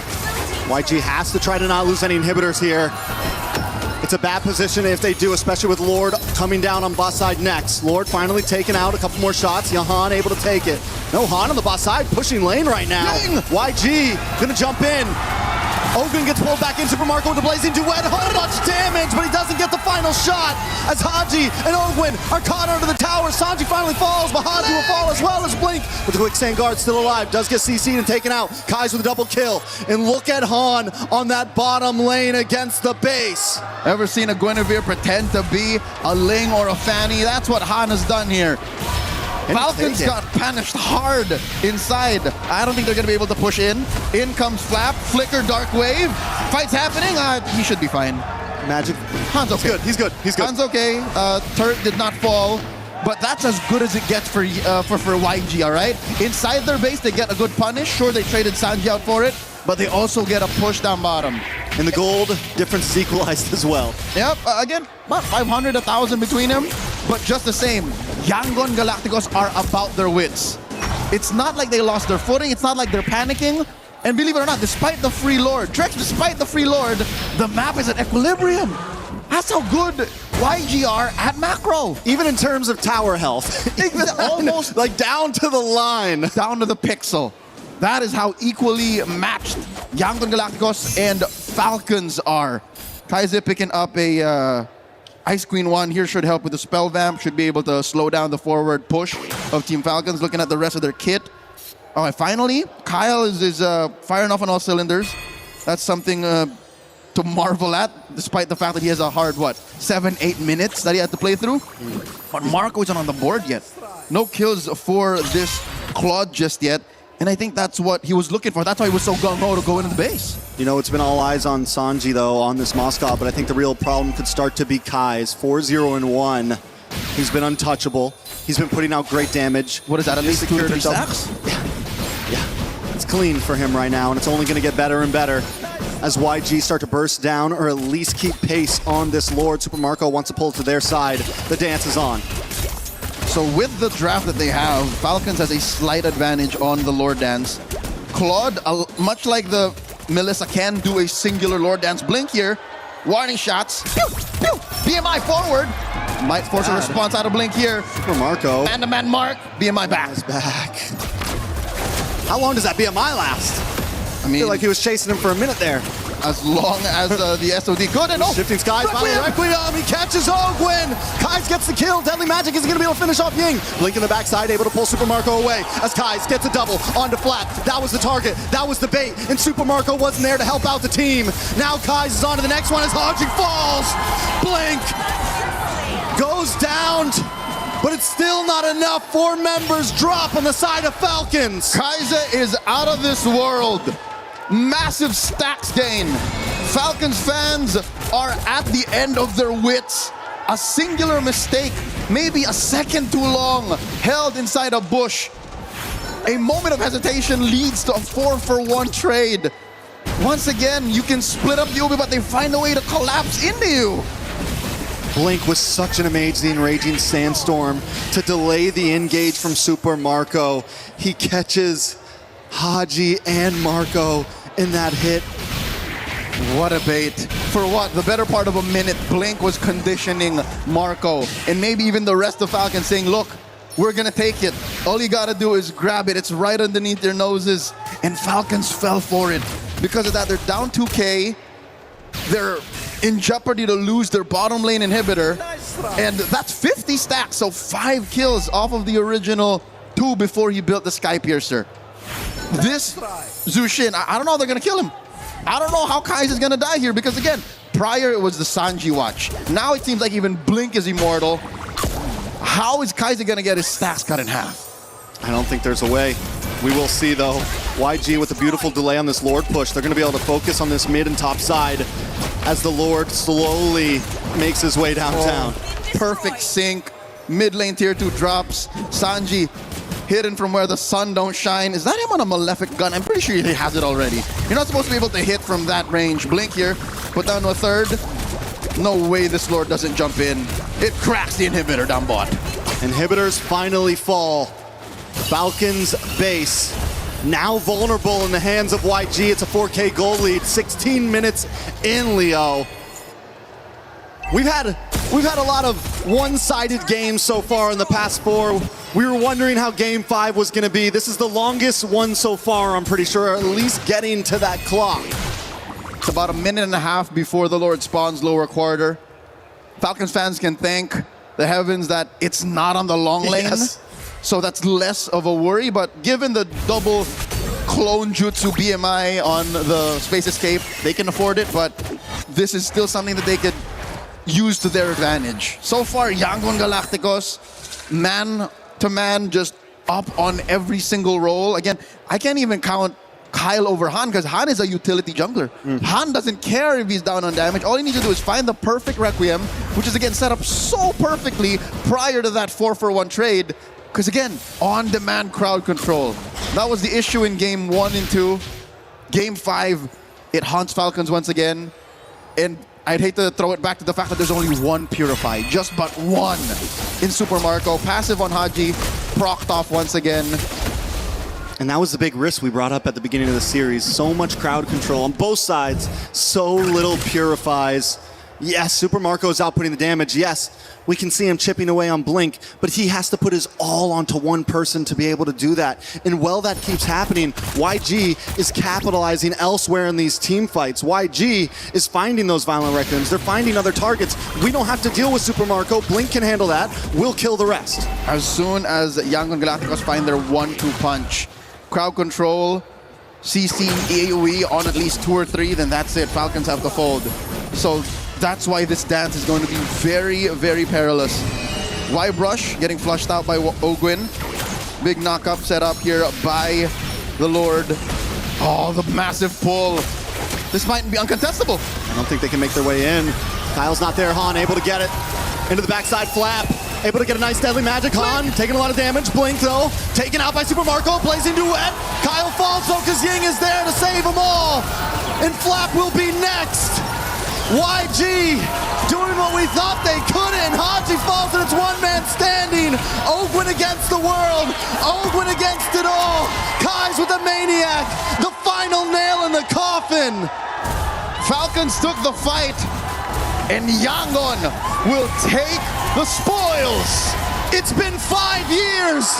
5 years of doubts for Myanmar. 5 years to regain their old glory. And today it took 5 games to finally do it. As was in the East, Shaq B in the West. Half a decade in the making. The Burmese best the Philippines. Yangon Galacticos are the first team in the grand finals. I got chills, Leo. 5 games at that point. Falcon. It felt like they had the momentum after taking 2 losses, bringing Yangon Galacticos to the brink, to the edge, and even Game 5 went down to the line. For the first time since 2019, there are no Filipino teams in the grand finals of MSC. This is historic. Sure, Yangon Galacticos missed out on the window of claiming the clean run towards the big one. Going X&O into the grand finals, but this is a victory still worth celebrating. Echoes are made throughout the world. MLBB Esports, behold your first team to dethrone the M5 World Champions, to deny the Philippines a grand finals berth. The pride of Myanmar, Yangon Galacticos. Glory has returned. They're looking for more. Revenge has been given. The rivalry continues. They've rewritten history, man. It truly is. It truly is. And in what a fashion to go the distance. For a moment there, the whole crowd was quiet. Fans are on the their YG feet. fans were quiet. Fans the are on their Falcons feet. fans were quiet. Fans are on their feet. This is how you show respect. Again, the best pure athletes knocked out of the tournament. Team Falcons finish their run at either third or fourth. They'll still be in action tomorrow, but tonight, here in Paris, Yangon Galacticos stand tall. Let's throw it over the stage for a winner's interview. Yes, my friends, you've heard it right. Yangon Galacticos are going to the grand final. What a moment. Emotions are running high, and I'm here with Coach Marvs. I know it's a tough moment to swallow. It's really, really emotional in this moment, but you have made MSC Grand Finals. What does this mean to you and the rest of the team and the region? Before I go to Myanmar, I leave everything, my personal interests, building the Myanmar team. And for these boys, they're doing great. They're doing everything for their countries. I hope this will be inspiration for upcoming generation. I keep on putting God first in every situation. I'm one of the coach that I always seeking God wisdom in every situation. And this time, Lord, I lift your name on high, Lord Jesus. Give us another chance for the championship. It feels so good. It feels incredible. It looked incredible. One of the best series we've had ever at MSC here between you and Falcons. Next piece, look. A couple days ago, we were thinking, hey, who are you guys going to play in the semifinals? Vitality was the choice that you have in mind. Were you expecting Falcons to be here and to also give you such a fight had they qualified to semis?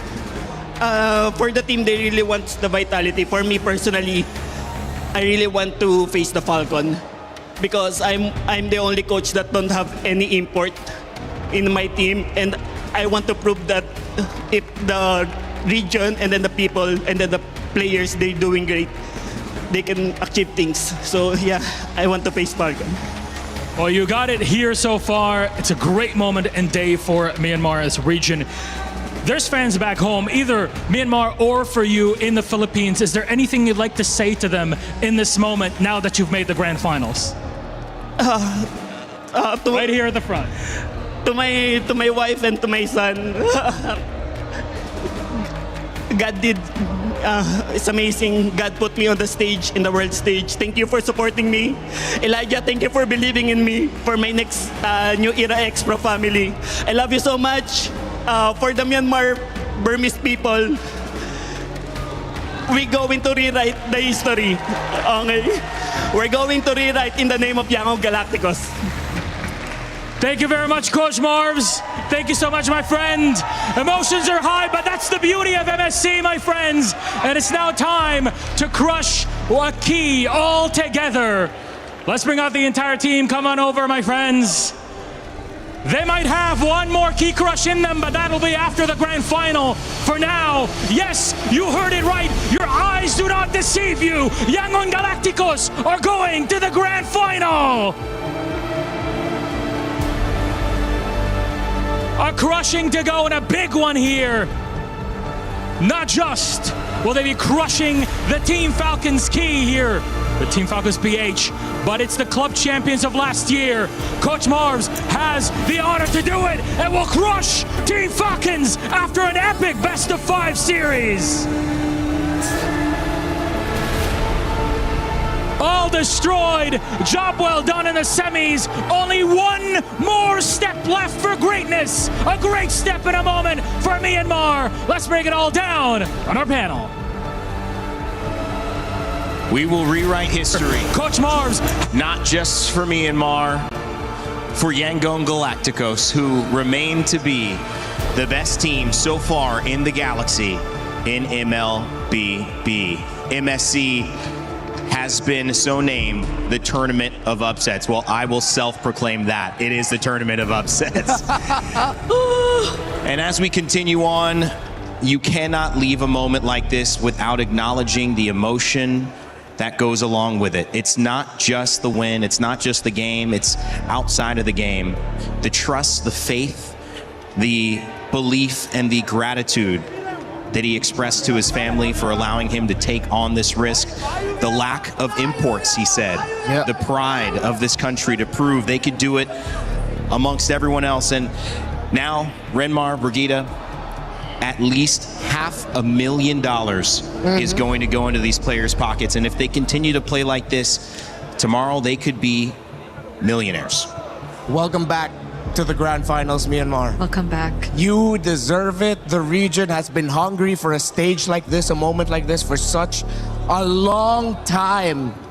And yes, it was at the expense of the Falcons and the last Filipino team. But if you're a true MLBB fan, you cannot help but stand and clap for Yangon Galacticos, for the region of Myanmar, and how poetic that it was their Filipino head coach that crushed the key of the last hope of the Philippines. But of course, he acknowledged that it wasn't about him. It was about his players from Myanmar who got that win for the region.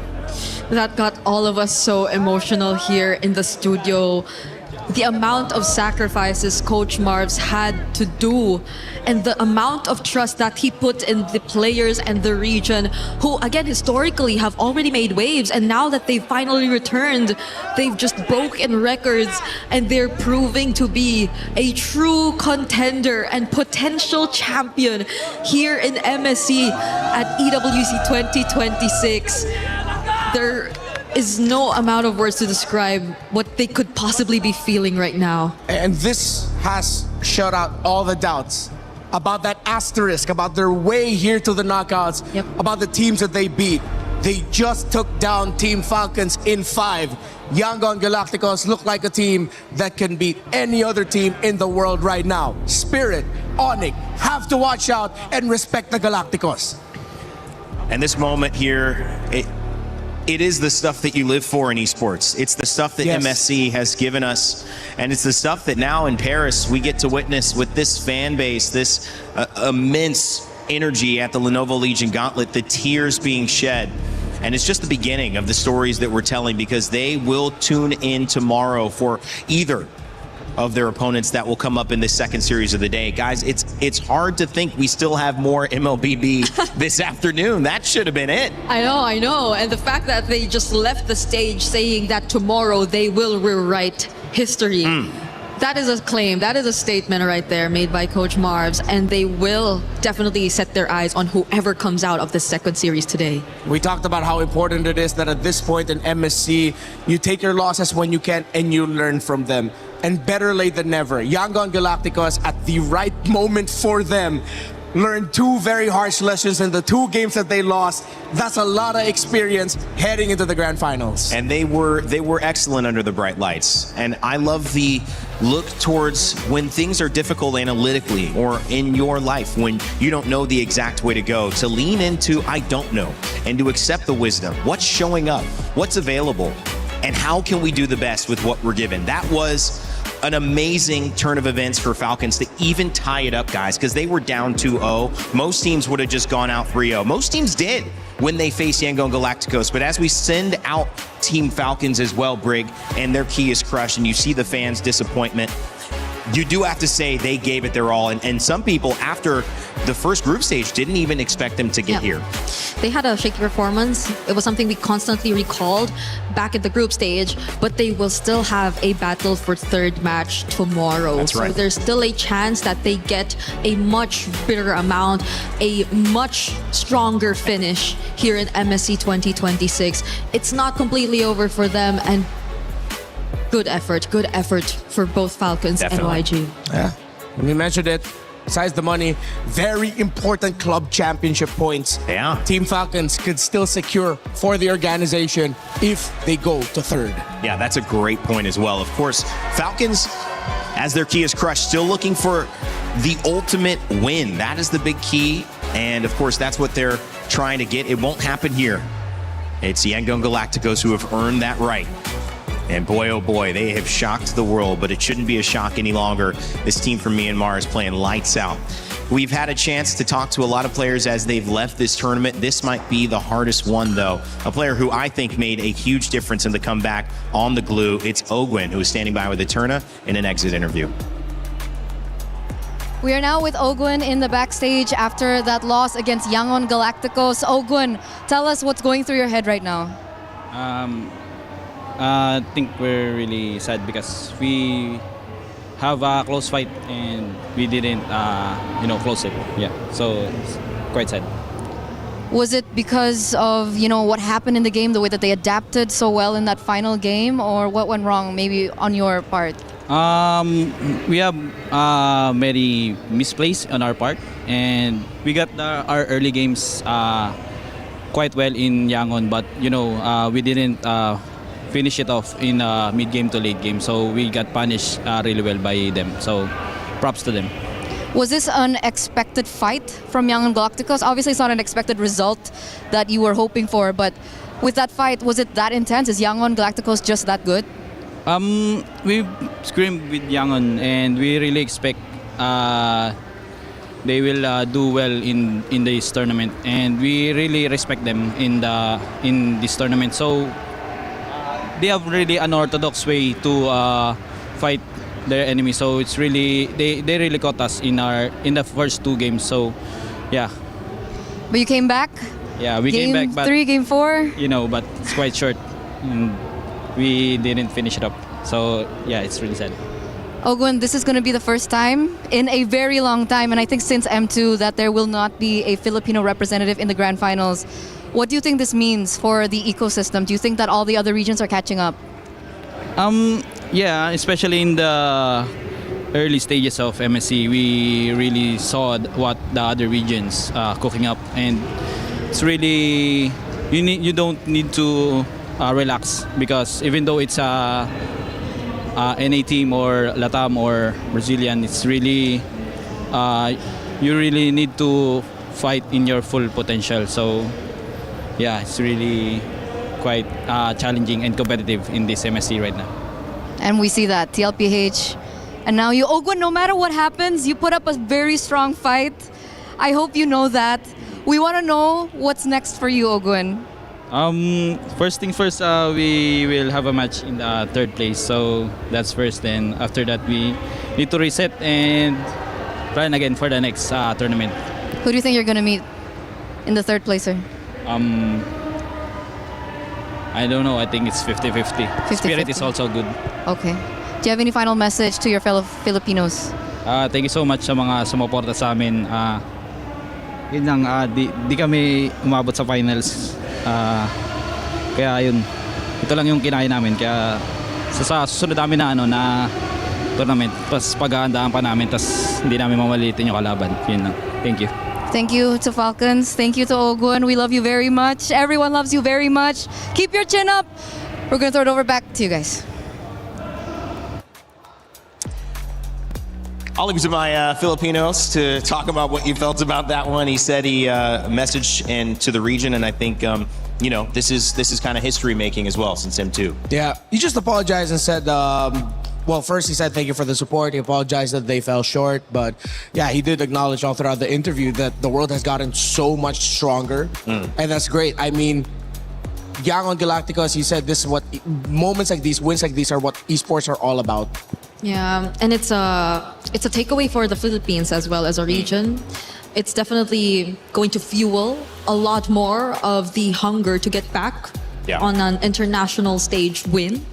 And I think for a lot of people, we're writing history at its finest. It's such a great way to increase the competition that we currently have in the MLBB competitive landscape.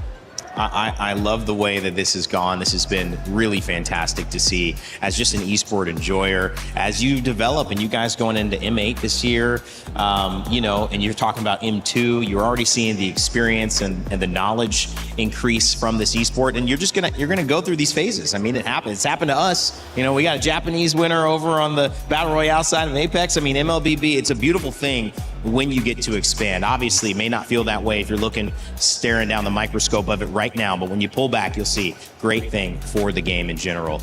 As we continue to move on, guys, I know this is the end for you two, today at least. Any final thoughts after seeing this, and anything to preview as we look at our next match coming up today? I agree with Ogun. It's a 50-50, Let's all set our eyes on the upcoming series, because this is not looking like a fast one either. Yeah, if ever Team Spirit defeat Onyx later, then for the first time, we're going to get EECA in the grand finals, Myanmar in the grand finals against them, and no team from what we've seen as the big regions in MLBB are first. That will really push the story as an MSC of, I wouldn't call it upsets, but surprises. And the best surprises usually come all the way up until the end. All right, well, I already see your replacements coming up on stage, looking good in their suits. I'll just leave that as a, no, you can't come. Oh, it's God. unwide, it's unwide, The fella's trying to get in. We can't let him do it. It's not your time. It's not your time. I can't wait for that. Make sure if you guys think you know who's going to win, which how in the world could you know who's going to win at this point? There's no way you could. Get your pick'ems in, though, and maybe you will be right. But I just remember how many of us have been wrong so often at MSC. Maybe you won't be. I hope you won't be. Coming up after this, we're going to have an amazing game. It's going to be Onyx and Team Spirit, Indonesia and EECA battling for that second spot in the grand finals. Don't go anywhere. Be right back. Play is in our DNA. Whenever we let it out, it becomes our superpower. Now imagine an entire city being built to supercharge it. Kadir City, powered by Play.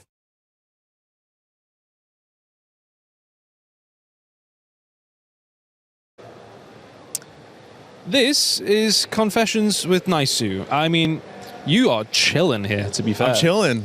You don't seem remotely... A lot of people have been quite nervous for this. I just came from the broadcast, so I'm vibing. I'm relaxing now. I'm vibing.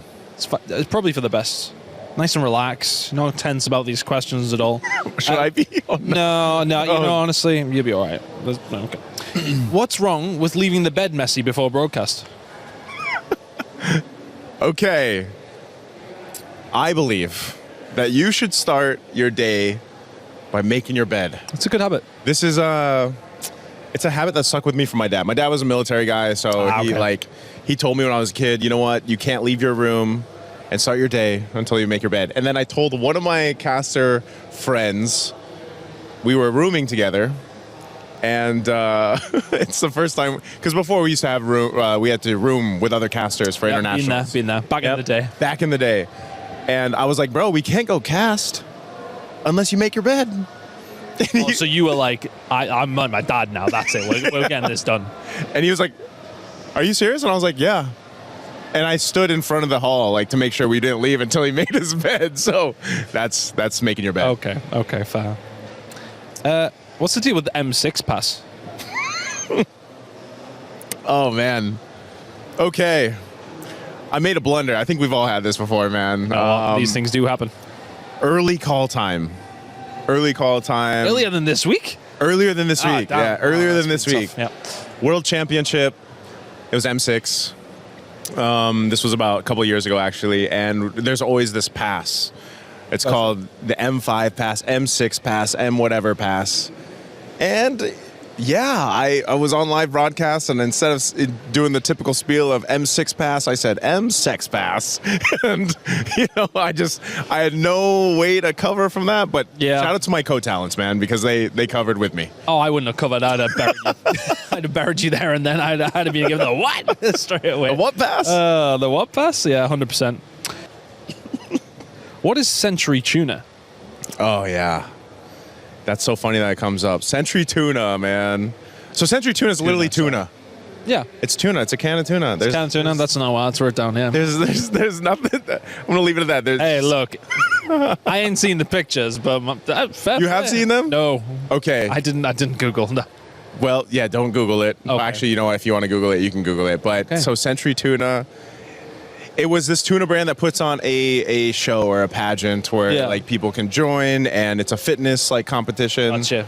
And that was the way that I started my career in the Philippines. Was I was in the modeling industry. I joined Century Tuna Super Bods. It's a super bod thing. It's like who's the most ripped and all this stuff. Yeah. You do a bunch of challenges, and then that propelled my modeling career in the Philippines. So it's a funny thing because when it gets brought up, like, people will say Century Tuna Naisu, they'll Google it, they'll see it, and they'll be like, what the hell? This isn't you, is it? And I'll have to delete my history. By the way, can I call you Omega? You call me what? Omega. Omega? Hey, you can. That's my middle name. That is a strong crazy, middle right? name. That's a very strong middle name. Even when I was born, I thought that. So what's your full name? How would you say your full name then? Joseph Charles Omega Rezabek. That is serious aura name. Serious aura, that one. Like mine is okay. How about but yours? Chris? Chris Tun. It's a UNN. Like think Tunway, like heavy. Wait, what's your middle name? James. Oh, okay. That's British. Cool. Yeah. Why'd you pop a balloon, man? Why did I pop the balloon? Yeah. I popped the balloon because I had a preference. I'll leave it at that. We all do. I'll leave it at that. We all do. Thank you very much, Omega or Naisu, or hell you name us. Yeah, thank you very much. That was Confessions with Naisu. A lot of people are haunted by their past. I'm inspired by it. They're not just playing for themselves, they're really playing for their entire family. They have defeated their demons. They have crushed the curse.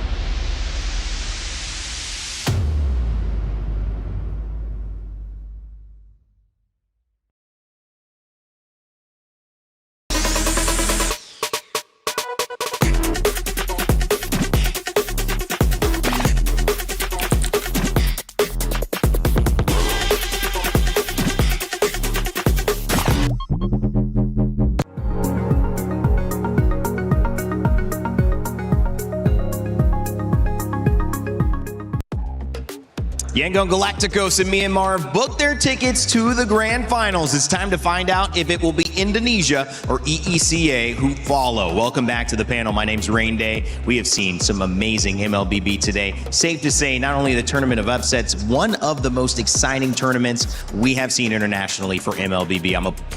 It's a pleasure and a privilege to be involved in. I've got two guys who you know well, finger guns and all, Naisu and LaFell. Bang, bang, ready for some spot-on analysis, boys. We got Omega over here, which I like. I like that middle name. Yeah. That's some good confessions, I guess. Yeah, that was pretty good. Honestly, like, this series before, it was amazing. It's a good thing it's a best of 5. If it was a best of 6, I don't know how he's going to pronounce it. Did you do something different with your hair today? He did. I did. It looks great. It looks great. I didn't say it looked bad. I just through a lot of hairstyles. I just said you do something different. Why'd you take that wrong? Why'd you take it wrong? It looks good. I said it wasn't different. LaFell, I didn't say it was bad. Hey, it looks great. It looks great. It looks great. It was bad. Sure, I appreciate it. You know what I will say though? That's giving me Beetlejuice, like the guys in Beetlejuice with the small head. And that was giving me a little bit more like Einstein. Like you got some ideas of what's going to happen today. I agree. What's the ideas? I don't know what you're going to say. The note card he threw yesterday is still over there, by the way. So I don't know who writes a note card, brings it up to desk, throws it away, and then never looks at it again. But that's that's not mine. Okay. All right. I have no idea who that is. I just find it disrespectful. It's on my chair. Actually, I'm a chair now, by the way. You were way. watching. History was being made. Myanmar, man. What was the reaction in the green room? It was loud. It was loud. It was loud. You know, I'm going to be real. It was tough to see the last Filipino representation be knocked out of the tournament. And as we heard too on stage, you know, this is the first time in a long time since the Philippines has not been in the grand final. But I think story-wise, it's pretty good, man, because, again, Myanmar has been a team that has been dominating through their own regions. I mean, Yangon Galacticos, their own region, but then they finally get this chance to get to a grand final and bring back this style of gameplay that they've showcased even before, years ago. Yeah, and we were questioning what had happened, but they bounced back in that Game 5. It was awesome, but now we may have something even better, and that's why we have our Crunchyroll Story of the Day set up for this one. It's going to be Onyx and EECA. Will it be a dynasty? Will it be destiny? Can the TS Wonder Kids make history as the first non-SEA finalist? Well, we already have, history being made on the other side of the bracket. Why not, Naisu? I would love to see it, man. But I think a lot of people are going to go ahead and say they want to get Onyx to that grand final. You know, and I was cast in their series yesterday. It was a hell of a series, another 5-game series. Hopefully today, this one between Team Spirit and Onic can also be 5 games because, you know, this is where all that time going through the ropes to the group stages, then the knockouts come to fruition for a lot of the teams here. And I feel like even Onic, they really had to adjust. But what made it work so well for both of them, Team Spirit and Onic, is throughout the games we've got to see them, they've really showcased just how strong they are at coming together as a team, the synergy that they have, because we have had such an interesting draft throughout this MSC and the meta that's formed, but really it's the execution from the team as a whole for both of them. Team Spirit has been phenomenal, LaFell. And we've seen the emotion with them too. What are they playing with? A little bit of house money because no one expected them to be here? Or at this point, do you say these guys are coming in as a potential 50-50, maybe even a favorite over Onic? I wouldn't say favorite, but they're definitely the team to watch because almost, I would say for 2 years now, they're always so close to making it to the grand finals. And we're always thinking if they do actually make it there, they can definitely make a difference because one of the strengths of Team Spirit is their side lanes, right? Both Hiko as well as Kid Bomba is like the guys that really made Team Spirit really, really special. Now Zara Egoist is playing pretty good. I don't know. After yesterday, what Aurora has shown, I'm just worried about even if Team Spirit has the right strategy to go up against Onic, Onic is just gonna outplay them with pure bronze. Well, Team Spirit have a chance to do something special here. The first non-SEA Grand Finalist could happen here today. And of course, that would be Kid Bumba, Zaur Egoist, the youngest player in this tournament in the jungle and in overall. Sunset Lover, Sawo, and Hiko, special on the side lanes, special in the jungle, special all around. We caught up with Kid Bumba, who's had his family in the stands being an emotional support for him before the match. It's Eterna here, and now we are with Kid Bomba from Team Spirit. Kid Bomba, first and foremost, we saw, I think, your family come all the way here to watch you. Was that the first time that they came? Yeah. My mom was gonna watch as well, I think, today. And I think my sister already left because she has work. And yeah. How did you feel? Like, were you aware that they were gonna come for you? Yeah, I was, obviously. I mean, it's nice for them to finally come and watch a tournament live. For me, it doesn't make that much of a difference because I'm concentrated on the game. But obviously, being supported is nice, so yeah. Locked in. Kid Bomba's locked in. But did your mom say anything to you after the match? I don't think so. I mean, even if she said something when she came up on stage, I don't remember already. Was it the adrenaline rush? I mean, I didn't really care about it. You know, we just won. I know that there's still a lot of matches to go. So yeah. Absolutely, because your next match up ahead is going to be a very interesting one. I think it's a little bit of a rematch. But before I ask you about that, were you surprised that Onic beat Aurora? I'd say 50-50. Their matchup. They gave Fighter Goat Lane twice, lost against it. I mean, if they do that mistake against us, they're going to lose as well, you know? But I think they're going to lose either way, so. Okay, so is that the takeaway that you saw from yesterday's match that you're going to bring to this match? I mean, I just don't know how you can give Freya, Paquito, and Barretts in the same draft. Okay. I think a lot of people are talking about that as well, the drafting. But so you're confident up against Onic today? Oh, we're 100% confident. 100% confident. We're the underdogs coming into this match, it's obvious. Even if I speak big, even if I talk big, everybody knows we are the underdogs. We're facing the biggest team in Indonesia. And everybody want to see us lose. There's just some people that want to see us win. We love it. And we're going to try our best. How does that make you feel? Makes you feel amazing. Oh, okay. It makes you feel amazing. I mean, of so course, I guess why you're should it make used me to feel that. bad? For me, it's just, I came to play a scrim at 2 p.m. against Onic. For me, it's really nothing different. And you're here to create surprises, I think, here at MSC as well. But going back to your past, right? You were able to beat Onic at M7. Best of 1, though. Do you think it's going to be different now? It's a best of 5. Obviously, it's going to be different. I mean, now they have Kelra as well. And for me, it's fate, you know? Ooh. That I get to meet him again. That we get to meet him again after the last match. And the last match between us and Onic Philippines, when Kelra played, was like the best match in the whole tournament. Not considering maybe the grand finals. So I think it's going to be like that again. A fated match. I like how you put it. But I'm going to let you go after this. I think you want to prepare for this upcoming battle. Is there anything else you want to add before your match? Not really. Not really. Okay, we're just going straight into the land of Dawn here. Thank you so much, Kid Bomba, for this interview. And of course, good luck for your next Thank you. match. One step away from the grand finals. We're going to throw it over back to you guys. Straight like an arrow there. Kid Bumba just shooting from the hip, knows exactly what he wants to do and that they are the underdogs.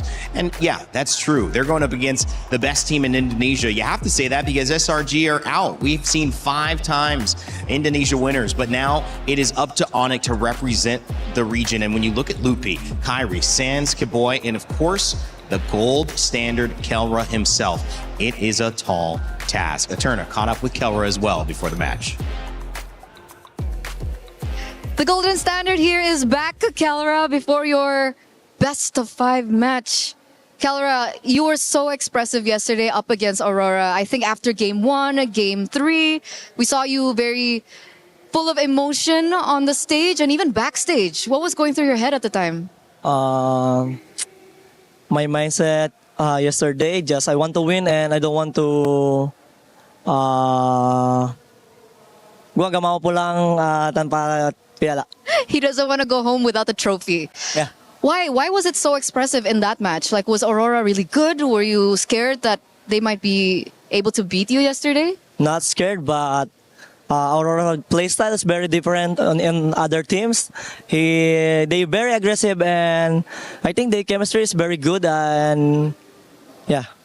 So their chemistry was really good, their playstyle was aggressive, and you expected that though, right? Coming into that match? Expecting what? Expecting that playstyle from Aurora? Yeah. Okay. But finally there, you get the emotions, adrenaline is running high. Thank you for that insight, Kelra.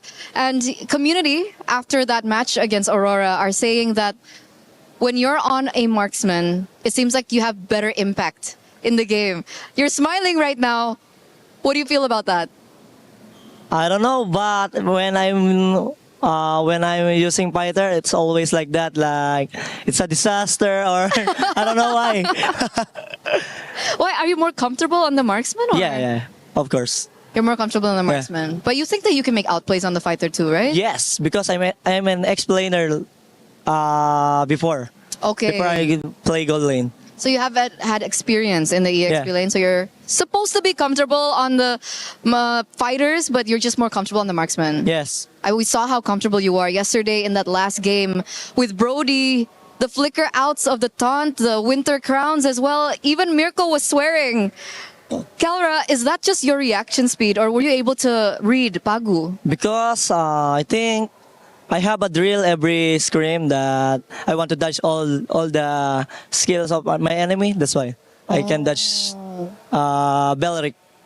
So it was specific to Beleric. Yeah. Were you expecting Pagu to play that way as well, or was it just Beleric? Was it just Beleric? Okay. So specific to the heroes, that's really amazing stuff as well. I think everyone was quite surprised with that.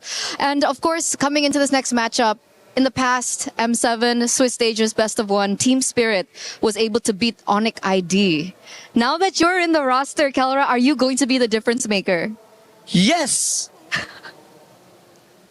That's it? Yes, that's it. That's it. Yes, that's it. Yes. We're feeling the energy from Kelra. We're feeling the confidence as well from Kelra. And with that, thank you so much. Good luck for your next match, because we're going to throw it over back to you guys. Yes! Yes! I Yes! From Kelra. Man, what a fun interview. Both sides, both a lot of energy, guys. I'll let you react to either one you pick. I like Team Spirit. You know, to hear Kid Bomba just kind of put it plainly, they're ready for this matchup. He wants this revenge and this fated matchup against, Kelra specifically on this lineup for Onyx now. And I think that is going to lead to an electrifying match for us. Yeah, honestly, like every time Kid Bomba speaks, like you just have to listen. But we also heard from Kelra about how he's been having these drills during scrims about how he wants to dodge all of the abilities, and I feel like that's going to be very important because especially if Hiko somehow gets a fighter in a gold lane, something like a Freya, that's definitely going to be tested because Kelra, when he's using the marksman, he can carry the team, and that's what they desperately need. So we'll see how Team Spirit really fights against that. Well, this is going to be an interesting one, guys. There's a lot on the line again. But as we set the stage for it, maybe the narrative has to be that it's unwritten. Yet again, so many of these grand finals have included someone from the SEA region.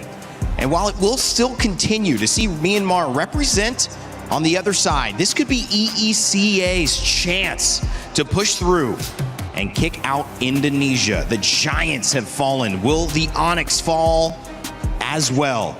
Or will Kiboy have something to say about it? Will Kelra show us exactly what that gold standard is and overcome the deficits? After a brutal Game 5, making it out alive, anything is possible. And for the hope inside the Lenovo Legion Gauntlet, the family of Kid Bamba still here, still rooting, still dreaming that this could be the day EECA makes it to the top. And you want to talk about breaking the mold? This is MSC. It has never happened this way, that it's ever been so international. And that's what we love about MSC at EWC 26. This time around, everybody has got a shot. My God, the Yangon Galactico story, now that is one to warm your hearts too. That was definitely heartwarming. But as we move on to the second match, this match will practically rewrite the history of Mobile Legends Bang Bang as we know it. Because no matter what happens in the semifinals matchup, history will be made. Will EECA finally send their first ever representative to the grand finals, or will Onyx get a chance at getting their third trophy? Let me tell you, Rose, it's an honor to be part of MLBB history, and we get to do it all over again. So please join me in welcoming our first semifinalist in this matchup. Please say hi to Team Spirit! The last non-SEA team left standing at MSC 26. The flag bearers of EECA have left jaws floored at their 6th consecutive international showing. But are they ready for a regional juggernaut? Sis Bomba, Mom Bomba, and the entire MLBB world is eagerly watching and awaiting their rise to the throne. The Dragons are ready, but so are the Sky Kings. Ladies and gentlemen, make some noise for Onyx!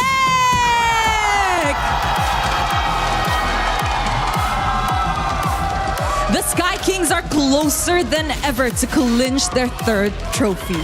The heat has intensified. The pressure is higher. Can they beat the odds as the former champion standing? Can they etch their legacy as the best organization in Mobile Legends Bang Bang history? Only time will tell. It's a game for the ages. I have a feeling, I have it in my heart, in my mind, and I cannot wait to get this one on. So of course, boys, you may place your keys and take your seats. And of course, captains, don't forget to meet in the middle for a little bit of a handshake. Are we gonna get it? Yes. Yes, we will. Respect. We get it at the end of the day. This is a match to watch. And I suggest you guys better hold on tight, because I am sure this is about to be a roller coaster. And of course, to kickstart our match, let's head on over to the Land of Dawn. Gotta clear the way, but they can't. Team Spirit, lock on the base. Revenge is served. Team Spirit will go on to the semifinals. Everybody underestimated us, not only Vamos. Despite the grueling climb through groups. The score that we're gonna have, 3-0. 1,000,000% sure that we can beat them. Onyx will move on forward with the hope of Indonesia as they douse out the lights of Aurora Gaming.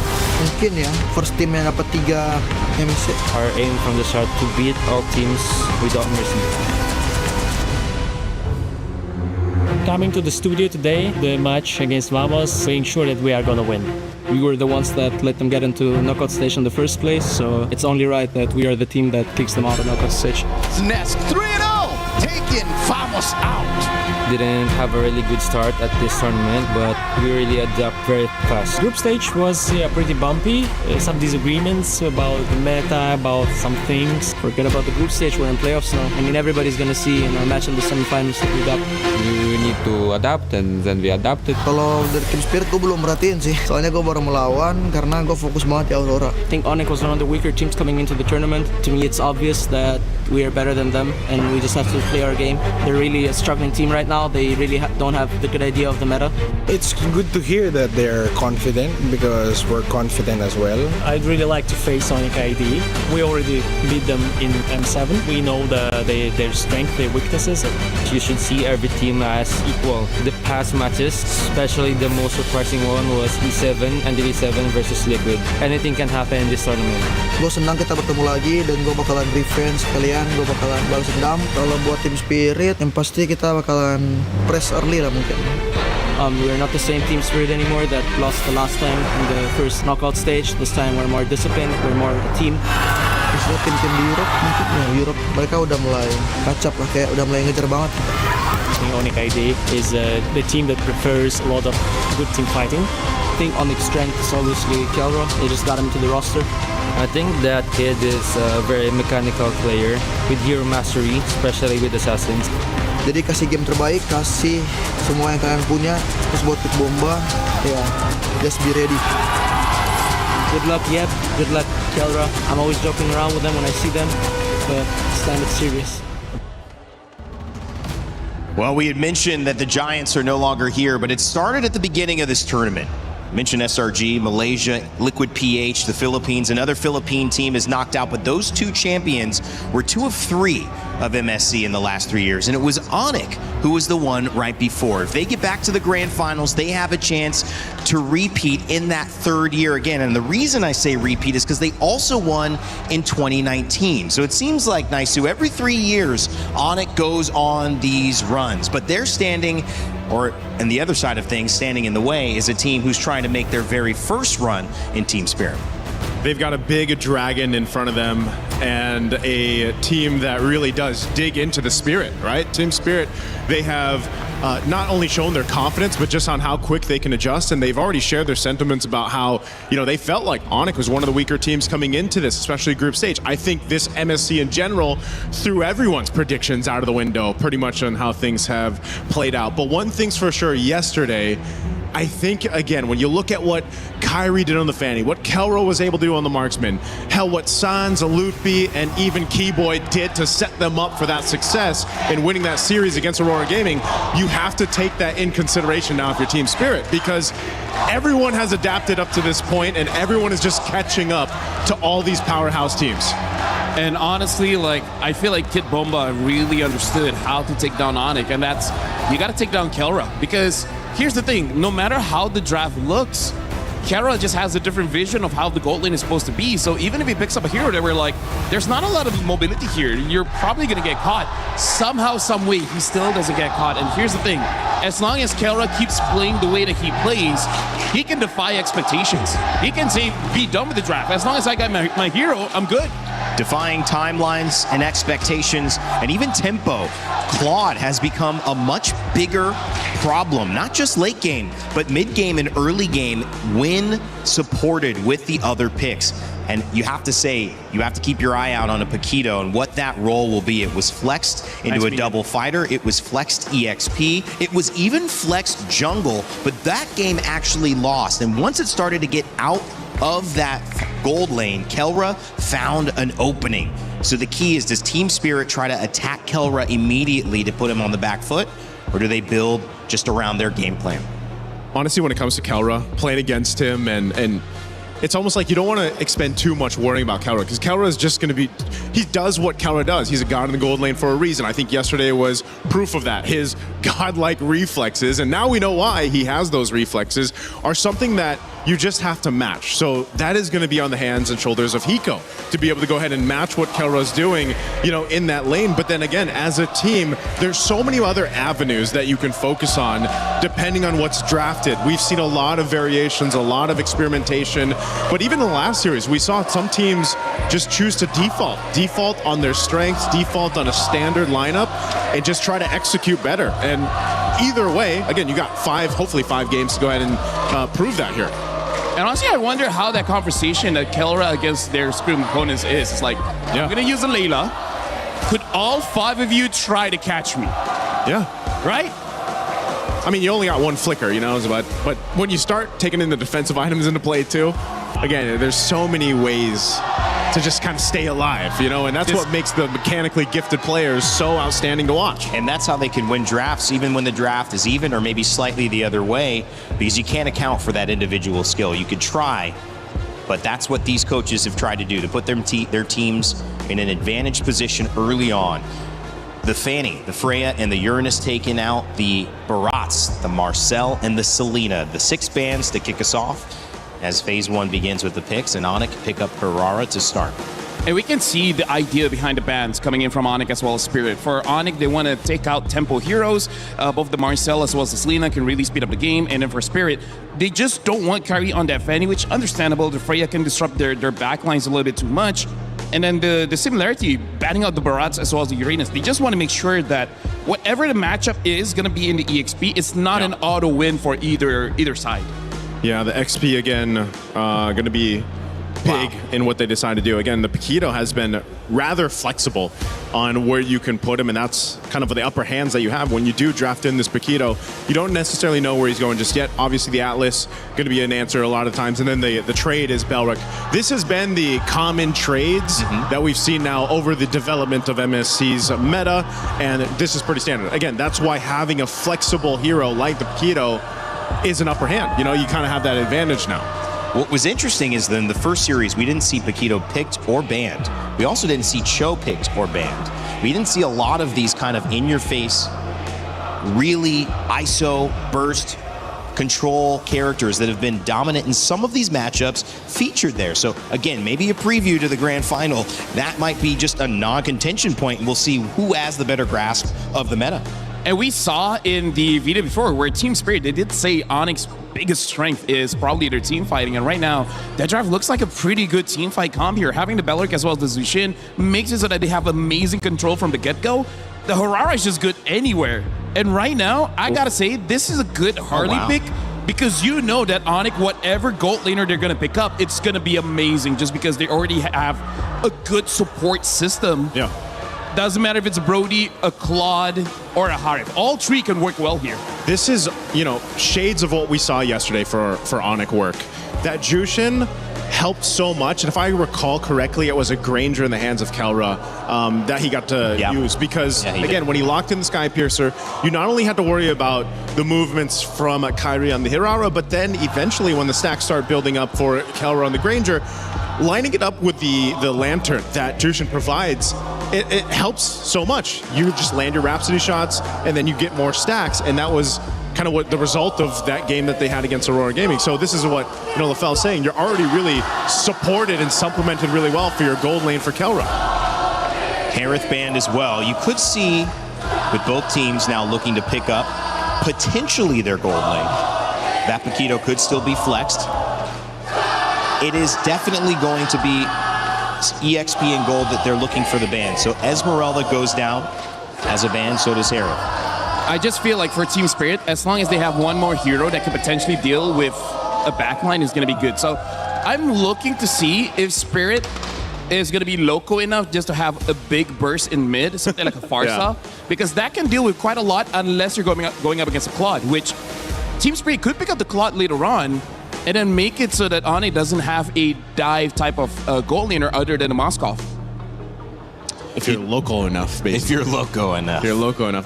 You know what? In game 1, I think you can be. You can be a little loco. You can be a little loco. What do you like mid here for Spirit? Ooh, for Spirit against Jushin, man, I don't know. Aurora Gaming was heavy on Eudora. I mean, is it kind of travel Europe, kind of feeling a little bit more comfortable with her? It's interesting because a lot of times we see the Eudora even paired up with the Belric, right? But in this case, if they decide to go ahead and grab it, they can. I think it is one of the better heroes too for Sunset Lover, at least from what we've seen him over the past few days. It can also help, I guess, combo with the Harley in a way. I mean, the Harleys work so well just because you don't only have to rely on that deadly magics, but then depending on the builds that they go, you know, whoever's able to get that Genius Wand, it does help kind of get that burst a little bit faster once you shred down some of the magic resistance here of the opposing team. So there is a room, I would say there is room for the Eudora to come through, especially since now we've seen so much of the Selena, the Valentina, obviously, but they're banned out. So yeah, there's the Eudora. Good call, Rain Day. Thanks, buddy. Valentina banned out, Clint as well. We're going deeper into the gold lane, but the bans are done for all of these squads. So, how does Kelra respond? What do they like? I mean, like, here's the thing. Because of that Paquito, it does make it a little bit awkward, I would say, for Onyx to draft their side leaders here, because I think for sure they just want a gold lane. I feel like Claude is going to be pretty solid, but if they want to be safe, I can see a Moskov work pretty well here. You just got to be careful of the Eudora. You have to hope that Lupe is able to absorb the Thunder's Wrath first, and then Kelra can go in. Speaking of, what other tanky heroes do we have left? They pick up the Cho. Is this Cho Rome or EXP? Wow. Yeah, that's a good question. Just because, again, Belric can be flexed too, so... Because I feel like if you're going up against Paquito, Paquito is going to be pretty fast. I think it's better to match speed for speed with the Cho, but that's... We haven't seen Cho XP in years now. It's been a while, yeah. It's been a minute. Bit different here. Again, Hiko could go crazy and play Paquito there, and we could see a marksman, but... Sorry, excuse me. EXP picked up. Yeah, this would tell us too... Because they wanted to wait and hold on to see where they plant this Paquito, if he's actually going to go in the gold lane for Hiko, or if they're going to go ahead and pick up their XP now. Because that question is still there. Okay, they'll go Sora, so now we know. Sora's going to go XP, and then, of course... Go Paquito. And then we have gold lane Paquito. Wow. I feel like this is a good idea coming in from Spirit, but we've seen teams try and fail, which is try to end the game pretty fast. And they do have the Harley, so in case, you know, they need to push, you can still use the Harley there. I'm liking both drafts, but I really feel like Onyx, they got everything they wanted. Well, these are two dangerous drafts. A fighter in the gold lane for Hiko going up against the gold standard in Kelra. Eudora picked up as well. And the Belric. How important will that be to set up these fights? It's going to be a battle, baby. And I know two guys ready to cast. One's already been streaming and casting earlier. It's Spirko and Gideon. Thanks so much, Rain Day. Welcome, everybody, to the most anticipated match of the day. It's going to be Onyx facing up against Team Spirit. And once again, these teams, they know so much about each other. I mean, seeing the Paquito show up once again, but Hirara being given over, the trades have been great. They've got that experience, man. They've played so many games already. Again, both teams having to deal with some rough patches in the group stages to make it this far as well. Some crazy games from Onyx just yesterday. And especially after a ridiculous result just earlier. Young Gun Galacticos with an upset win. Could be another. Could be the best MSC ever. It already is up there. I'm already nervous about it, right? Because every single moment, every single position is going to be taken into the account here. You know, we got to put everything underneath that microscope to see where the big plays could be made. Looking at the emblem so far, things are up to standard picks. A lot more tenacities that I'm seeing here, even from Sanz and as well as Lutpi, understanding, hey, I can't afford to die like this, especially since we've seen so many games here at MSC end roughly around 11 minutes. Spin the stomps in the early game, really. If you get that early advantage, the Sky Piercer on Hirara as well. It was a pattern that we saw in the last few matches, even yesterday for Aurora Onyx, that whoever gets the Hirara seems to have an advantage unless there's a Fanny on the other side. Yeah, and that's the scary part, right? This early phase, so far, we're already seeing immediately attack on Sanz. And this setup here, at level 2, at level 4 for Kyrie, they don't find the kill angle, unfortunately. For the upcoming Turtle, though, it's going to be a little late for Sanz as well as Keyboy. We'll see whether or not they give it up. They're most likely going to give it up, considering that Team Spirit already running double fighters, and Hiko already making his way to proxy the wave. He's got to be careful, though. Needs to really be very careful. Onyx probably know they can't contest for the neutral objective. They might be able to go for the trade, especially if Hiko tries to cut very early. But thankfully, for Spirit, Hiko sees him, spots him out. Sour Ego is on the neutral objective.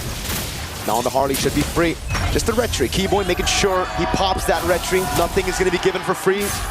And they're making sure that they're at least not wasting time, right? Really good defensive rotation from the side of Onyx, making sure that they're sending Kyrie and Keyboy to the top side of the map, denying the proxy and making sure that things are relatively standard for Kelra in his gold lane experience. We know it's just a matter of time until Kelra might make a super play of his own. The real question is, where is First Blood going to happen? We've seen Kimbaba rotate from the bot side. Unfortunately, haven't seen too big of a commitment yet. Oh, wow. A cloud shift here as well. Yep. Bomba's going to put some pressure down on Lutpi. Wanted to get a flicker at least, but Lutpi knows better than to actually use those resources early. He's going to stay patient with it. Kelra up top, though. It's so well played by Spirit in the draft, though. They ban out the Harriet, the Clint as well. Those are the two heroes that can really deal with the Paquito in lane. And because Team Spirit has red side, oh god, deadly matching. Some more with Sunset Lover as well.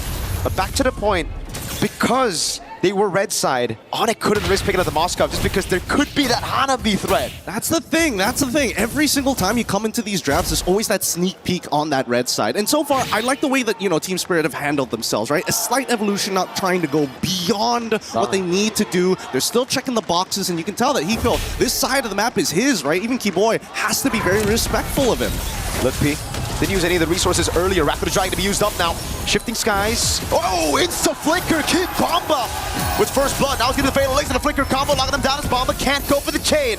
Lantern flare right there as he goes to the skies. Sunset Lover puts the thunder right down on Keyboy. Oh man, once again, Kid Bomba catching Onyx off guard. Wasn't expecting him to be so desperate to chase for someone of Lutpi's caliber, and not to mention even Keyboy trying to disengaging them, forgetting that Kimbamba can just walk back into the fight, one auto attack away from actually triggering that ult once more. Even so, the turtle is going to be up, and by the time the ults come back up for the side of TS, is Onyx going to take first position here to try and drag this out? Do they really want to contest this? Perfect match, already baited out by Keyboy, just with the G-Kundo. Now Onyx holding control despite Team Spirit's early win. Stun coming down now. 50 skies from Bomba goes in. Lutpi doesn't get caught by it. Sour back again. Red tree battle. Rapid Dryad. Good zoning there, and it's gonna be the red tree from Kai instantly. They will disengage. Sour trying to look for a trade, but it will not happen.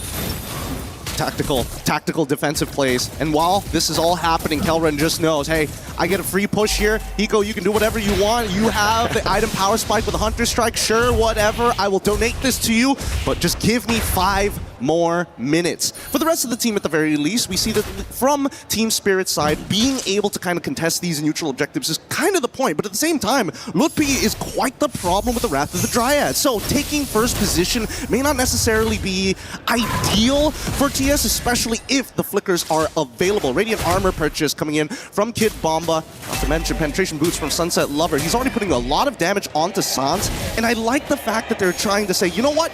If we can force Sans to use his abilities, and we saw what happened in the previous game with the Sky Piercer, we can't let him get into that position again. Nope. Definitely going to be against it. Sans, Crimson Beacon, and the lift on Sunset, able to flicker out, but Kai follows through with the pick. Did he get Sky Piercer before or after the kill, though? It's the question. As now Kai walks up again. Keyboy goes in with the way to Dragon. It's going to be cancelled out by the Fatal Lace and a flicker out, but a blazing duet from Kelra isn't enough to take him down. Kai right there. Kelra gets the last hit. Hiko now with the rotation. After the Dryad already there is Bomba and Sour. Go for the trade out to Kai. He's going to be able to get the dodge away. Bomba right there now running him down. Nicely done, and now they need to disengage. I don't think Bomba can get out of this. He's getting gunned down, and Lutpi says, you know what, this time I'll let you go. It's chill, it's all good. We got the mid-tier 1. We were able to invade your jungle. We got the money that we were looking for, and I think that's the scary part about this current metagame. How far do you want to reach? How greedy do you think you can be, especially when you start getting to high-stakes games? Because this is some life-changing money on the line if they win the series. And Onyx did a fantastic job at finally being able to get a win over Spirit. It's been Spirit, the more calculated team, rotating early with the tempo. Onyx now with a conceal for Lutpi and Keyboy. Trying to grab a little bit more of that map pressure. I don't know, this one's looking a little dangerous. He's thinking about this, but at the same time, look at the position of Kid Bomba. He wants to cloud shift somebody. Let's see it now in the back, trying to zone Kyrie. He just dashes away for now. It's gonna be the full chase right now as he goes in twice. I'm talking about Wrath of the Dryad! It's good, and now Sunset Lover, he gets the turtle! And now with Bomba in the air, Kyrie locked down, he brings it back, Lutpi straight into Tower scores. It's Kai with the rotation back to pick up the kill. 1 for for 2. At the end of the day, Sunset going away. Hiko with the jump in, but he gets punished by Kyrie. Man, these fighting beats are really uncomfortable to look at because there's so many moments that you see both Onyx as well as Team Spirit. They walk up, they're looking for a reaction, they're throwing the feints out, and whoever makes that first mistake usually goes down. But let's look at the replay one more time. It was good. Unfortunately for Kelra, he gets locked down by the ball lightning, but in the end, despite missing the cloud shift, that wrap of the Dryads is such a game changer. And you gotta give props to Kyrie for playing that fight perfectly, man. Earlier in the start of the fight was Bomba and Sao. Hey, key boy, feeling it already. That's the vibe you need if you want to make it to the grand finals. Hiko going in again. It's Kai with the iframes dodging away, but now they have information. Sawa with a perfect match. Keyboy on the Cho. That's why it's such a good pick against this Atlas. And both sides trying to draw the line in the sand, but it keeps getting wiped away, and they keep pushing it forward and pulling it backwards constantly. But now it's about item power spikes. At this stage, let's pull up the items just real quick here. At 8 minutes, where exactly is Kelra currently at? Because Hiko, he's already unlocked from this lane. They've got 2 towers, top and bottom side. They can start invading the jungle pretty heftily. Ideally, if they can get rid of mid-tier 1, that'll be more optimal. But even so, the coverage from Onyx, they're like, yes, Kelra, invest more, wait until the stocks get big before we sell out. We get to see the fans here. The Sonics in the building. Also the Spirit fans who are really just trying to go band for band with those chant battles. But yeah, I'd love to see those items as well for Onyx. Let's take a look at it. DHS Rush. He's going to go for the Golden Staff next, and it's just a component for Corrosion side. So he wants to be active early. He does. But on the opposite end, at least we know, with at least 200 gold difference between the gold laners at the very least, just the cost efficiency of the fighters. Already 2 items down in the bank. And with Lord already spawning here, I'm trying to figure out what's the best angle, because Sans has that Purify. I'm thinking whether they can punish Keyboy, but at the same time, Kyrie has been playing it so nicely with those iframes. They've got to figure out something that makes him bite. It can't just be the Lord here. Zara might be able to bait it, but at the same time, this is a huge problem if Keyboy gets a good kick on him. Nobody on the side of TS has a Purify. And that move by Kelra as well, the poke over to Bomba, the fact that he chased even forward and Bomba popped the regen. So he's going to have to recall back to base. Onyx now have tempo around this. Bottom lane is good for TS. The ball lightning comes around for Keyboy. Hiko deals with the wave in the top lane, but the mid wave has been pushed in by Onyx, so it's just a battle of prio around these lanes. This is tactical. This is really, really tactical. And TS, they don't mind dragging this out. No one saw that ball lightning. It's all good, but I don't think it's over just yet. It's almost trying to force it. Now with the shifting skies as well. Sans popping up the Crimson Beacon early. It's going to be him. Over the skies away. The dragon for Keyboy. Ball lightning stops it down. Samo with the fatal links on 2. Now it's him backing away. Sour Ego is now with the point with the deadly magic over on Sans as Kyrie waits for a position. Keyboy. Very risky game that he's playing. And Bomba walks back up. I think they've been chunked out too hard here, but Kelra, he might make the difference. Ball lightning connects. Are they going to full combo him? No. Doesn't have the ult. He's solo, just a little bit more, the Lord. Doesn't get the last swing of the Trident. He going out with a jump on the P. No Wrath of the Trident available now with the ball lightning. Sour wins up the right team battle, but Kelra dives into the blazing duet out. Sunset has the BMI. Team Spirit want to chase. They want to go for further. Keyboy's trying his best. Immediately into Thunderform, kicks him away, and Hiko catches 1. Can they get a second one, though? Nah, it looks like it's just going to be purple here. That's it. What a crazy fight. A crazy sequence of events. Man, this is really an RTS. It turned away from a moment to an RTS so quickly in these couple of moments. Lucky for Sawa that the Lord decided to go into his animation to knock people up, because if not, he would have been blasted there. Kelra had the right idea. You know, Sunset Lover already used the ball lightning. They were trying to punish him real hard. He still has that flicker, and that's the beauty of it. If he had Purify, okay, sure, I guess he's dead there, but so far, things have been pretty hot for Team Spirit. This is going exactly how we were expecting it, right? Double fighter comps generally take the advantage first. Later down the line, you're expecting that the marksmen are going to be able to not only outplay, but have enough damage to output. The scary thing is, with the gold standard, he's really good at chunking out your frontliners and still having that fancy footwork to get out. He's been doing that all game now, every single time, even before the Golden Staff, but even more so after it, right? The chunk on Bomba, forcing him back. He's literally just been winning them these small wins before the neutral objective even starts. But it comes down to, again, the lane management and the side, and that's why right now Kelra's kind of chained, locked in from going into the side lane because of the Paquito, and Hiko plays such a good game here where he's never really in vision. Yes, and the best part is that he likes to stick his foot out in random spots just to make people feel like, oh, we got to be worried about the potential flank here. What about the tri-brush? What about... And then they just slow down. And I think that's the important thing here. Both teams need to really take into account every little detail that's happening across the map. And I think there are moments that I feel that Team Spirit are willing to 50-50 for, especially when they've got priority and pushing waves on their side. Back to Hiko and the Paquito, though, the choice of emblems as well. We've been seeing a lot of lethal ignitions, obviously. In the XP lane, it was mainly quick quantum charge. And that's what Hiko has taken. That inspiration from the XP lane Paquito into the gold lane. Now he's not, hey, yeah, gone down, man. Hey, looking from the top-down view. But yeah, it's all about playing in and out. It's about baiting those resources on the Paquito as well. It's not just about that insta-burst, especially against these top-tier teams. I mean, he's going for War Axe, so he knows that he isn't just trying to, like, if he can one-shot somebody, sure, but he can also play a very Peel style, right? He can get in and out of fights more reliably. He can actually go down to 50% of his HP, walk up to a wave, heal back to full, and then come right back into the fight. The cooldowns are so important, and not to mention, they are going to make sure that they fight for a long time because Sans, he would love to drag out these fights. Holy Shield already down. Deadly Magic onto Sans. They're trying to really bait out those Crimson Beacons. Lutfi gonna be caught now. Thrown back. Rather try it, but it's too far away from the rest of the team. It has to be Lutfi. Taken low, taken out by Hiko. Really nice. And now they're gonna keep on going forward for this, but I don't think they want to dive even further. They use all of their ults just to get Lutfi, and they still haven't cracked open the inhibitor, which is totally fine. But now we're seeing the major interactions here. Kid Bomba recognizes you can Wrath the Dryad all you want as long as I am in that cloud form, casting abilities without any hesitation. There's not going to be a moment for you to lock me down. Oh, this time they get the Crimson Beacon. Sawa with a perfect match now knows there's a man advantage that they want to capitalize on.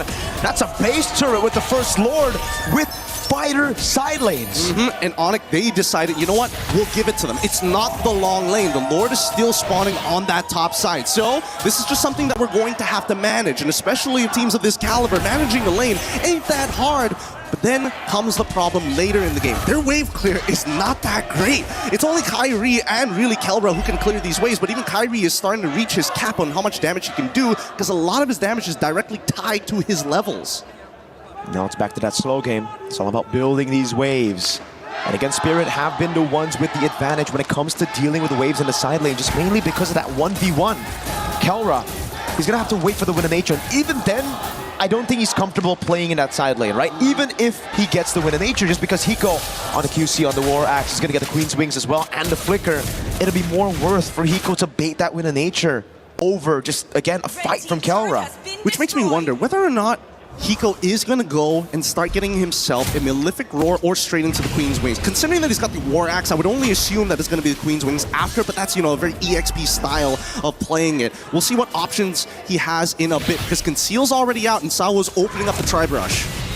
Keyboy doing a good job again, just holding that wave, but now it's the EECA special, baby. It's that Lord Dance in the bottom lane, playing it as slow as they possibly can.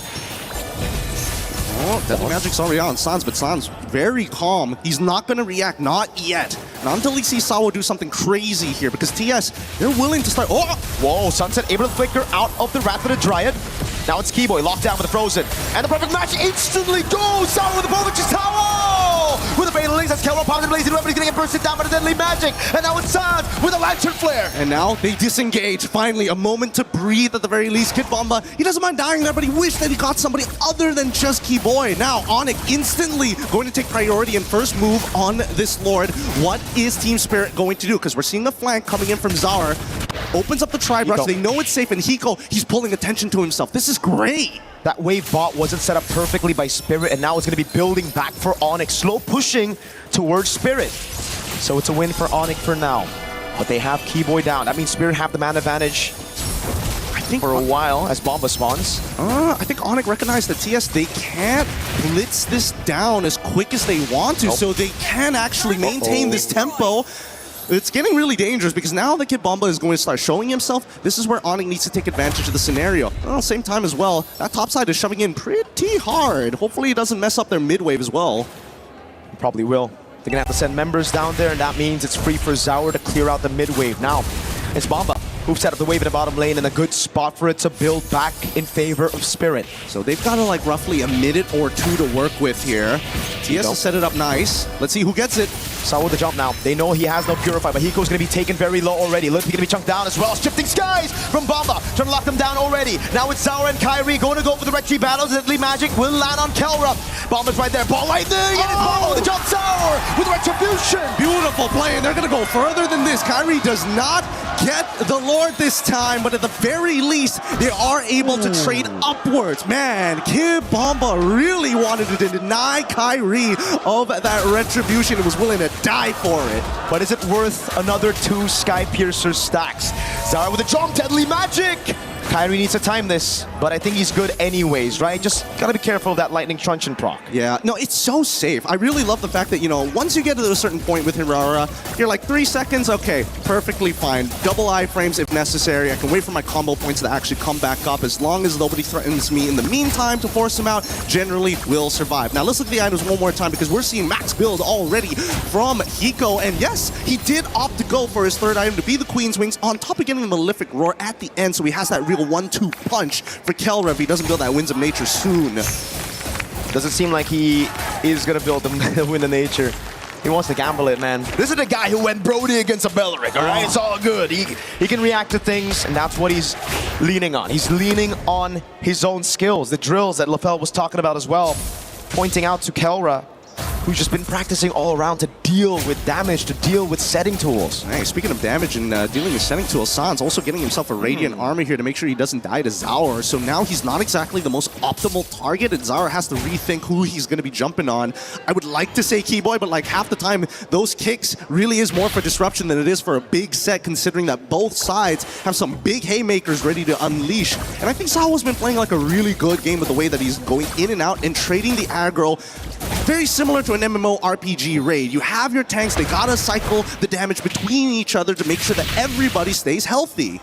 Uh-oh. Keyboy has a Shanfu. The Deadly Magic will actually bait it out now as Keyboy gets the Jikudo. Not a Shanfu again. Sawa with the Fatal Links, able to catch 2, but Keyboy will get the way of the Dragon to disengage for now. Hiko staying busy while that happened. Pushing in the mid wave, getting a bit more damage onto that base turret. And I like the fact that Zara, especially when there's technically nothing to fight for, he's willing to just throw the Deadly Magic at you. Just like, yeah, I need to get something, I need to get a reaction, and as long as that reaction actually happens, it's fine. My ult's gonna come back up in less than 30 seconds. Arguably, wait, where is he, level 15 already? Yeah, about 26 seconds, no problem. That flicker though, well, long cooldown on Keyboy. And that's really the only engage tool, right? Yeah. Look here, more on that reactive. Oh no, did they read out Keyboy's movement? I think they did. No flicker, Keyboy. How are you gonna run away from this one, buddy? That's a ball lightning. The Thunder's Wrath as well. Keyboy gonna be taken out by Zaur as Bomba walks up and they don't use any crucial resources. It's just the Deadly Magic. Now more than ever, the meta demands you perfection from not only your rotations, but your positioning as well, and reading your opponent. So far, the score is 8-8, but the 2.2k lead on the side of Team Spirit is starting to make me nervous here.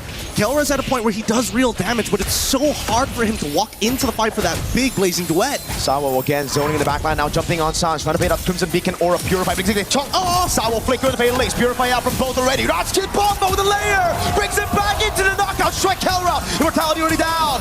It's right there, we're going for it, and Champion Sans already gets Kelra. They want to get a little bit more, but at least for Kid Bomba, he survives as Kyrie is next to fall.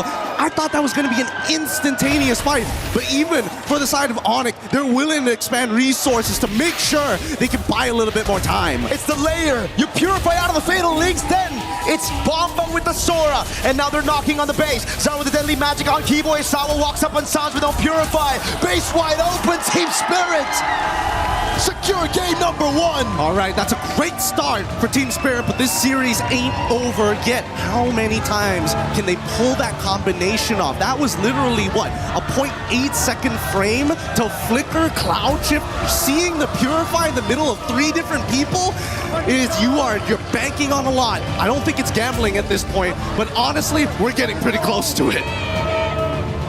Spirit, we had this discussion behind the stage, Gideon. It's all about taking these heroes, these mechanical ones, down, out from the bans, forcing Onyx to play their game. Spirit, they've always had this strength from when they were called Deus Vult before they joined Spirit.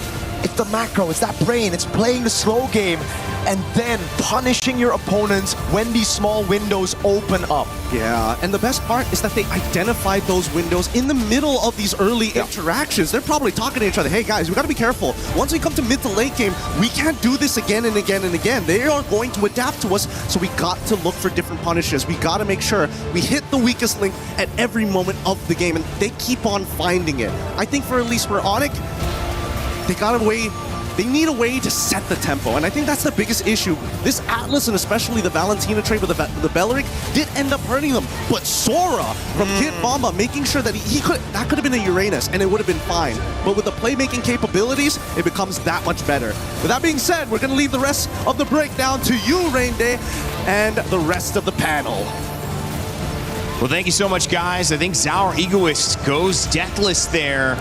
The 16-year-old, we were talking about Bumba, but that jungle performance was special. Alongside every single member of Team Spirit, it has been a dominant performance from EECA in Game 1, but still, like Gideon said, much more to come. That is, again, just a sampler.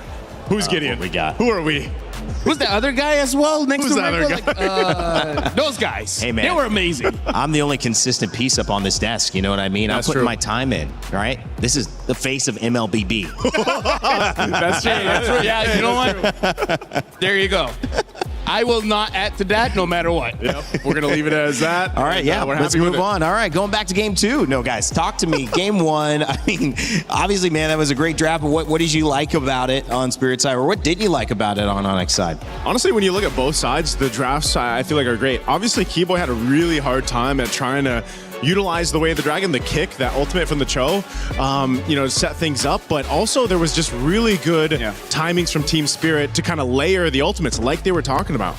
If it's okay, we're going to stick on this graphic for a while because the big thing that I want to show you guys is Keyboy damage dealt only 9,000. He's a roamer. He's not supposed to deal a lot of damage, but that also just shows he does not have a lot of forward momentum, right? Every single time he tries to go forward, he can't catch anyone. He's going to take way too much damage. So that's the first thing you guys got to look at. 111,000 damage taken, but only 9,000 damage dealt shows that Keyboy could not have much impact in this game, even compared to Sao. Sao did 15,000. That shows that he has a bigger impact compared to the rest. And look at Onyx as well. When you're looking at the jungle control, only 1 turtle and 0 lords.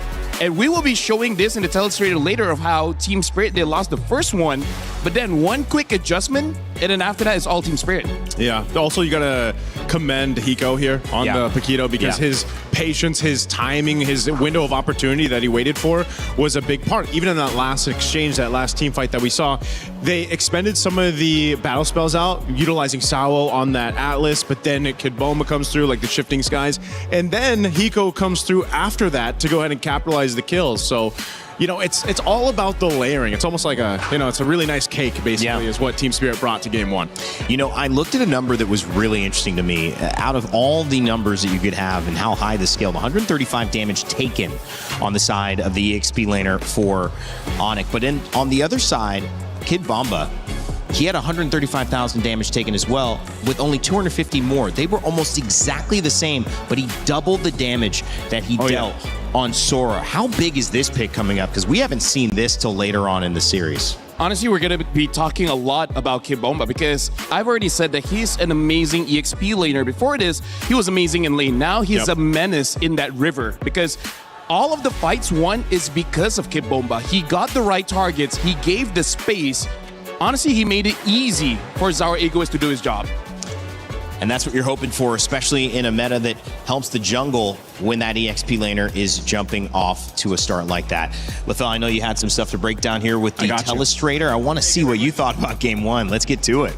Well, first of all, we do have to talk about the draft, right? For Team Spirit, their position 1 is going to be this Harley. The Harley is going to be the main damage dealer as well as the biggest threat going up against Onyx. Now, Onyx, they have a good draft in the sense that they have the Zushin as well as the Cho, where they can fight at any time. They have basically no cooldowns, honestly, and that makes it a threat in the early game. But they were able to shut them down with both the Eudora as well as the Atlas. So this is a dual mid lane combination for both teams where it's just that Team Spirit was able to outplay that. But again, the big piece here, position 3 coming in from Team Spirit, which is Kid Bomba on the Sora, he was the one being the main disruptor, making it almost impossible for Onyx to really win the fights. So because of that, we're going to be looking at the clips here. We're going to be looking at the first clip, and the first clip that we have to look at is what Onyx did right, where over here, you really got to look at the position coming in from Keyboy, if I'm not mistaken here, where his job is to shut down Hiko. And then for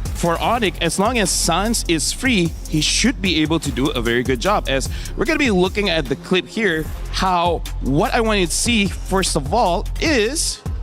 Look at this. Hiko had no stacks, had no champion stacks, by the way, so that he's not safe. He doesn't have the skills ready. But more importantly is the fact that Keyboy was able to kick him into the pit, making it so that he is a non-factor. But all the while, Sans, he's untouched. Look at this entire clip here, how Sans gets inside of the turtle pit, and then he's not receiving any damage. He is making it so that no one can really fight comfortably. And because of that, Onyx won because of their mid duo. Hiko is out of the fight and free reign for Sans. But then we see how things quickly change in the next clip here, where we see Kid Bomba. He was waiting in this bush right here, but then he immediately gets on top of both Sans as well as Kyrie, trying to make it so that they're not a part of this. We're going to be looking at the clip, and even though they were able to dodge it out, but again, as long as Sans is not there, is already good enough, because what Kibomba is doing is he's creating space. But the back, this is the last zoom in that I'm gonna do, because this is actually very important, and this is why Keyboy could not play the game. Okay, we're gonna be looking at here, and then we're gonna play the kick.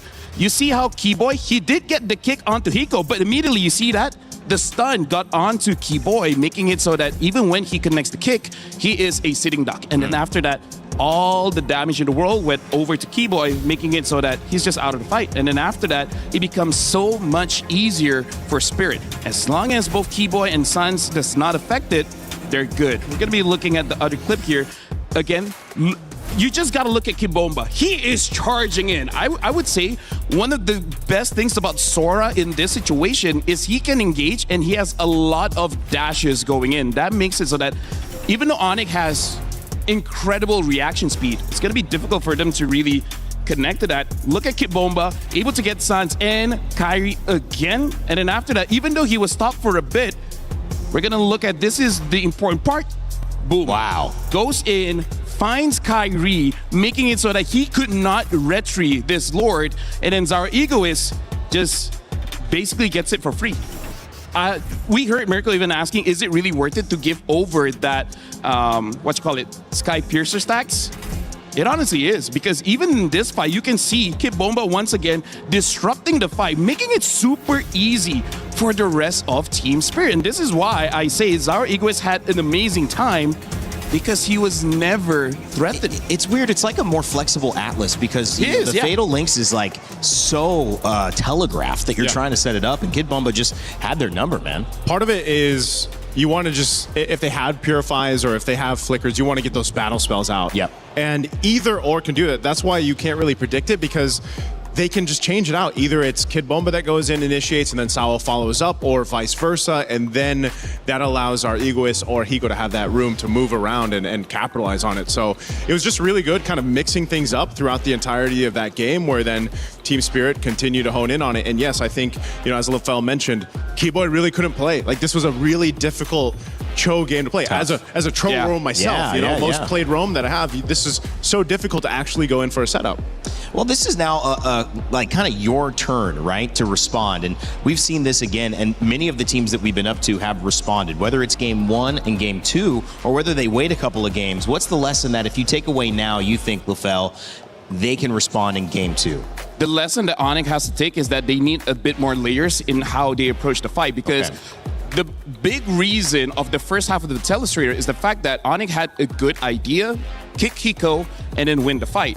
But then after that, they just countered by the Eudora protecting Hiko on this Paquito. Even though Paquito is a fighter, doesn't mean that he doesn't need protection. Yeah. He still got protection coming in from his team, and that was the response of Team Spirit. But we didn't see Onyx changing it up. The change that they could have made was wait for Kid Bomba to go in and then kick him out, right? Either kick him out or to burst him down very, very fast. So I feel like going into game number 2, They got to be a little bit more flexible. See who is the real threat. If Hiko's the threat, sure, fine, take him out. But if Bomba's the threat, even though he is an EXP laner, even though he's position 3, you got to give him that respect. Well, I want to ask a question about Burst, because Paquitos excels at Burst. But there's characters like Clint that also excel at Burst, and they're in the marksman side. Is it really the fact that it's Paquito, or is it the fact that they're playing off trying to stun Burst, set this up, win a fight quick, get a pick, and that's how their team is working? Could you swap that Paquito out for something just as effective, or do you think it's that important that now Team Spirit have to keep prioritizing it? I think it's one big thing to just have this burst, in the Paquito or any of the gold lane picks that come through, but it's more so just, again, effective layering. Paquito has to wait for that moment when he has those stacks, when he has that champ stance and everything else to capitalize it, and that's why the Eudora works so well. I think Eudora is one of the main centerpieces for a lot of these compositions where it's like, I'm just going to go get this stun off, shred some damage down. I mean, again, her combo can almost one-shot someone. If it doesn't, it brings them low enough that any gold laner or fighter that's parked in the gold lane can usually then get a kill. You know, it's more so, again, it's either more of a smooth damage output or it's this kind of burst that you see. And Paquito is just one of them that works so well in that fighter lane. Whereas, for example, if you see a Freya put there, or let's say it's another variation of any of the marksmen that you can pick up, they're very different. Yeah, and the tempo that was applied in this one, you saw earlier in the series, if you were watching, as it was an amazing back and forth between Yangon Galacticos and Team Falcons PH. One of the things that started to become the glue of Team Falcons trying to make that comeback, winning 2 games in a row in game 3 and 4, was glue. And it was a lot of in and outs from Ogwin. It was a lot of just barely dead. Oh, here's my flicker. Now everyone's distracted and I'm still alive and I'm going to jump back into the fight. That's what we saw a lot from Kid Bomba here as well on the Sora. Can they do it again, or will they find an answer to some of this, guys? And as we take a look, game 2 draft on the way. You can see the coach already working it, LaFell. Well, when we're looking at a draft, we got to look at who's going to be disrupting the fight, because Paquito, he does have a lot of bursts, but the things about fighters in general, at least one ability in their kit is able to just change the landscape of the fight. For example, you're positioned in a way that you're like, let's just say 100 meters away from your opponent, but then all of a sudden you're only 20 meters away from your opponent, right? Yep. Positioning is such an important aspect at high level MOBAs, honestly. Like any MOBAs, the positioning is going to be very important. Anyone that can change your positioning is annoying as hell. They can go to hell. Yeah. They can die. That's what. And first pick Hirara. Thanks for putting it lightly. Being that way, I feel like a lot of people feel about that. I mean, I've seen even playing the Hirara over here. Well, usually it's Mirko playing it in the server here. They have the opponents say the same thing. They talk about Hirara just being able to move and have that mobility. But I think another point of that is again, you have just so many things that you can do compositions wise, but because we're in this more assassin meta more often than utility, for example, we've seen it pop up a couple times, these fights are very push and pull. They're so logic based that you kind of see this play out that way. Well, Atlas let out on the basically to roam free off the leash. Paquito banned alongside Marcel and the Selena, so they felt it was enough of a threat. They don't want Kelra to have to deal with any of those shenanigans. I like that even during the draft, Kid Bomba finds a time just to say I love you to Onyx, and I feel like because he knew he was gonna get the barrage, he's just like, Kel, I'm just saying your name. I got you. Yeah, I'm just saying I got the barrage. You got to think about it, man. Again, that little fun fact there. They're one match away. For making history, right? I mean, I feel like this MSC alone here at EWC 2026 has been all about making history. It really has. Tournament of upsets, tournament of history, both great names for this tournament in Paris. EWC has been the home of MSC for a few years now, and man, this one is special. That's why it's MSC, right? Must-see competition. This is the one that everyone has to see. All the other competition. games, B tier. Yeah. MLBB's S tier, man. This one's you gotta watch. Yeah. Whatever game's coming up after this, I feel so bad for them. You guys are going to be hard to beat, I will say. The Lenovo Legion Gauntlet, it's going to host a lot of games. It already has hosted a few. If you want to be the best, it's going to be hard to beat this one, though. If you want to be the best, you got to beat the best. That's why we just keep beating ourselves off. And then now we're here having an amazing series with the Harif band out. I feel like coming up, Onyx has to consider that this Harley pick is going to be the bane of their existence. Are you okay, Naisu? Yeah. be serious, man. This is the I'm just match. pumped up by your morale You're pumped boost. up? Yeah, by your morale boost. You got to pump yourself up for this. Yeah, you need all the energy that you can muster to have an amazing analysis for this match. Yep. Last couple drafts here, Melissa gonna be banned out. He's trying. Melissa, that's interesting. Melissa banned. Yeah, we haven't seen her make too much of an entrance, actually. Hasn't been played, I think, in the last 2 days. Maybe once. Maybe once, but it is far cry from what we saw at the end of the group stages. I mean, like, it's still very strong. I'm just wondering why they banned out the Melissa here. They're thinking that without the Paquito, without the Freya, there's no other option of fighters in the gold lane. I guess there's not. I mean, like, before this was Ruby, but after the change of how her lifesteal kind of works, we don't see a lot of Ruby, at least not in gold lane. I think maybe during MWI. So this might just be typical matchup, I would say, especially based on this ban. They go for the Belric ban over here. Jushin's going to be the last ban for Onyx. So we could just see a traditional marksman matchup. Maybe the Mozkovs, maybe the Claude. I feel like Hiko is more of a burst kind of guy. We even saw in the crowd someone say we want Hiko Mania back, and now they pick up the Claude here. Gonna be interesting to see what Onyx picks up. I feel like the Moskov should still be pretty solid here, but maybe Kera wants to use a Brody instead. Yeah. That's what I was thinking too. Just for the sake of having that extra distance to work from. I mean, obviously Moskov can essentially do that too, but let's see what happens here. These last 2 picks for Onyx will round this out. I mean, this is pretty standard for the first 3 that they have. But now how do you complement that too? Because your Valentina, you're going to have the Fatal Links pretty much that you can capitalize on and play into. Barats for Kid Bumba, he said, thank you. I love you, some version of that. Happy to have the bite. And of course, that means somebody is going to be able to hopefully lose some of that purification if Atlas comes in. But on the other side, Glue, we have seen that hero make a big impact. Yeah, as you mentioned, Rain Day, you know, in the hands of Ogwin in the previous series, really helped them out in some of the games that they brought it through. But again, this is good coverage because you've got that tanky front line. You can go ahead and set up with Fatal Links, your own. You have an Esmeralda. This gives a lot of space once again over to Kyrie and Kelra. And again, I don't know if Sunset Lover's he's not tired of playing Eudora, man, because I feel like almost every single game since the past 2 matches, he's just been playing Eudora. But, you know, they're going for a different approach, right? They're trying to say, let's make that gold lane something that Kelra can win. Is that the win condition here? Banning out the Paquito. We'll see if the Claude and Hiko Mania can occur. Guys leaning one way or the other? Quick. Oh, man, I'm going to have to go 4. I think I'm going to lean towards Team Spirit. I'm going to go to the toilet later. Well, we know where LaFell's going, and we know that Spirit is the side that is bringing more of the attention for Naisu. I want to hear what our boys think. Here we go. Gideon, how are we feeling about game 2?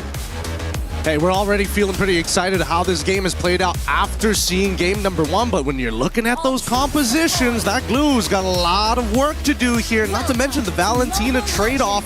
They're going to have access to Fatal Links, and I'm only seeing 1 Purify coming out of Hiko, so good luck to both mid laners. Something has to be perfect. Somebody will eventually make a mistake, and not to mention Lutby getting chunked out pretty early on. Yeah, it's not just about mistakes or making it, it's also having to deal with the forced mistakes from your opponent. Spirit just did that straight up.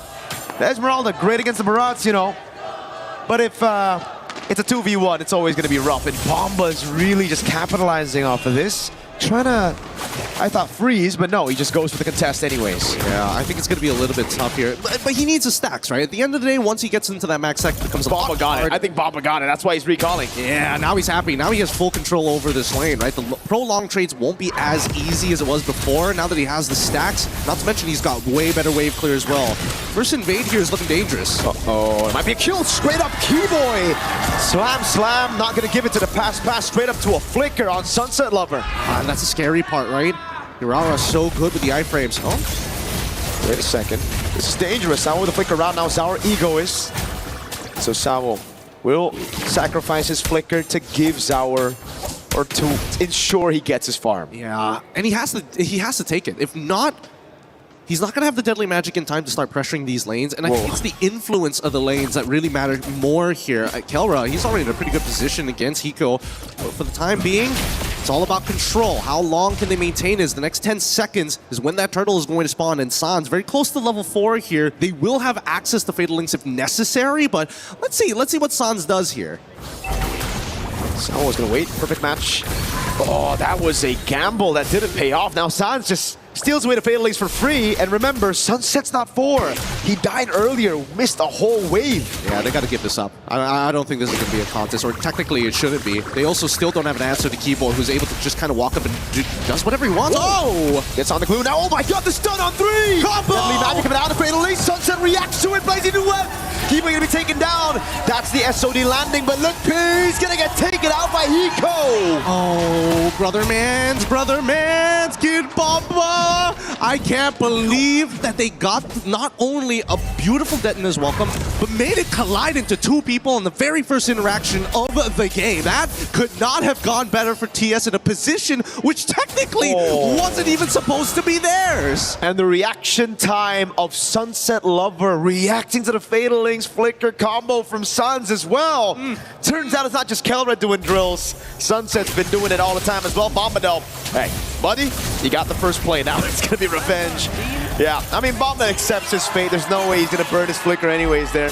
It's like 4 guys? Really? 4 of them? Boys! Nice. Let's give Hiko a lead, and now immediately going straight for the plating. And I mean, that's the natural trade-off here, and understandably so, but definitely is more important for Kyrie at this stage of the game. He needs to get those kills early on. I don't know whether Keyboy can keep this up, but he needs to continuously harass and start opening up this map here. Not only are we seeing the man-to-man defense, but we're also seeing decisive action from both TS and as well as Onyx. Hey, if you're going to gank 4 people down here, we got to make something happen on that top side. And not to mention that Keyboy, even when he is playing defensive like he is right now, he is looking for Sawo. He's thinking, all right, if Sawo shows up, we can do something about this. If we notice that, hey, Zara actually is on the bottom side of the map, does he need to reposition? Because you can see both sides are leaning into that insurance policy at the end of the day. Ooh. Is that just a retry? Yes, Zara actually took that away. It's such a small win because it's the small little beetle, but hey, a win is a win. If you take away Hirara's main power, you know, being able to farm. Well, hold on. I thought Onyx were going to rotate up top. Instead, they're going to wait. I thought so too. Ambush. Keyboard the slap, the pass. Wow, Sawo gets a perfect match in time. Okay. Are they going to punish this? Oh, that's already worth it. They bait out the Fatal Links. Interesting interaction with Cycle 9. Now they want more. Oh my god, Keyboy spat into Hiko's guns. Bullets, bang.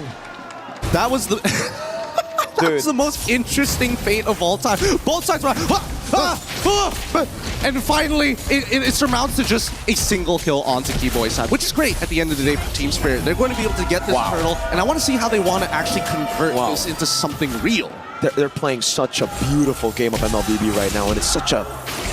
I love the dynamic of, you know, Yangon Falcons going, team fights it, and Spirit and Onyx being a lot more slow. Sawo knows there's no Fatal Links. That means he can open. That means he can try to actually feint out some of these, you know, engages. Hold on. Even to conceal to get more prio. Hold on. Valentina's waiting in the bush. No. All right. They're not going to dive this, are they? I mean, it's a little dangerous to do this at this stage of the game. And not to mention, there's kind of nothing to fight for on the map, right? The buff's already been taken on that top side. If they wanted to make something happen, maybe on that bottom side. But even so, they still are able to get the turret, which is great. And you get to really see the growth of Hiko as a player, Gideon. Just last year, against Onyx Philippines, Spirit were the ones to choose Onyx PH, right? Winning their groups, doing really well. And in the lanes, it was Hiko who got overzealous, wanting to solo kill Kelra, really wanting to put it out there that he could be better than the god in the gold lane. This time, he trusts in the team. He plays for the team. He doesn't try to get those 1v1s anymore. Actually, it's a little bit more than that, because Hiko decided to start... Oh, hold on. Wow, Sunset Lover! What a reaction again. Hiko stays patient on the Purify. Now, Litpi taking a brunt of that damage. Kid Bomba's trying to get the angle to pull Litpi back. Sunset, what is he on? Yeah, I don't know. I was surprised that Kid Bomba actually didn't want to try for Detona's welcome to get the Purify out of Lupi earlier. There's still like 35 more seconds until the next turtle actually spawns here, but this is working out perfectly. Come back to the point here. The fact is, he gets this turret for free. This fight, the reaction time here. Oh. Bang! I think he was reacting to Lutpi and it was hell no! It was reacting to Lutpi. Oh, what a chop! Big Bonk now throwing him into the ball lightning, and it's going to be him taken out by the Thunder's Wrath straight up. Keyboy now 1-3-1. All it takes, a 2K lead for composition like this. Let's pull up the item list. What's Bomba currently on right now? Like, he seems a little thicker than usual, and that's why he's got plenty of magic resist with that Radiant Armor. He's already building up to the Antique. With that gold gap. Oi, what? Sour picks up a kill in the mid lane. I think with the help of the Ball Lightning, that magic defense reduction. It's a natural combo here, and now they're going to get mid-tier. What? This is going to snowball out of control. This is going to turn into maybe even like a 6K lead. And Gideon, we were talking about that matchup. Hiko and Kelra, the gold gap, the difference is massive. Hiko got the golden staff at 6 minutes. He's on track to get it. 3-item power spike at 8. I'm really hoping LaFell can break down that moment where Hiko takes that top tier turn, because that was a team effort here. Everybody decides, you know what? We go invisible, we make the play. Oh, does he get caught at the... Oh no, he couldn't run away. Sao made it difficult as well. Man, I really thought he had enough base defense to actually survive the whole thing, but man, with the shred and everything else. They're playing so good. Like, this is technical boxing. This is they're playing on the outside. They're not like the Young Long Galacticos going for the inside brawl. They're dancing on the out. Literally. This is great. Bomba, bro. Oh, moments like this where people who don't know high level are like, why is he wasting his ultimate? Cut to Zara. It's like, oh my god, another buff. I'm having the time of my life. And I gotta give it to Sunset Lover, man. So many of these plays have been set just by him wasting the resources, because by all means, Onyx should be able to capitalize on some of these moments. Sunset is a Eudora. This is a guy who's supposed to be vulnerable against a Fade Lynx, against a Falling Star Moon, but he's just so clean. He's so good with it. He's playing hot. I think he still remembers the last MSC, right? The last time at an international, actually. When he was playing Farsa, he ended up getting hit by too many abilities, and I think he doesn't want to make that same mistake, especially with the qualification to the grand final slot for not only himself, but for the region. Zara, he's doing some real damage. Even Lutfi, that shield is not doing much for him. He's getting chucked out a lot of the time, and at least for now, let's see how TS wants to do this, right? 25 more seconds. Swift Trinity for Hiko. Ooh. And that's the damage! Oh my goodness! Lutfi's health bar! Blown out straight up! It's this moment here. They're not going to siege. They're not going to siege. He's not going to do it. It's not going to do it. But he's conditioning them. And that's the important part at high level. At the end of the day, Kid Bomba has shown so many Detona's welcomes that have so much value. The fact that he's charging it up, Onyx have decided behaviorally, I must respect it. And they start moving away from this. Now, they've got the Lord in their hands. They don't care about the setup on the Lord because, hey, the waves show up, Onyx. If Onyx shows up, that's when TS are going to attack.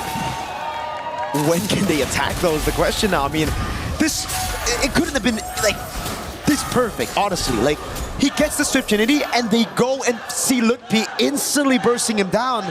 And even Lutfi's confused. He's behind on the Esmeralda. He's thinking, all right, I gotta get the Radiant Armor to deal with our egoist, right?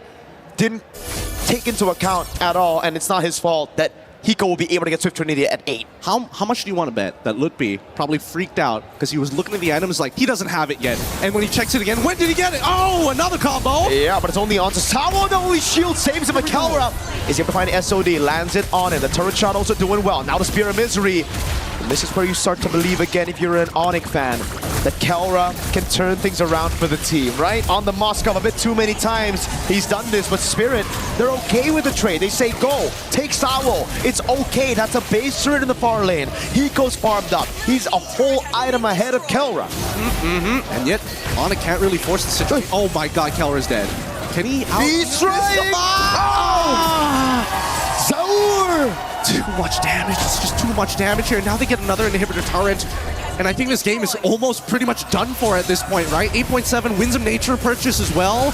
Like, worst case scenario, somehow Sans and Lutfi need to take out Hiko after getting chunked out by Kyrie and Kelra. Spirit just took out Onyx plan B like it was nothing, and it was our egoist.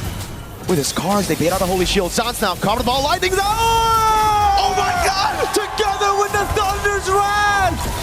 Oh my goodness, styling on Onyx. That was Hiko with the BMI. Caught again by Kai. But now he's getting him down, Sawo. Straight to the back line now, going for the Fatal Links, waiting and Purify out already. Keyboy's taken out by Sunset. This is sheer domination. This is sheer domination from Team Spirit. They're not letting this go. We don't need the Lord. We're going straight for the end. We have the power spikes, and we're going to close it out here. Lutfi jumping in. Oh my god, Tower again. again. Takes Kelra below. He gets into the base in time. That's everybody except Kelra down against SOD. But he gets gunned down by Hiko. And now it's Suns. They're looking for the end, and this should be at the full wipeout at the top of it. 13-4, 11 minutes. What a game two. What a confidence boost for every Team Spirit fan here in the arena. Holy cow. Devastation. And I mean, as an Onyx fan at this point, they're begging for something. They're begging for a better draft. They're begging to see some light at the end of the tunnel. Gideon, the question is, what could have been better? You need to ban the picks that were banned out earlier. It wasn't that Onyx dropped the ball, it was Team Spirit that just feel like they're ahead. They banned out the Selena, you have to do that. The Paquito is the adjustment from game number 1, then the Marcel as well. These are just picks that you cannot give out to Spirit.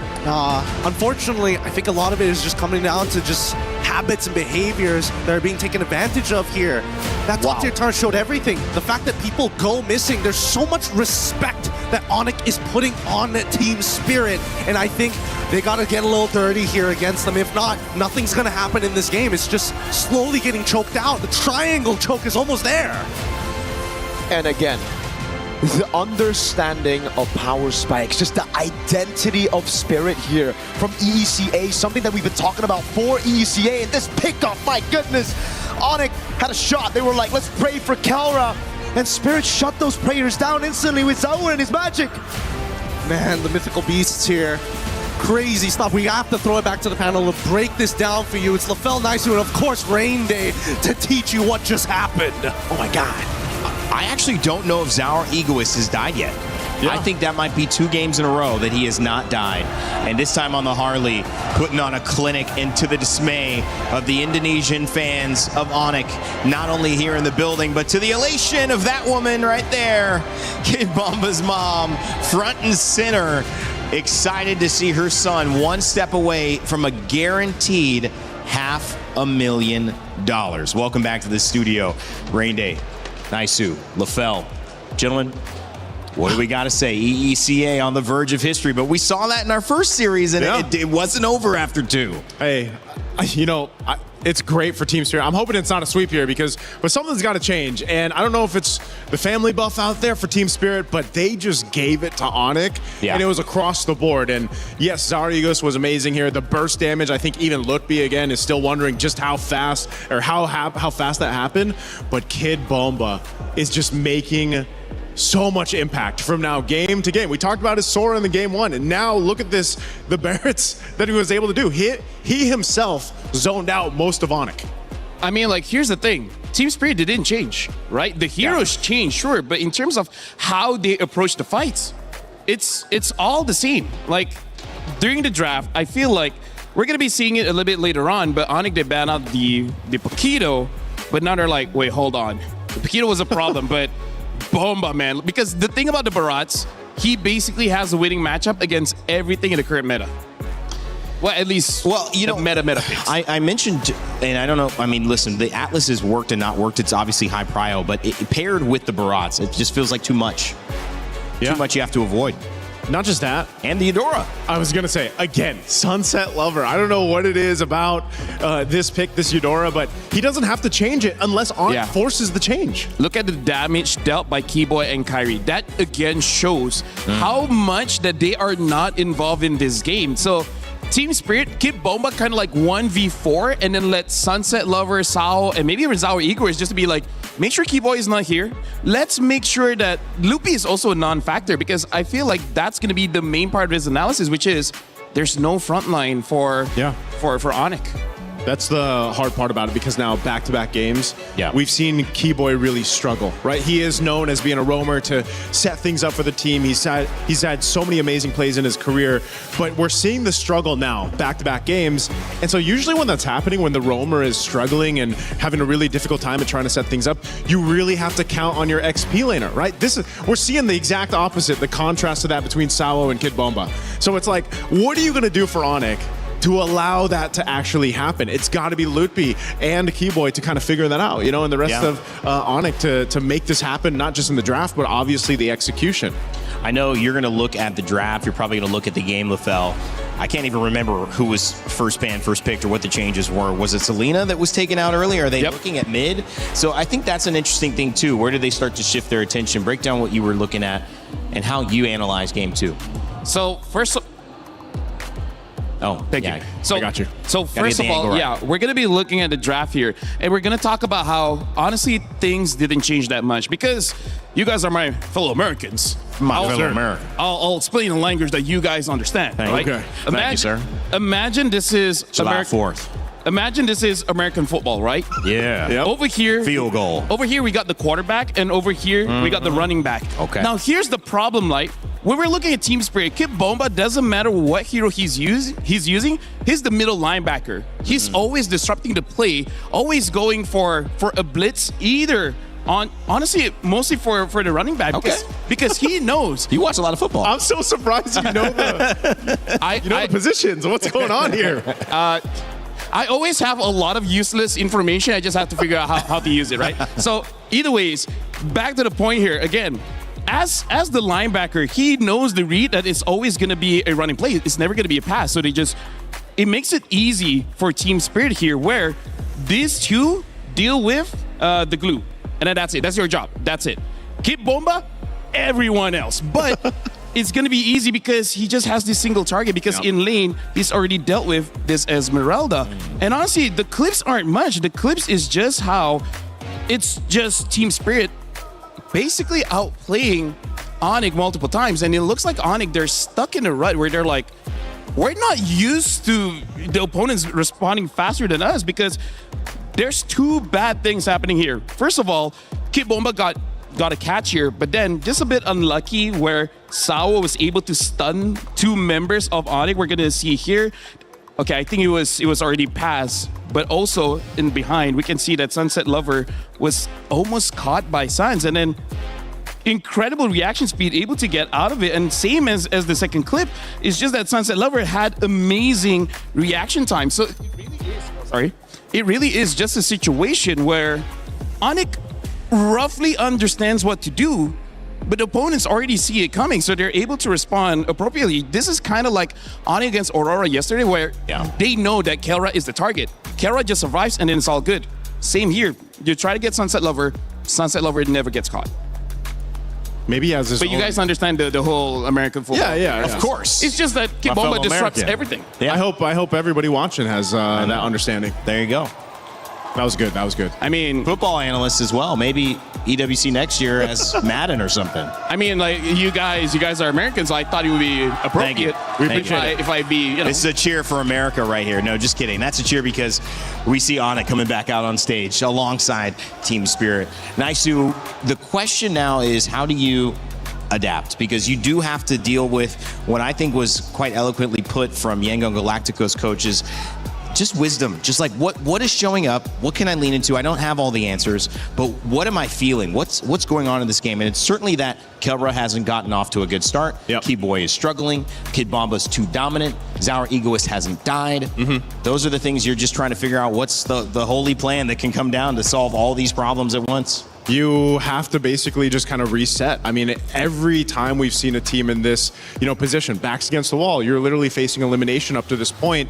The best teams out there reset quickly, and I know the coaching staff behind Onyx is able to go ahead and help them accomplish that. Again, these players have so much experience in this position in the past, but you have to focus on where you can. And like I said, XP and Rome between Lutby and Keyboy are big cornerstones to that, because every single time that we've seen Onyx make a big comeback or a possible reverse sweep, it's usually starting there and then allowing the rest of the team to kind of shine from there. I mean, their drafts haven't been bad or anything like that. No. They haven't been terrible. It's just more so they're getting, honestly, outplayed by Team Spirit. And maybe the issue is that they haven't dealt with the Paquito, so now they're forcing a ban on it. If they could kind of force a ban towards the EXP side of things and put Bomba, but then they brought out the Sora last pick, and that wasn't banned, and you can't really ban Sora and Paquito. You're opening so much stuff up. This is going to be tough. What do you guys think in chat as well? I know we have some online coaches. I won't say backseat coaches because this is no seat. But let me just say, if there is an idea, what do you think they should do? I know the conversation will continue along Reddit and all the comment sections. However, we want to let you know that there are other games going on, although maybe not as hype as this. This has been the place to be for sure. Must-see competition is what MSC now stands for, thanks to LaFell. Let's check over to Stage 4's Alliance Vault and have Milos give us an update on what's going on with Street Fighter, who is in France this week.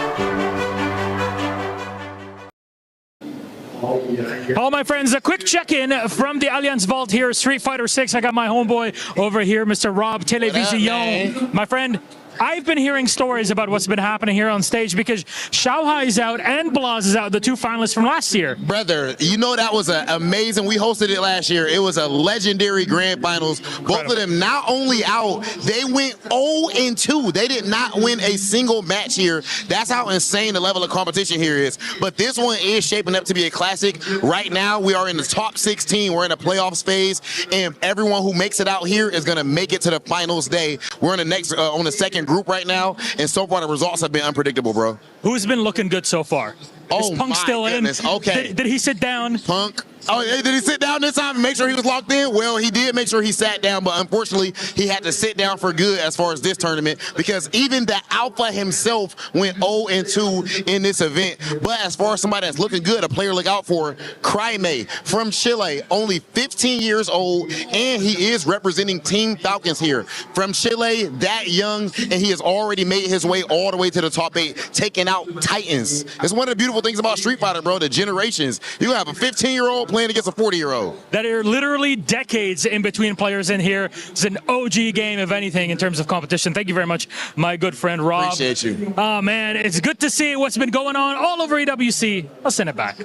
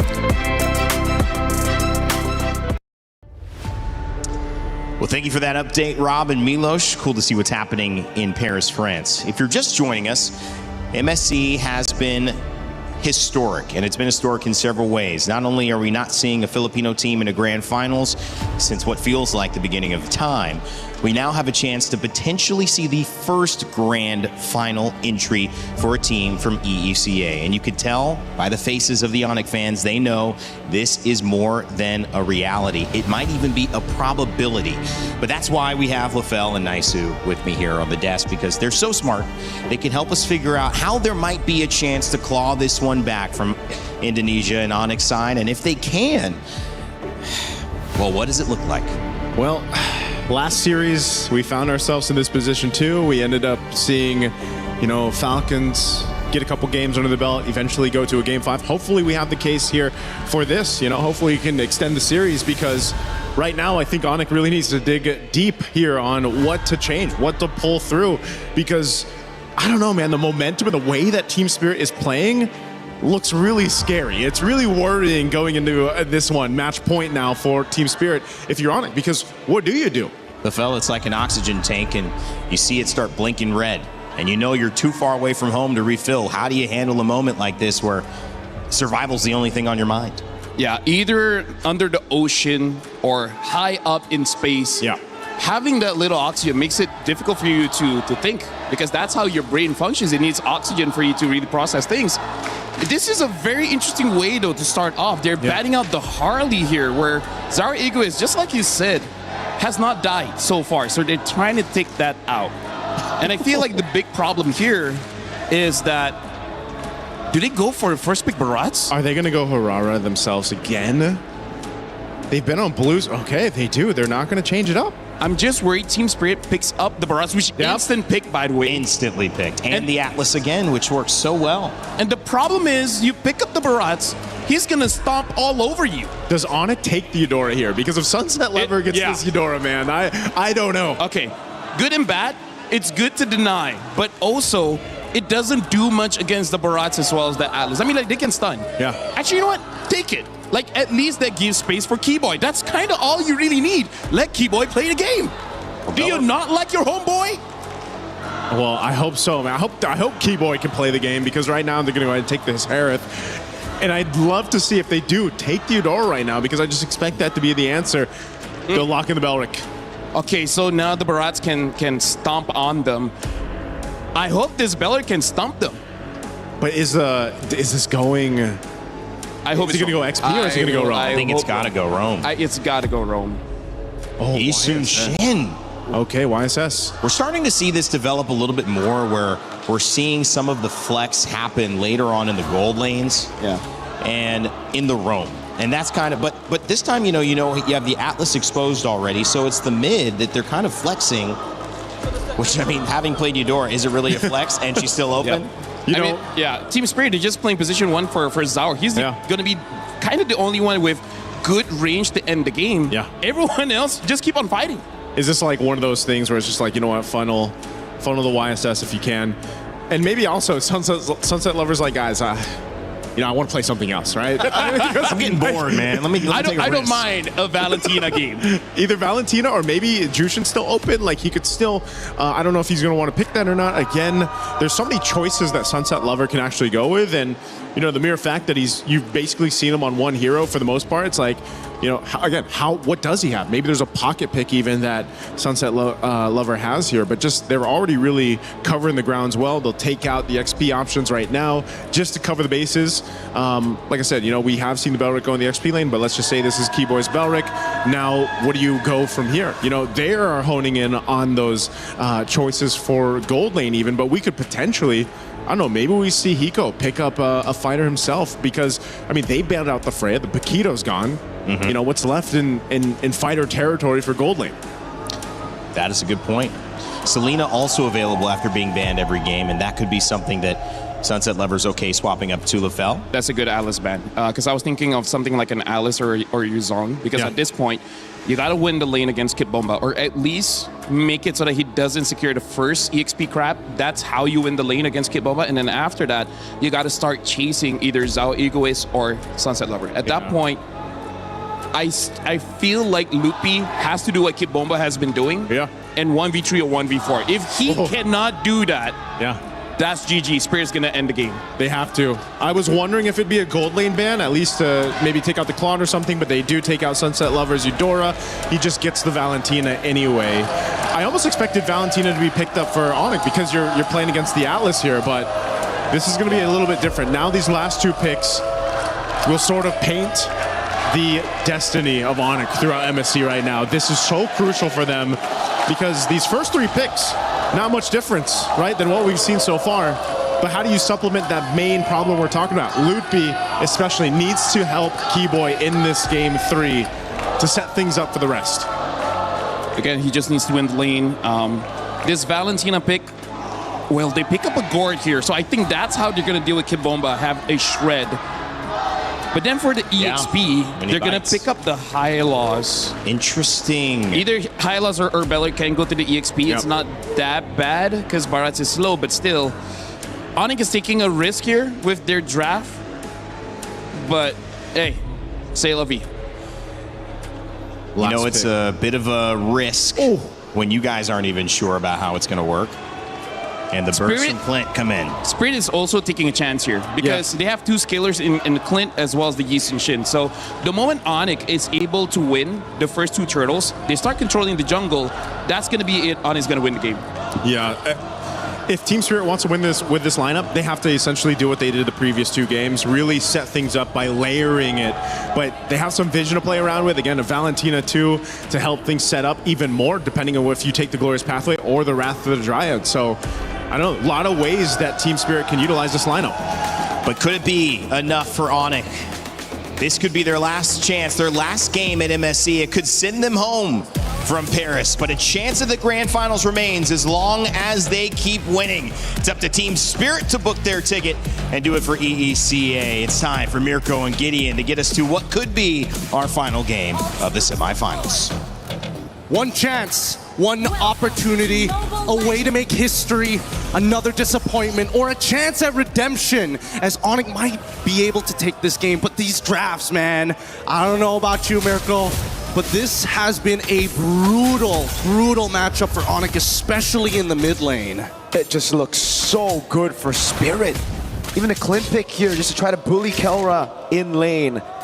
I think it's really, really good. Great movement here as well by Hiko to dodge the Synchrofish. As we take a look at the emblems for this game number 3. So making sure that everything's up to date here. It's making sure they also have, right, early flicker on, but Sunset Lover's in trouble. He's got no dash. Instantly, mobilization, Kai with first blood. This time in game number 3. Priority makes all the difference here. They're going to get one more into Sawo, and Kyrie is already extremely happy with the scenario. 2-0, one of the better starts we've seen here for the side of Onyx. This is the best start we've seen from Onyx already. So we'll see if they can actually capitalize on this. Kyrie this time 2-0. So again, this could be it as well. Hiko with the flicker already. Great read by Kai to read that flicker. 3-0 for Kyrie in game number 3. This is an amazing start for the Sky Kings. And at this stage of the game, TS, well, that early game plan might have to, take a back step for a little bit here. It's not the end of the world because a majority of that lead is still on Kyrie. The question is, can the laners keep this pace up to maintain this level of oppression as we start moving into our very first turtle here in game number 3? And TS, they already have information. They should see Sans rotating here, as well as Kyrie as well. Are they going to just steal camps? And I think that just might be the play. They're just going to wait and steal.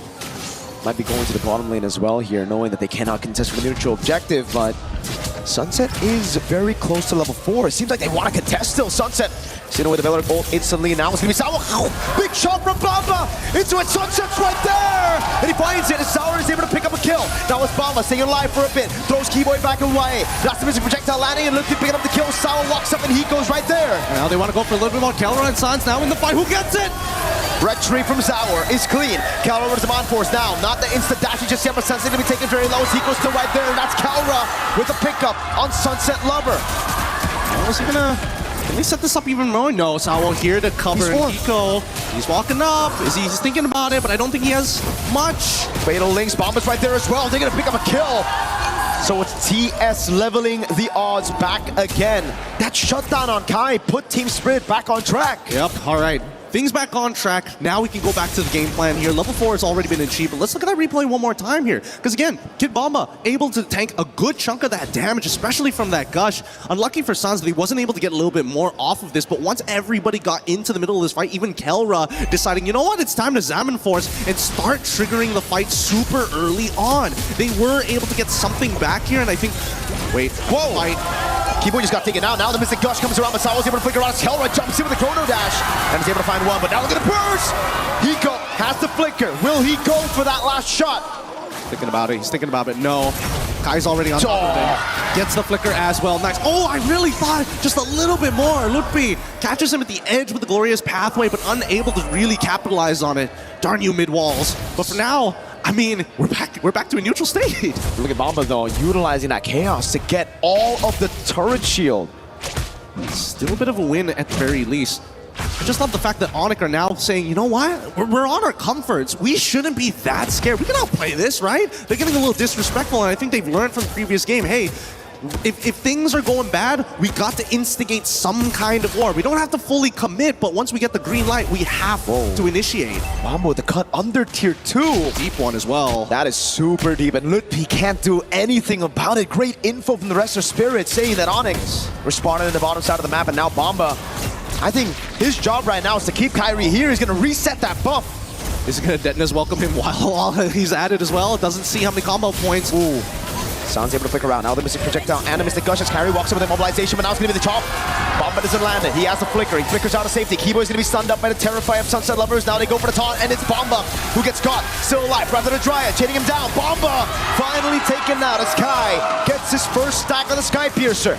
But they don't get anything else on the map, unfortunately. They managed to clear the waves just in time, so no big convergence and no bigger trades for the side of TS. Onyx win it now. They're sending 3 members down as Kyrie's on top. Let's see the dispersion, because unfortunately for Hiko, he's got to recall at some point. He's got no mana. Yep. I think now is the right time to recall. Sunset Lovers looking for the angle now on Kai. He goes for the dash. He's waiting for it. Oh my god! He timed it perfectly down the Rather Triad! Sunset Lover! 3 games in a row having one of the best series performances. Man, Sunset Lover, the prodigal child, is back. They don't want to go. At least Kid Bomba didn't have his flicker there. That'll. Oh! Sao! Fatally straight into Cerevico! Keyboy with the Rather Dryad, but now it's going to be the chase as the conceal gets used up by both. One into the bottom lane. It's Bomba. He's going to look to try to bait out the Purify from Kelra. Zaman Force coming out. Sao with a perfect match. He's going to try to go for the dive right now as Kelra is able to go for it. A few more hits. Big chunk. Purify out from Kelra. Don't punish just yet. We need to see the item list here. Did he go get that power spike as soon as that wombo combo happened? Because as of yet, that was a lot of damage, and now Zara gets a mid-tier 1. Looking to threaten multiple buffs at the same time. Even managing to walk away with this. Bit early on the retribution. Let's look at this one more time, because again, a huge catch here, especially onto Zans, who's very susceptible to this Atlas at this stage of the game. He doesn't have that Purify. He's got to make sure that when he positions himself, it's very much when he has that info, but at the same time, nobody can really stop Sao from getting in on the fight. And no one can stop Zaur from farming. This guy, I mean, Rainday pointed it out earlier. Yes, Zaur has died. It was once. It was a shutdown towards the end of the game, so it didn't count that death. But man, this guy's just untouchable. The Egoist, and this time so clean on the Traceless. The CC immune to get away from these CC locks. Even the target from Lutpi, now the Mountain Shocker to get vision. Yep, we've moved from technical boxing. There's still aspects of being on the outside, but you can see that Team Spirit, they want to get on the inside. They want to make this as messy as possible, because when it is messy, you are blinded by what is happening around you. And so far, Kid Bomba and Zara Egoist are the biggest winners in those cases. This is a huge lead, 3.2k, 7 minutes in, and Hiko is still gunning down these turrets. This is why you got to watch these games. This is why you can't just look at the stats after the game. You look at Sunset stats, you're probably like, oh my god, he didn't have a good game. But then you watch it and, hey man, what a performance from Sunset. Yes, first blood, sure, a mistake, but the redemption was 10 times fold. That mistake. And now Sao zoning Kai away from the jungle. Plenty of damage dealt all across the board. San's actually getting some pretty decent damage. However, the way that their leads are working. Oh, it catches! Max range, now it's the rest of the team! Lutpi's right there! Oh! Baits the flicker out from Sans! And now it's free for Salo if he wants to get Sans! No way! He didn't see the Jets right underneath them, pushing him right into it! Holy! TS are not missing a beat as of right now, and their mechanics are so sharp, it hurts. It hurts to be an Onyx fan. They're hoping that at least an outplay would come through, but with a 4.6k lead, unless that shutdown is on Zara or maybe even Hiko, I don't see it happening for now. They already lose their shielding down by the mid lane. That's fine. They still have their side lanes to work for, but they still have 33 seconds. And it's all about just waiting right now. Spirit have everything they need to close it out. Oh my god, Zara already Malefic. Holy Pull up the items. I want to see that right now. What is Zaur on? He's level 14 at 8 minutes. This could be the fastest level 15 in the tournament. Hyper efficient as well. Doesn't go for the BOD. Goes for the hyper efficient items to make sure that his power spikes are alongside with how strong Hiko is with the Berserker Spirit and Endless Battle. Once he gets that Malefic gun, the sieging will begin. He gets a screen crab and orange. That'll be the fastest level 15, I think, but he doesn't care. He wants to stay objective. TS on the Lord, about a shocker for Vision. They want to dance around this for just a little bit. Look, B. He's taking a decent amount of damage. Kid Bomba's losing his stacks while they're dancing around this. Onyx don't mind, but they can't walk in on the pit, and also they get it for free.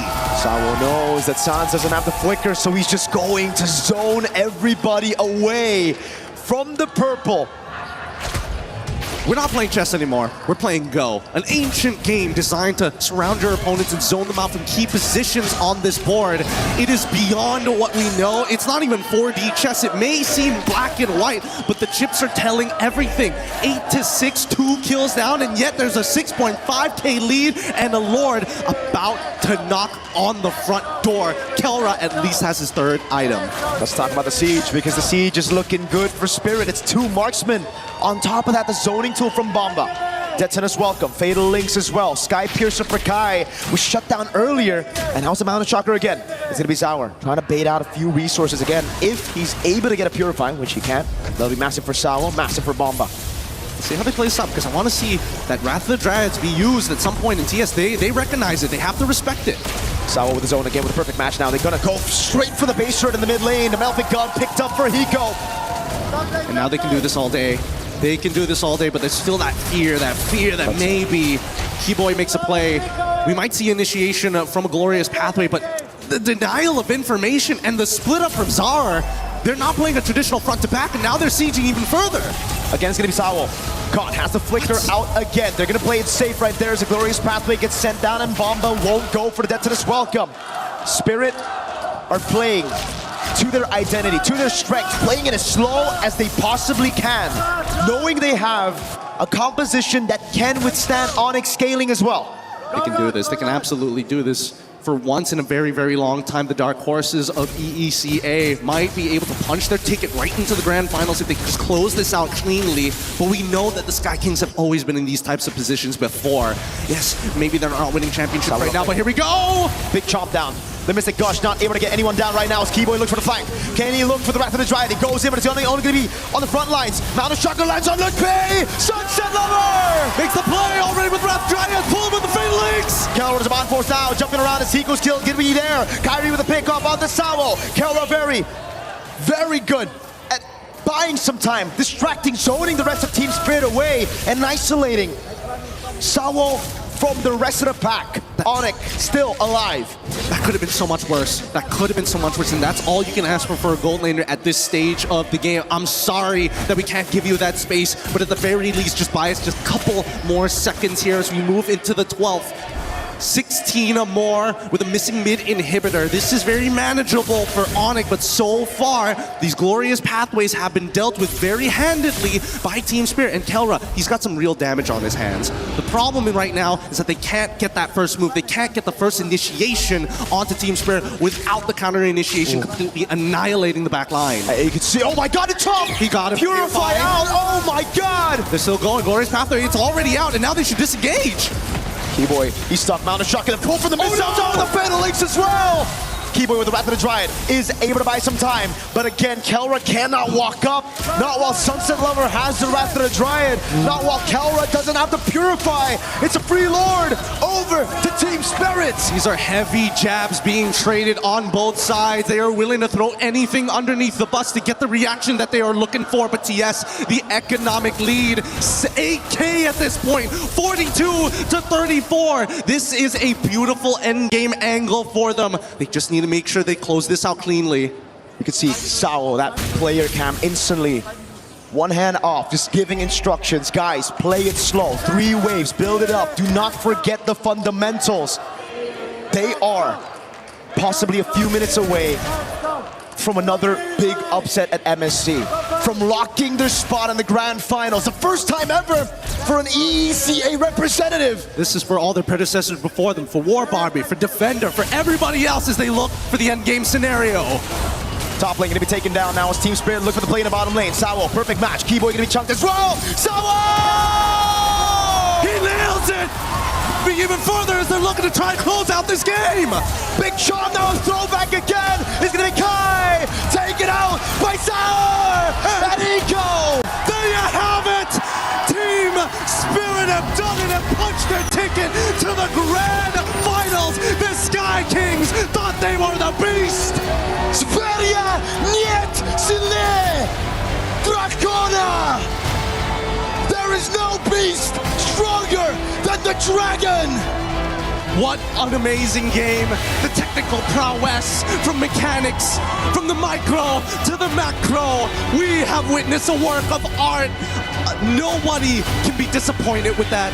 Even the Sky Kings can recognize when they have been matched. What a crazy game coming in from EECA. They haven't just been matched. They've been stomped and they've been destroyed. The Porcupines, the Sky Kings, burned to the ground by the flames of the dragon. Ladies and gentlemen, give your congratulations to Team Spirit as they qualify for the grand finals. What a moment this is. What a crazy set of events. I keep using this word crazy time and time again for another region to rise up to the grand finals of this caliber for the first time ever in a mid-season cup here at an international. There will be no major regions.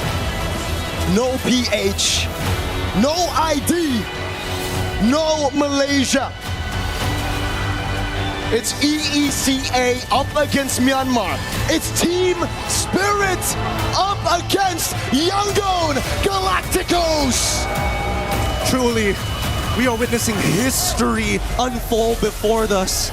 And maybe, who knows, they might not be called minor regions any longer. The world of MLBB expands further, and the level that has been brought to the table starts with the younglings. We're going to be throwing it over to the interview with Sunset Lover and Sawo up on stage. Take it away, Rose. The Dragons has defied the odds. They have slayed the Sky Kings, and they have carved their names into the history of MLBB. Ladies and gentlemen, give it up for your grand finalist, Team Spirit. Boys, that was an amazing series. And you know, there's no better duo to interview on this stage other than Sawo and Sunset Lover. These two have played and represented the EECA region since M1. 7 years later, you guys have finally done it. You guys are bringing EECA to the grand finals. How are you feeling about it, Sawo? I'm so happy, but we still not did it, so everything tomorrow will be. The job is not done. What about you, Sunset Lover? How are you feeling about heading into the grand finals tomorrow, a first in your region, history being rewritten? Of course I'm happy because we're doing a lot of work and finally we show that we worked a lot. And tomorrow we still have a big job, you know, and we need to win. Yes, there's definitely a big job tomorrow, but like what Sunset has mentioned, they've been through a lot. Roller coasters, up and downs in a span of 7 years. I want to ask you guys, what kept you guys going? What was the main motivation to keep on pushing? Of course, being the champion on some world tournament and on world championship or on EWC, we don't care, we just want to be champions. The passion is what kept them going. And boys, I am super duper happy for you guys. Now, of course, we know that you guys entering the grand finals tomorrow is history being rewritten. But not just for you guys, but for the whole ecosystem of the MLBB. Where tomorrow you guys will be going up against Yangon Galacticos. Sunset Lover, what does this tell us about the ecosystem of MLBB? Does it mean we're actually finally starting to see new faces, new regions come out? Are you guys starting to become stronger? Yeah, that's true, and I'm so excited about tomorrow because finally the grand final, not PH Indo, PH Malaysia, you know, there is a new grand final, new story. So let's see what will happen. Definitely new story. You know what? Tomorrow is going to be an incredible chapter to unfold. But Sawa, what are your thoughts about Yangon Galacticos? Do you think that they're going to give you guys a really good fight, or is it going to be just as easy as today's match? I don't know what they will do. We just need to beat them, and that's it. Nothing special for us. We just might win them. Oh, the confidence coming out from these EECA boys on stage. I love it. They are truly showing what the new grand finalists are made of. And of course, Sunset Lover, a message for all of the fans. Look at the love, look at the support that they have here in the arena in Paris and of course back at home. Thank you so much. Big respect for supporting us. You know, it's so huge that we can play and be happy that we're here. Congratulations, boys. Congratulations. We will see you in the grand finals. And of course, Team Spirit, come on over because it is time to crush a key back at our key crusher. Now, the biggest question for today is who will be crushing Onyx Key? Kid Bomba is at it. Let's go, Kid Bomba. Ladies and gentlemen, this signifies that Onyx is officially out of MSC at EWC 2026 and Team Spirit heads to the grand finals tomorrow. History has been made for the world of MLBB. With that, let us show it to the desk. History has been made, and it was made earlier with Myanmar going to the grand finals, and now it is made again with EECA and Team Spirit claiming a spot next to them. History will be rewritten, but what does the future hold for MLBB? Something new, that's for sure. And as destiny collapses and dynasty falls apart, you see that the unknown is where MLBB is headed. And maybe that just means space. Maybe it means right down here on Earth, maybe centered around Europe or something like that. We'll have to wait and see as these two teams now get a chance to battle it out, guys. Oh, man. What a day of games. What a day of games. History made. I like the smile there, the satisfying smile of Kid Bomba there as they crush the key of Onyx, because again, he heard it in his interview leading into the matchup. This was fated for him. This was kind of destined to go ahead and fight against Kelra in this version of Onyx this time. And man, they did it so well. A sweep. I honestly didn't expect it to be a 3-0 here, because who would have thought? Who did? I don't think anyone expected a 3-0, LaFell. In your wildest, promising, most ambitious and positive looks at what Team Spirit did, you still felt after Onyx's performance yesterday, taking down Aurora, that they would have a chance here. Yeah, here's the thing. This is why it's really hard to call anything here in MSC. Ever since day one, we think it's going to be a full series. It's a quick 3-0. We think like, this is going to be a stomp, and it becomes a full series. We anticipate this kind of draft, and then something else just develops. Something about MSC here. Something about Paris. Let me just say, quite a few organizations, I really feel like they should start lobbying just to have all of these major tournaments in Europe, because we got to talk about the support as well. Usually Team Spirit, whenever they're playing outside of Europe, they have some support, yes, but nothing like this. No. And we can definitely see that it's helping them quite a lot. And he said it doesn't matter. He said, there's no buff from having my mom and my sister here. I don't believe it for a second. I don't believe also the way that he plays, bro. And I feel like they're winning over the fans. They're not just winning over, and this is for Myanmar's case as well. These people are now becoming different. They're becoming idols. They're becoming people who fan support of the teams that have lost, which are many of the favorites, many of the regions that are normally here, going, you know what? These guys are doing something. I actually support them. They're the new chapter. Yeah. And this is the new era. I think a lot of people, they've been discussing that, and some people are really holding on to, maybe we still have one more Philippine to make it to the grand final. Maybe it's going to be Indonesia. But just as we heard there from Sunset Lover, this is going to be the first time, and an entirely different story now, that there's not going to be Philippines, Indonesia, Malaysia included in that grand final. So now, if you're just a fan of MLBB, you got to choose a side. Who are you going to be rooting for? Honestly, I feel like for most MLBB fans, it's one of the rare times they can be happy with whoever wins that one. Otherwise, they would just be like, nah, your team sucks. Nah, this guy sucks. And it's like, hey, you know what? Congrats. I love it, man, because, you get to see the clash of the fans, the clash of the trash talk, which is different. And it just is so great to see after, you look at the story of Zauer Egoist as well, 16 years old. And if you talk about it's been since M2, what is that, 6 years? So the guy was 10? 10? So since he's been 10, this moment's been coming for him to get on stage and say, hold on, let's do something different here. Perfect timing to see the reactions here too, because just as our Egoist, having him come into this lineup of Team Spirit, again, last time we saw him in the international, he couldn't play, right? He was too young. So then he comes through, and you have these new generations of junglers and just players in general, but especially junglers, because that's what we've been highlighting here for MSC. And he has been putting on a clinic alongside the rest of the team. And I feel like just the way that Zara Egoist plays allows Kid Bomba, allows Sawo and Sunset Lover and Hiko to do everything they need to do across the map, and that's, I feel like, one of the biggest difference factors for a lot of the teams that have been playing in this MSC.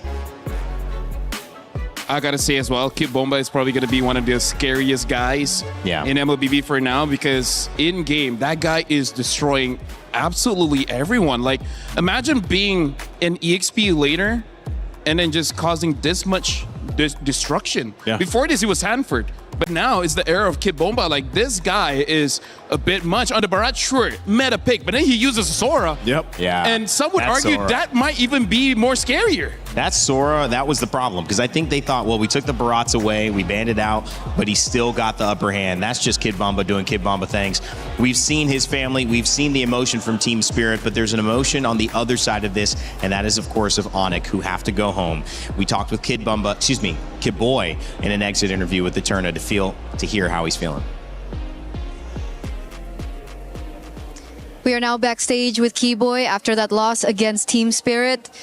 Keyboy, may we ask what's going through your head right now? Indo aja. Boleh. Ya emang Team Spirit lagi kuat aja. He thinks that Team Spirit are very strong today. Apakah ini just eksklusif di MSC atau sebenarnya dari awal-awal, dari sebelum-sebelumnya pernah ketemu Team Spirit, mereka udah kuat? Memang kuat. So even from before, he said that Team Spirit has been a very strong team. How was everyone handling the loss, Keyboy? How was everyone handling the loss? Teman-teman Keyboy gimana tadi pas kalah reaksinya? Ya pasti sedih lah pasti. They didn't take it as well, even for everyone. Keyboy, what were you expecting here at MSC? Kamu expect-nya gimana MSC kali ini? Ya yang penting kasih yang terbaik sih, kalau yang kalah belum rezeki aja. They just wanted to give the best, and if they lost, then maybe it just wasn't their luck. Keyboy, what was different about MSC this year? It looked like Onyx struggled in a few of the matches. Could you tell us more about what happened in this particular MSC? Was it the meta that was difficult? Was the other regions just a lot stronger this year? Is there something that you could tell us about that? Kalau meta sebenarnya aman-aman aja, cuma emang region lain lagi lebih kuat-kuat aja sekarang. For the meta, it was okay. They adapted to it okay, but it seems like all the other regions from the rest of the world just really got stronger. Were you also surprised that Yangon moved on to the grand finals? Enggak. Oh, so you expected it? Gua nggak expect maksudnya. Oh, so he also did not expect. So it's boiling down to a very different MSC this year. But Keyboy, thank you so much for everything that you've done with Onyx as well. Do you have maybe a message to everyone who flew all the way from Indonesia to come here to support you and your team? Ya buat semua yang udah support. Ya sorry juga lah karena mengecewakan lagi dan lagi. Cuman ya emang begitulah jalannya. Kita bakalan usahain buat kedepannya lagi. For those of you guys who supported us, thank you so much for the support, and we're really sorry that it's another disappointing loss, and we will try our best to do better in the next coming future. Keyboy, other than your bronze match, what's next for you? Keyboy, abis match ini mau ngapain lagi selain bronze match yang akan terjadi besok? Yang tahu sih. Keyboy doesn't know yet. Okay, I think he's taking a little bit hard. It's okay, Keyboy. Thank you so much once again. Thank you. We're gonna throw it over back to you guys. Well, Yangon Galacticos, Team Spirit are the ones that move on. Keyboy sharing his thoughts. Not too much to dive into there. Obviously, a bit close to the chest, how they're feeling. Still not a lot of time to process it either. That also just shows how heavy it is just to suffer that kind of loss, because I gotta say, big shout outs to everyone agreeing to do the loser interview, It's because tough, man. you can see it in in their eyes, how much they're trying to hide it, but as dudes, as bros that's been destroyed before, we've all been destroyed. Hey, man. We know that look. And you know what? Sometimes talking through it can help the processing part. But a lot of guys, though, there's just a moment where you just say, I'm either not going to do it, or you're like, I'm not going to give an answer here and I need to go process. We were talking about this earlier. I remember one of the giants in sports that I love, Kobe Bryant, rest in peace. I realized that the first day I had a chance to interview for my esports job that I've done for the last 7 years. I had to hold it together. Yeah. And you have to sometimes do that. Obviously, Team Falcons and Onyx are the ones who will be facing off in that third place match. That's still going to be exciting. There's still a lot of money on the line for that one. And of course, tomorrow's grand final with Yangon Galacticos and this team spirit.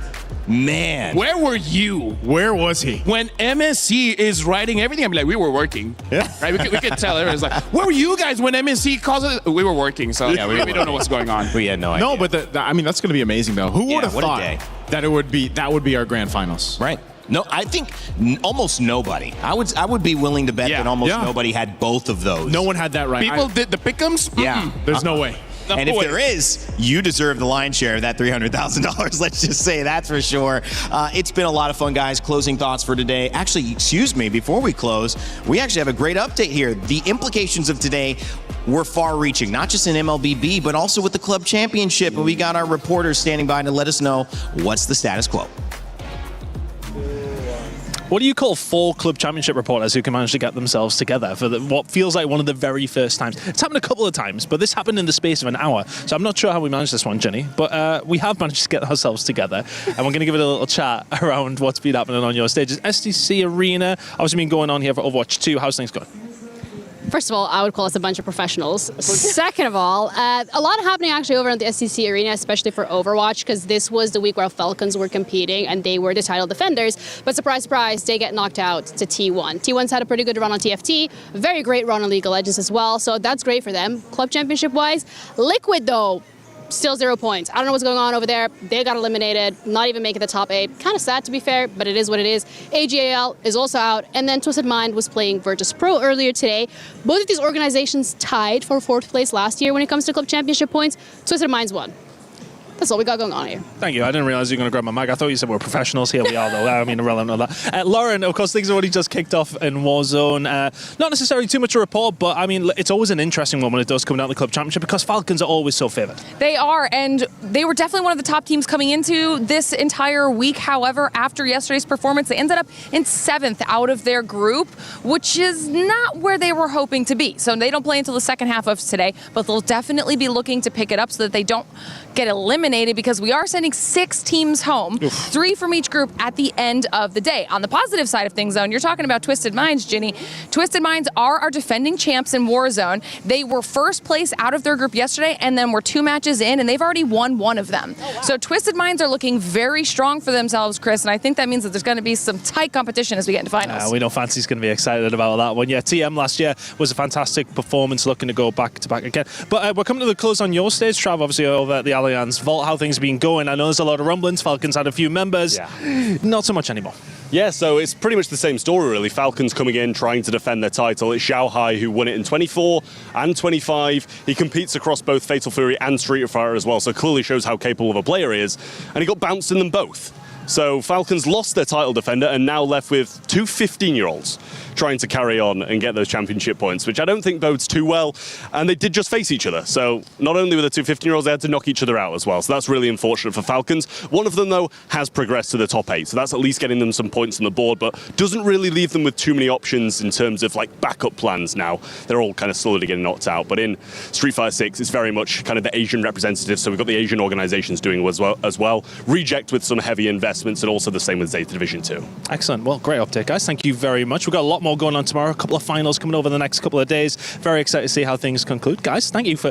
We need to do this more often, actually. And we'll grab us all together. Okay, maybe Jenny doesn't want to. Okay, I get it. Stage 1. I understand. It's fine. Thank you very much, guys. Back to you at the desk. Well, thank you very much, Chris and Jenny and Lauren. And I love the interaction between those four. We got to continue hearing from them as well. And of course, the Aramco Club Championship rankings are here, and it's been Natisvin's here at the top for a while. Will that change this week? Falcons jump up a little bit to 1,600 after the points that they've earned, I believe, for making top 8.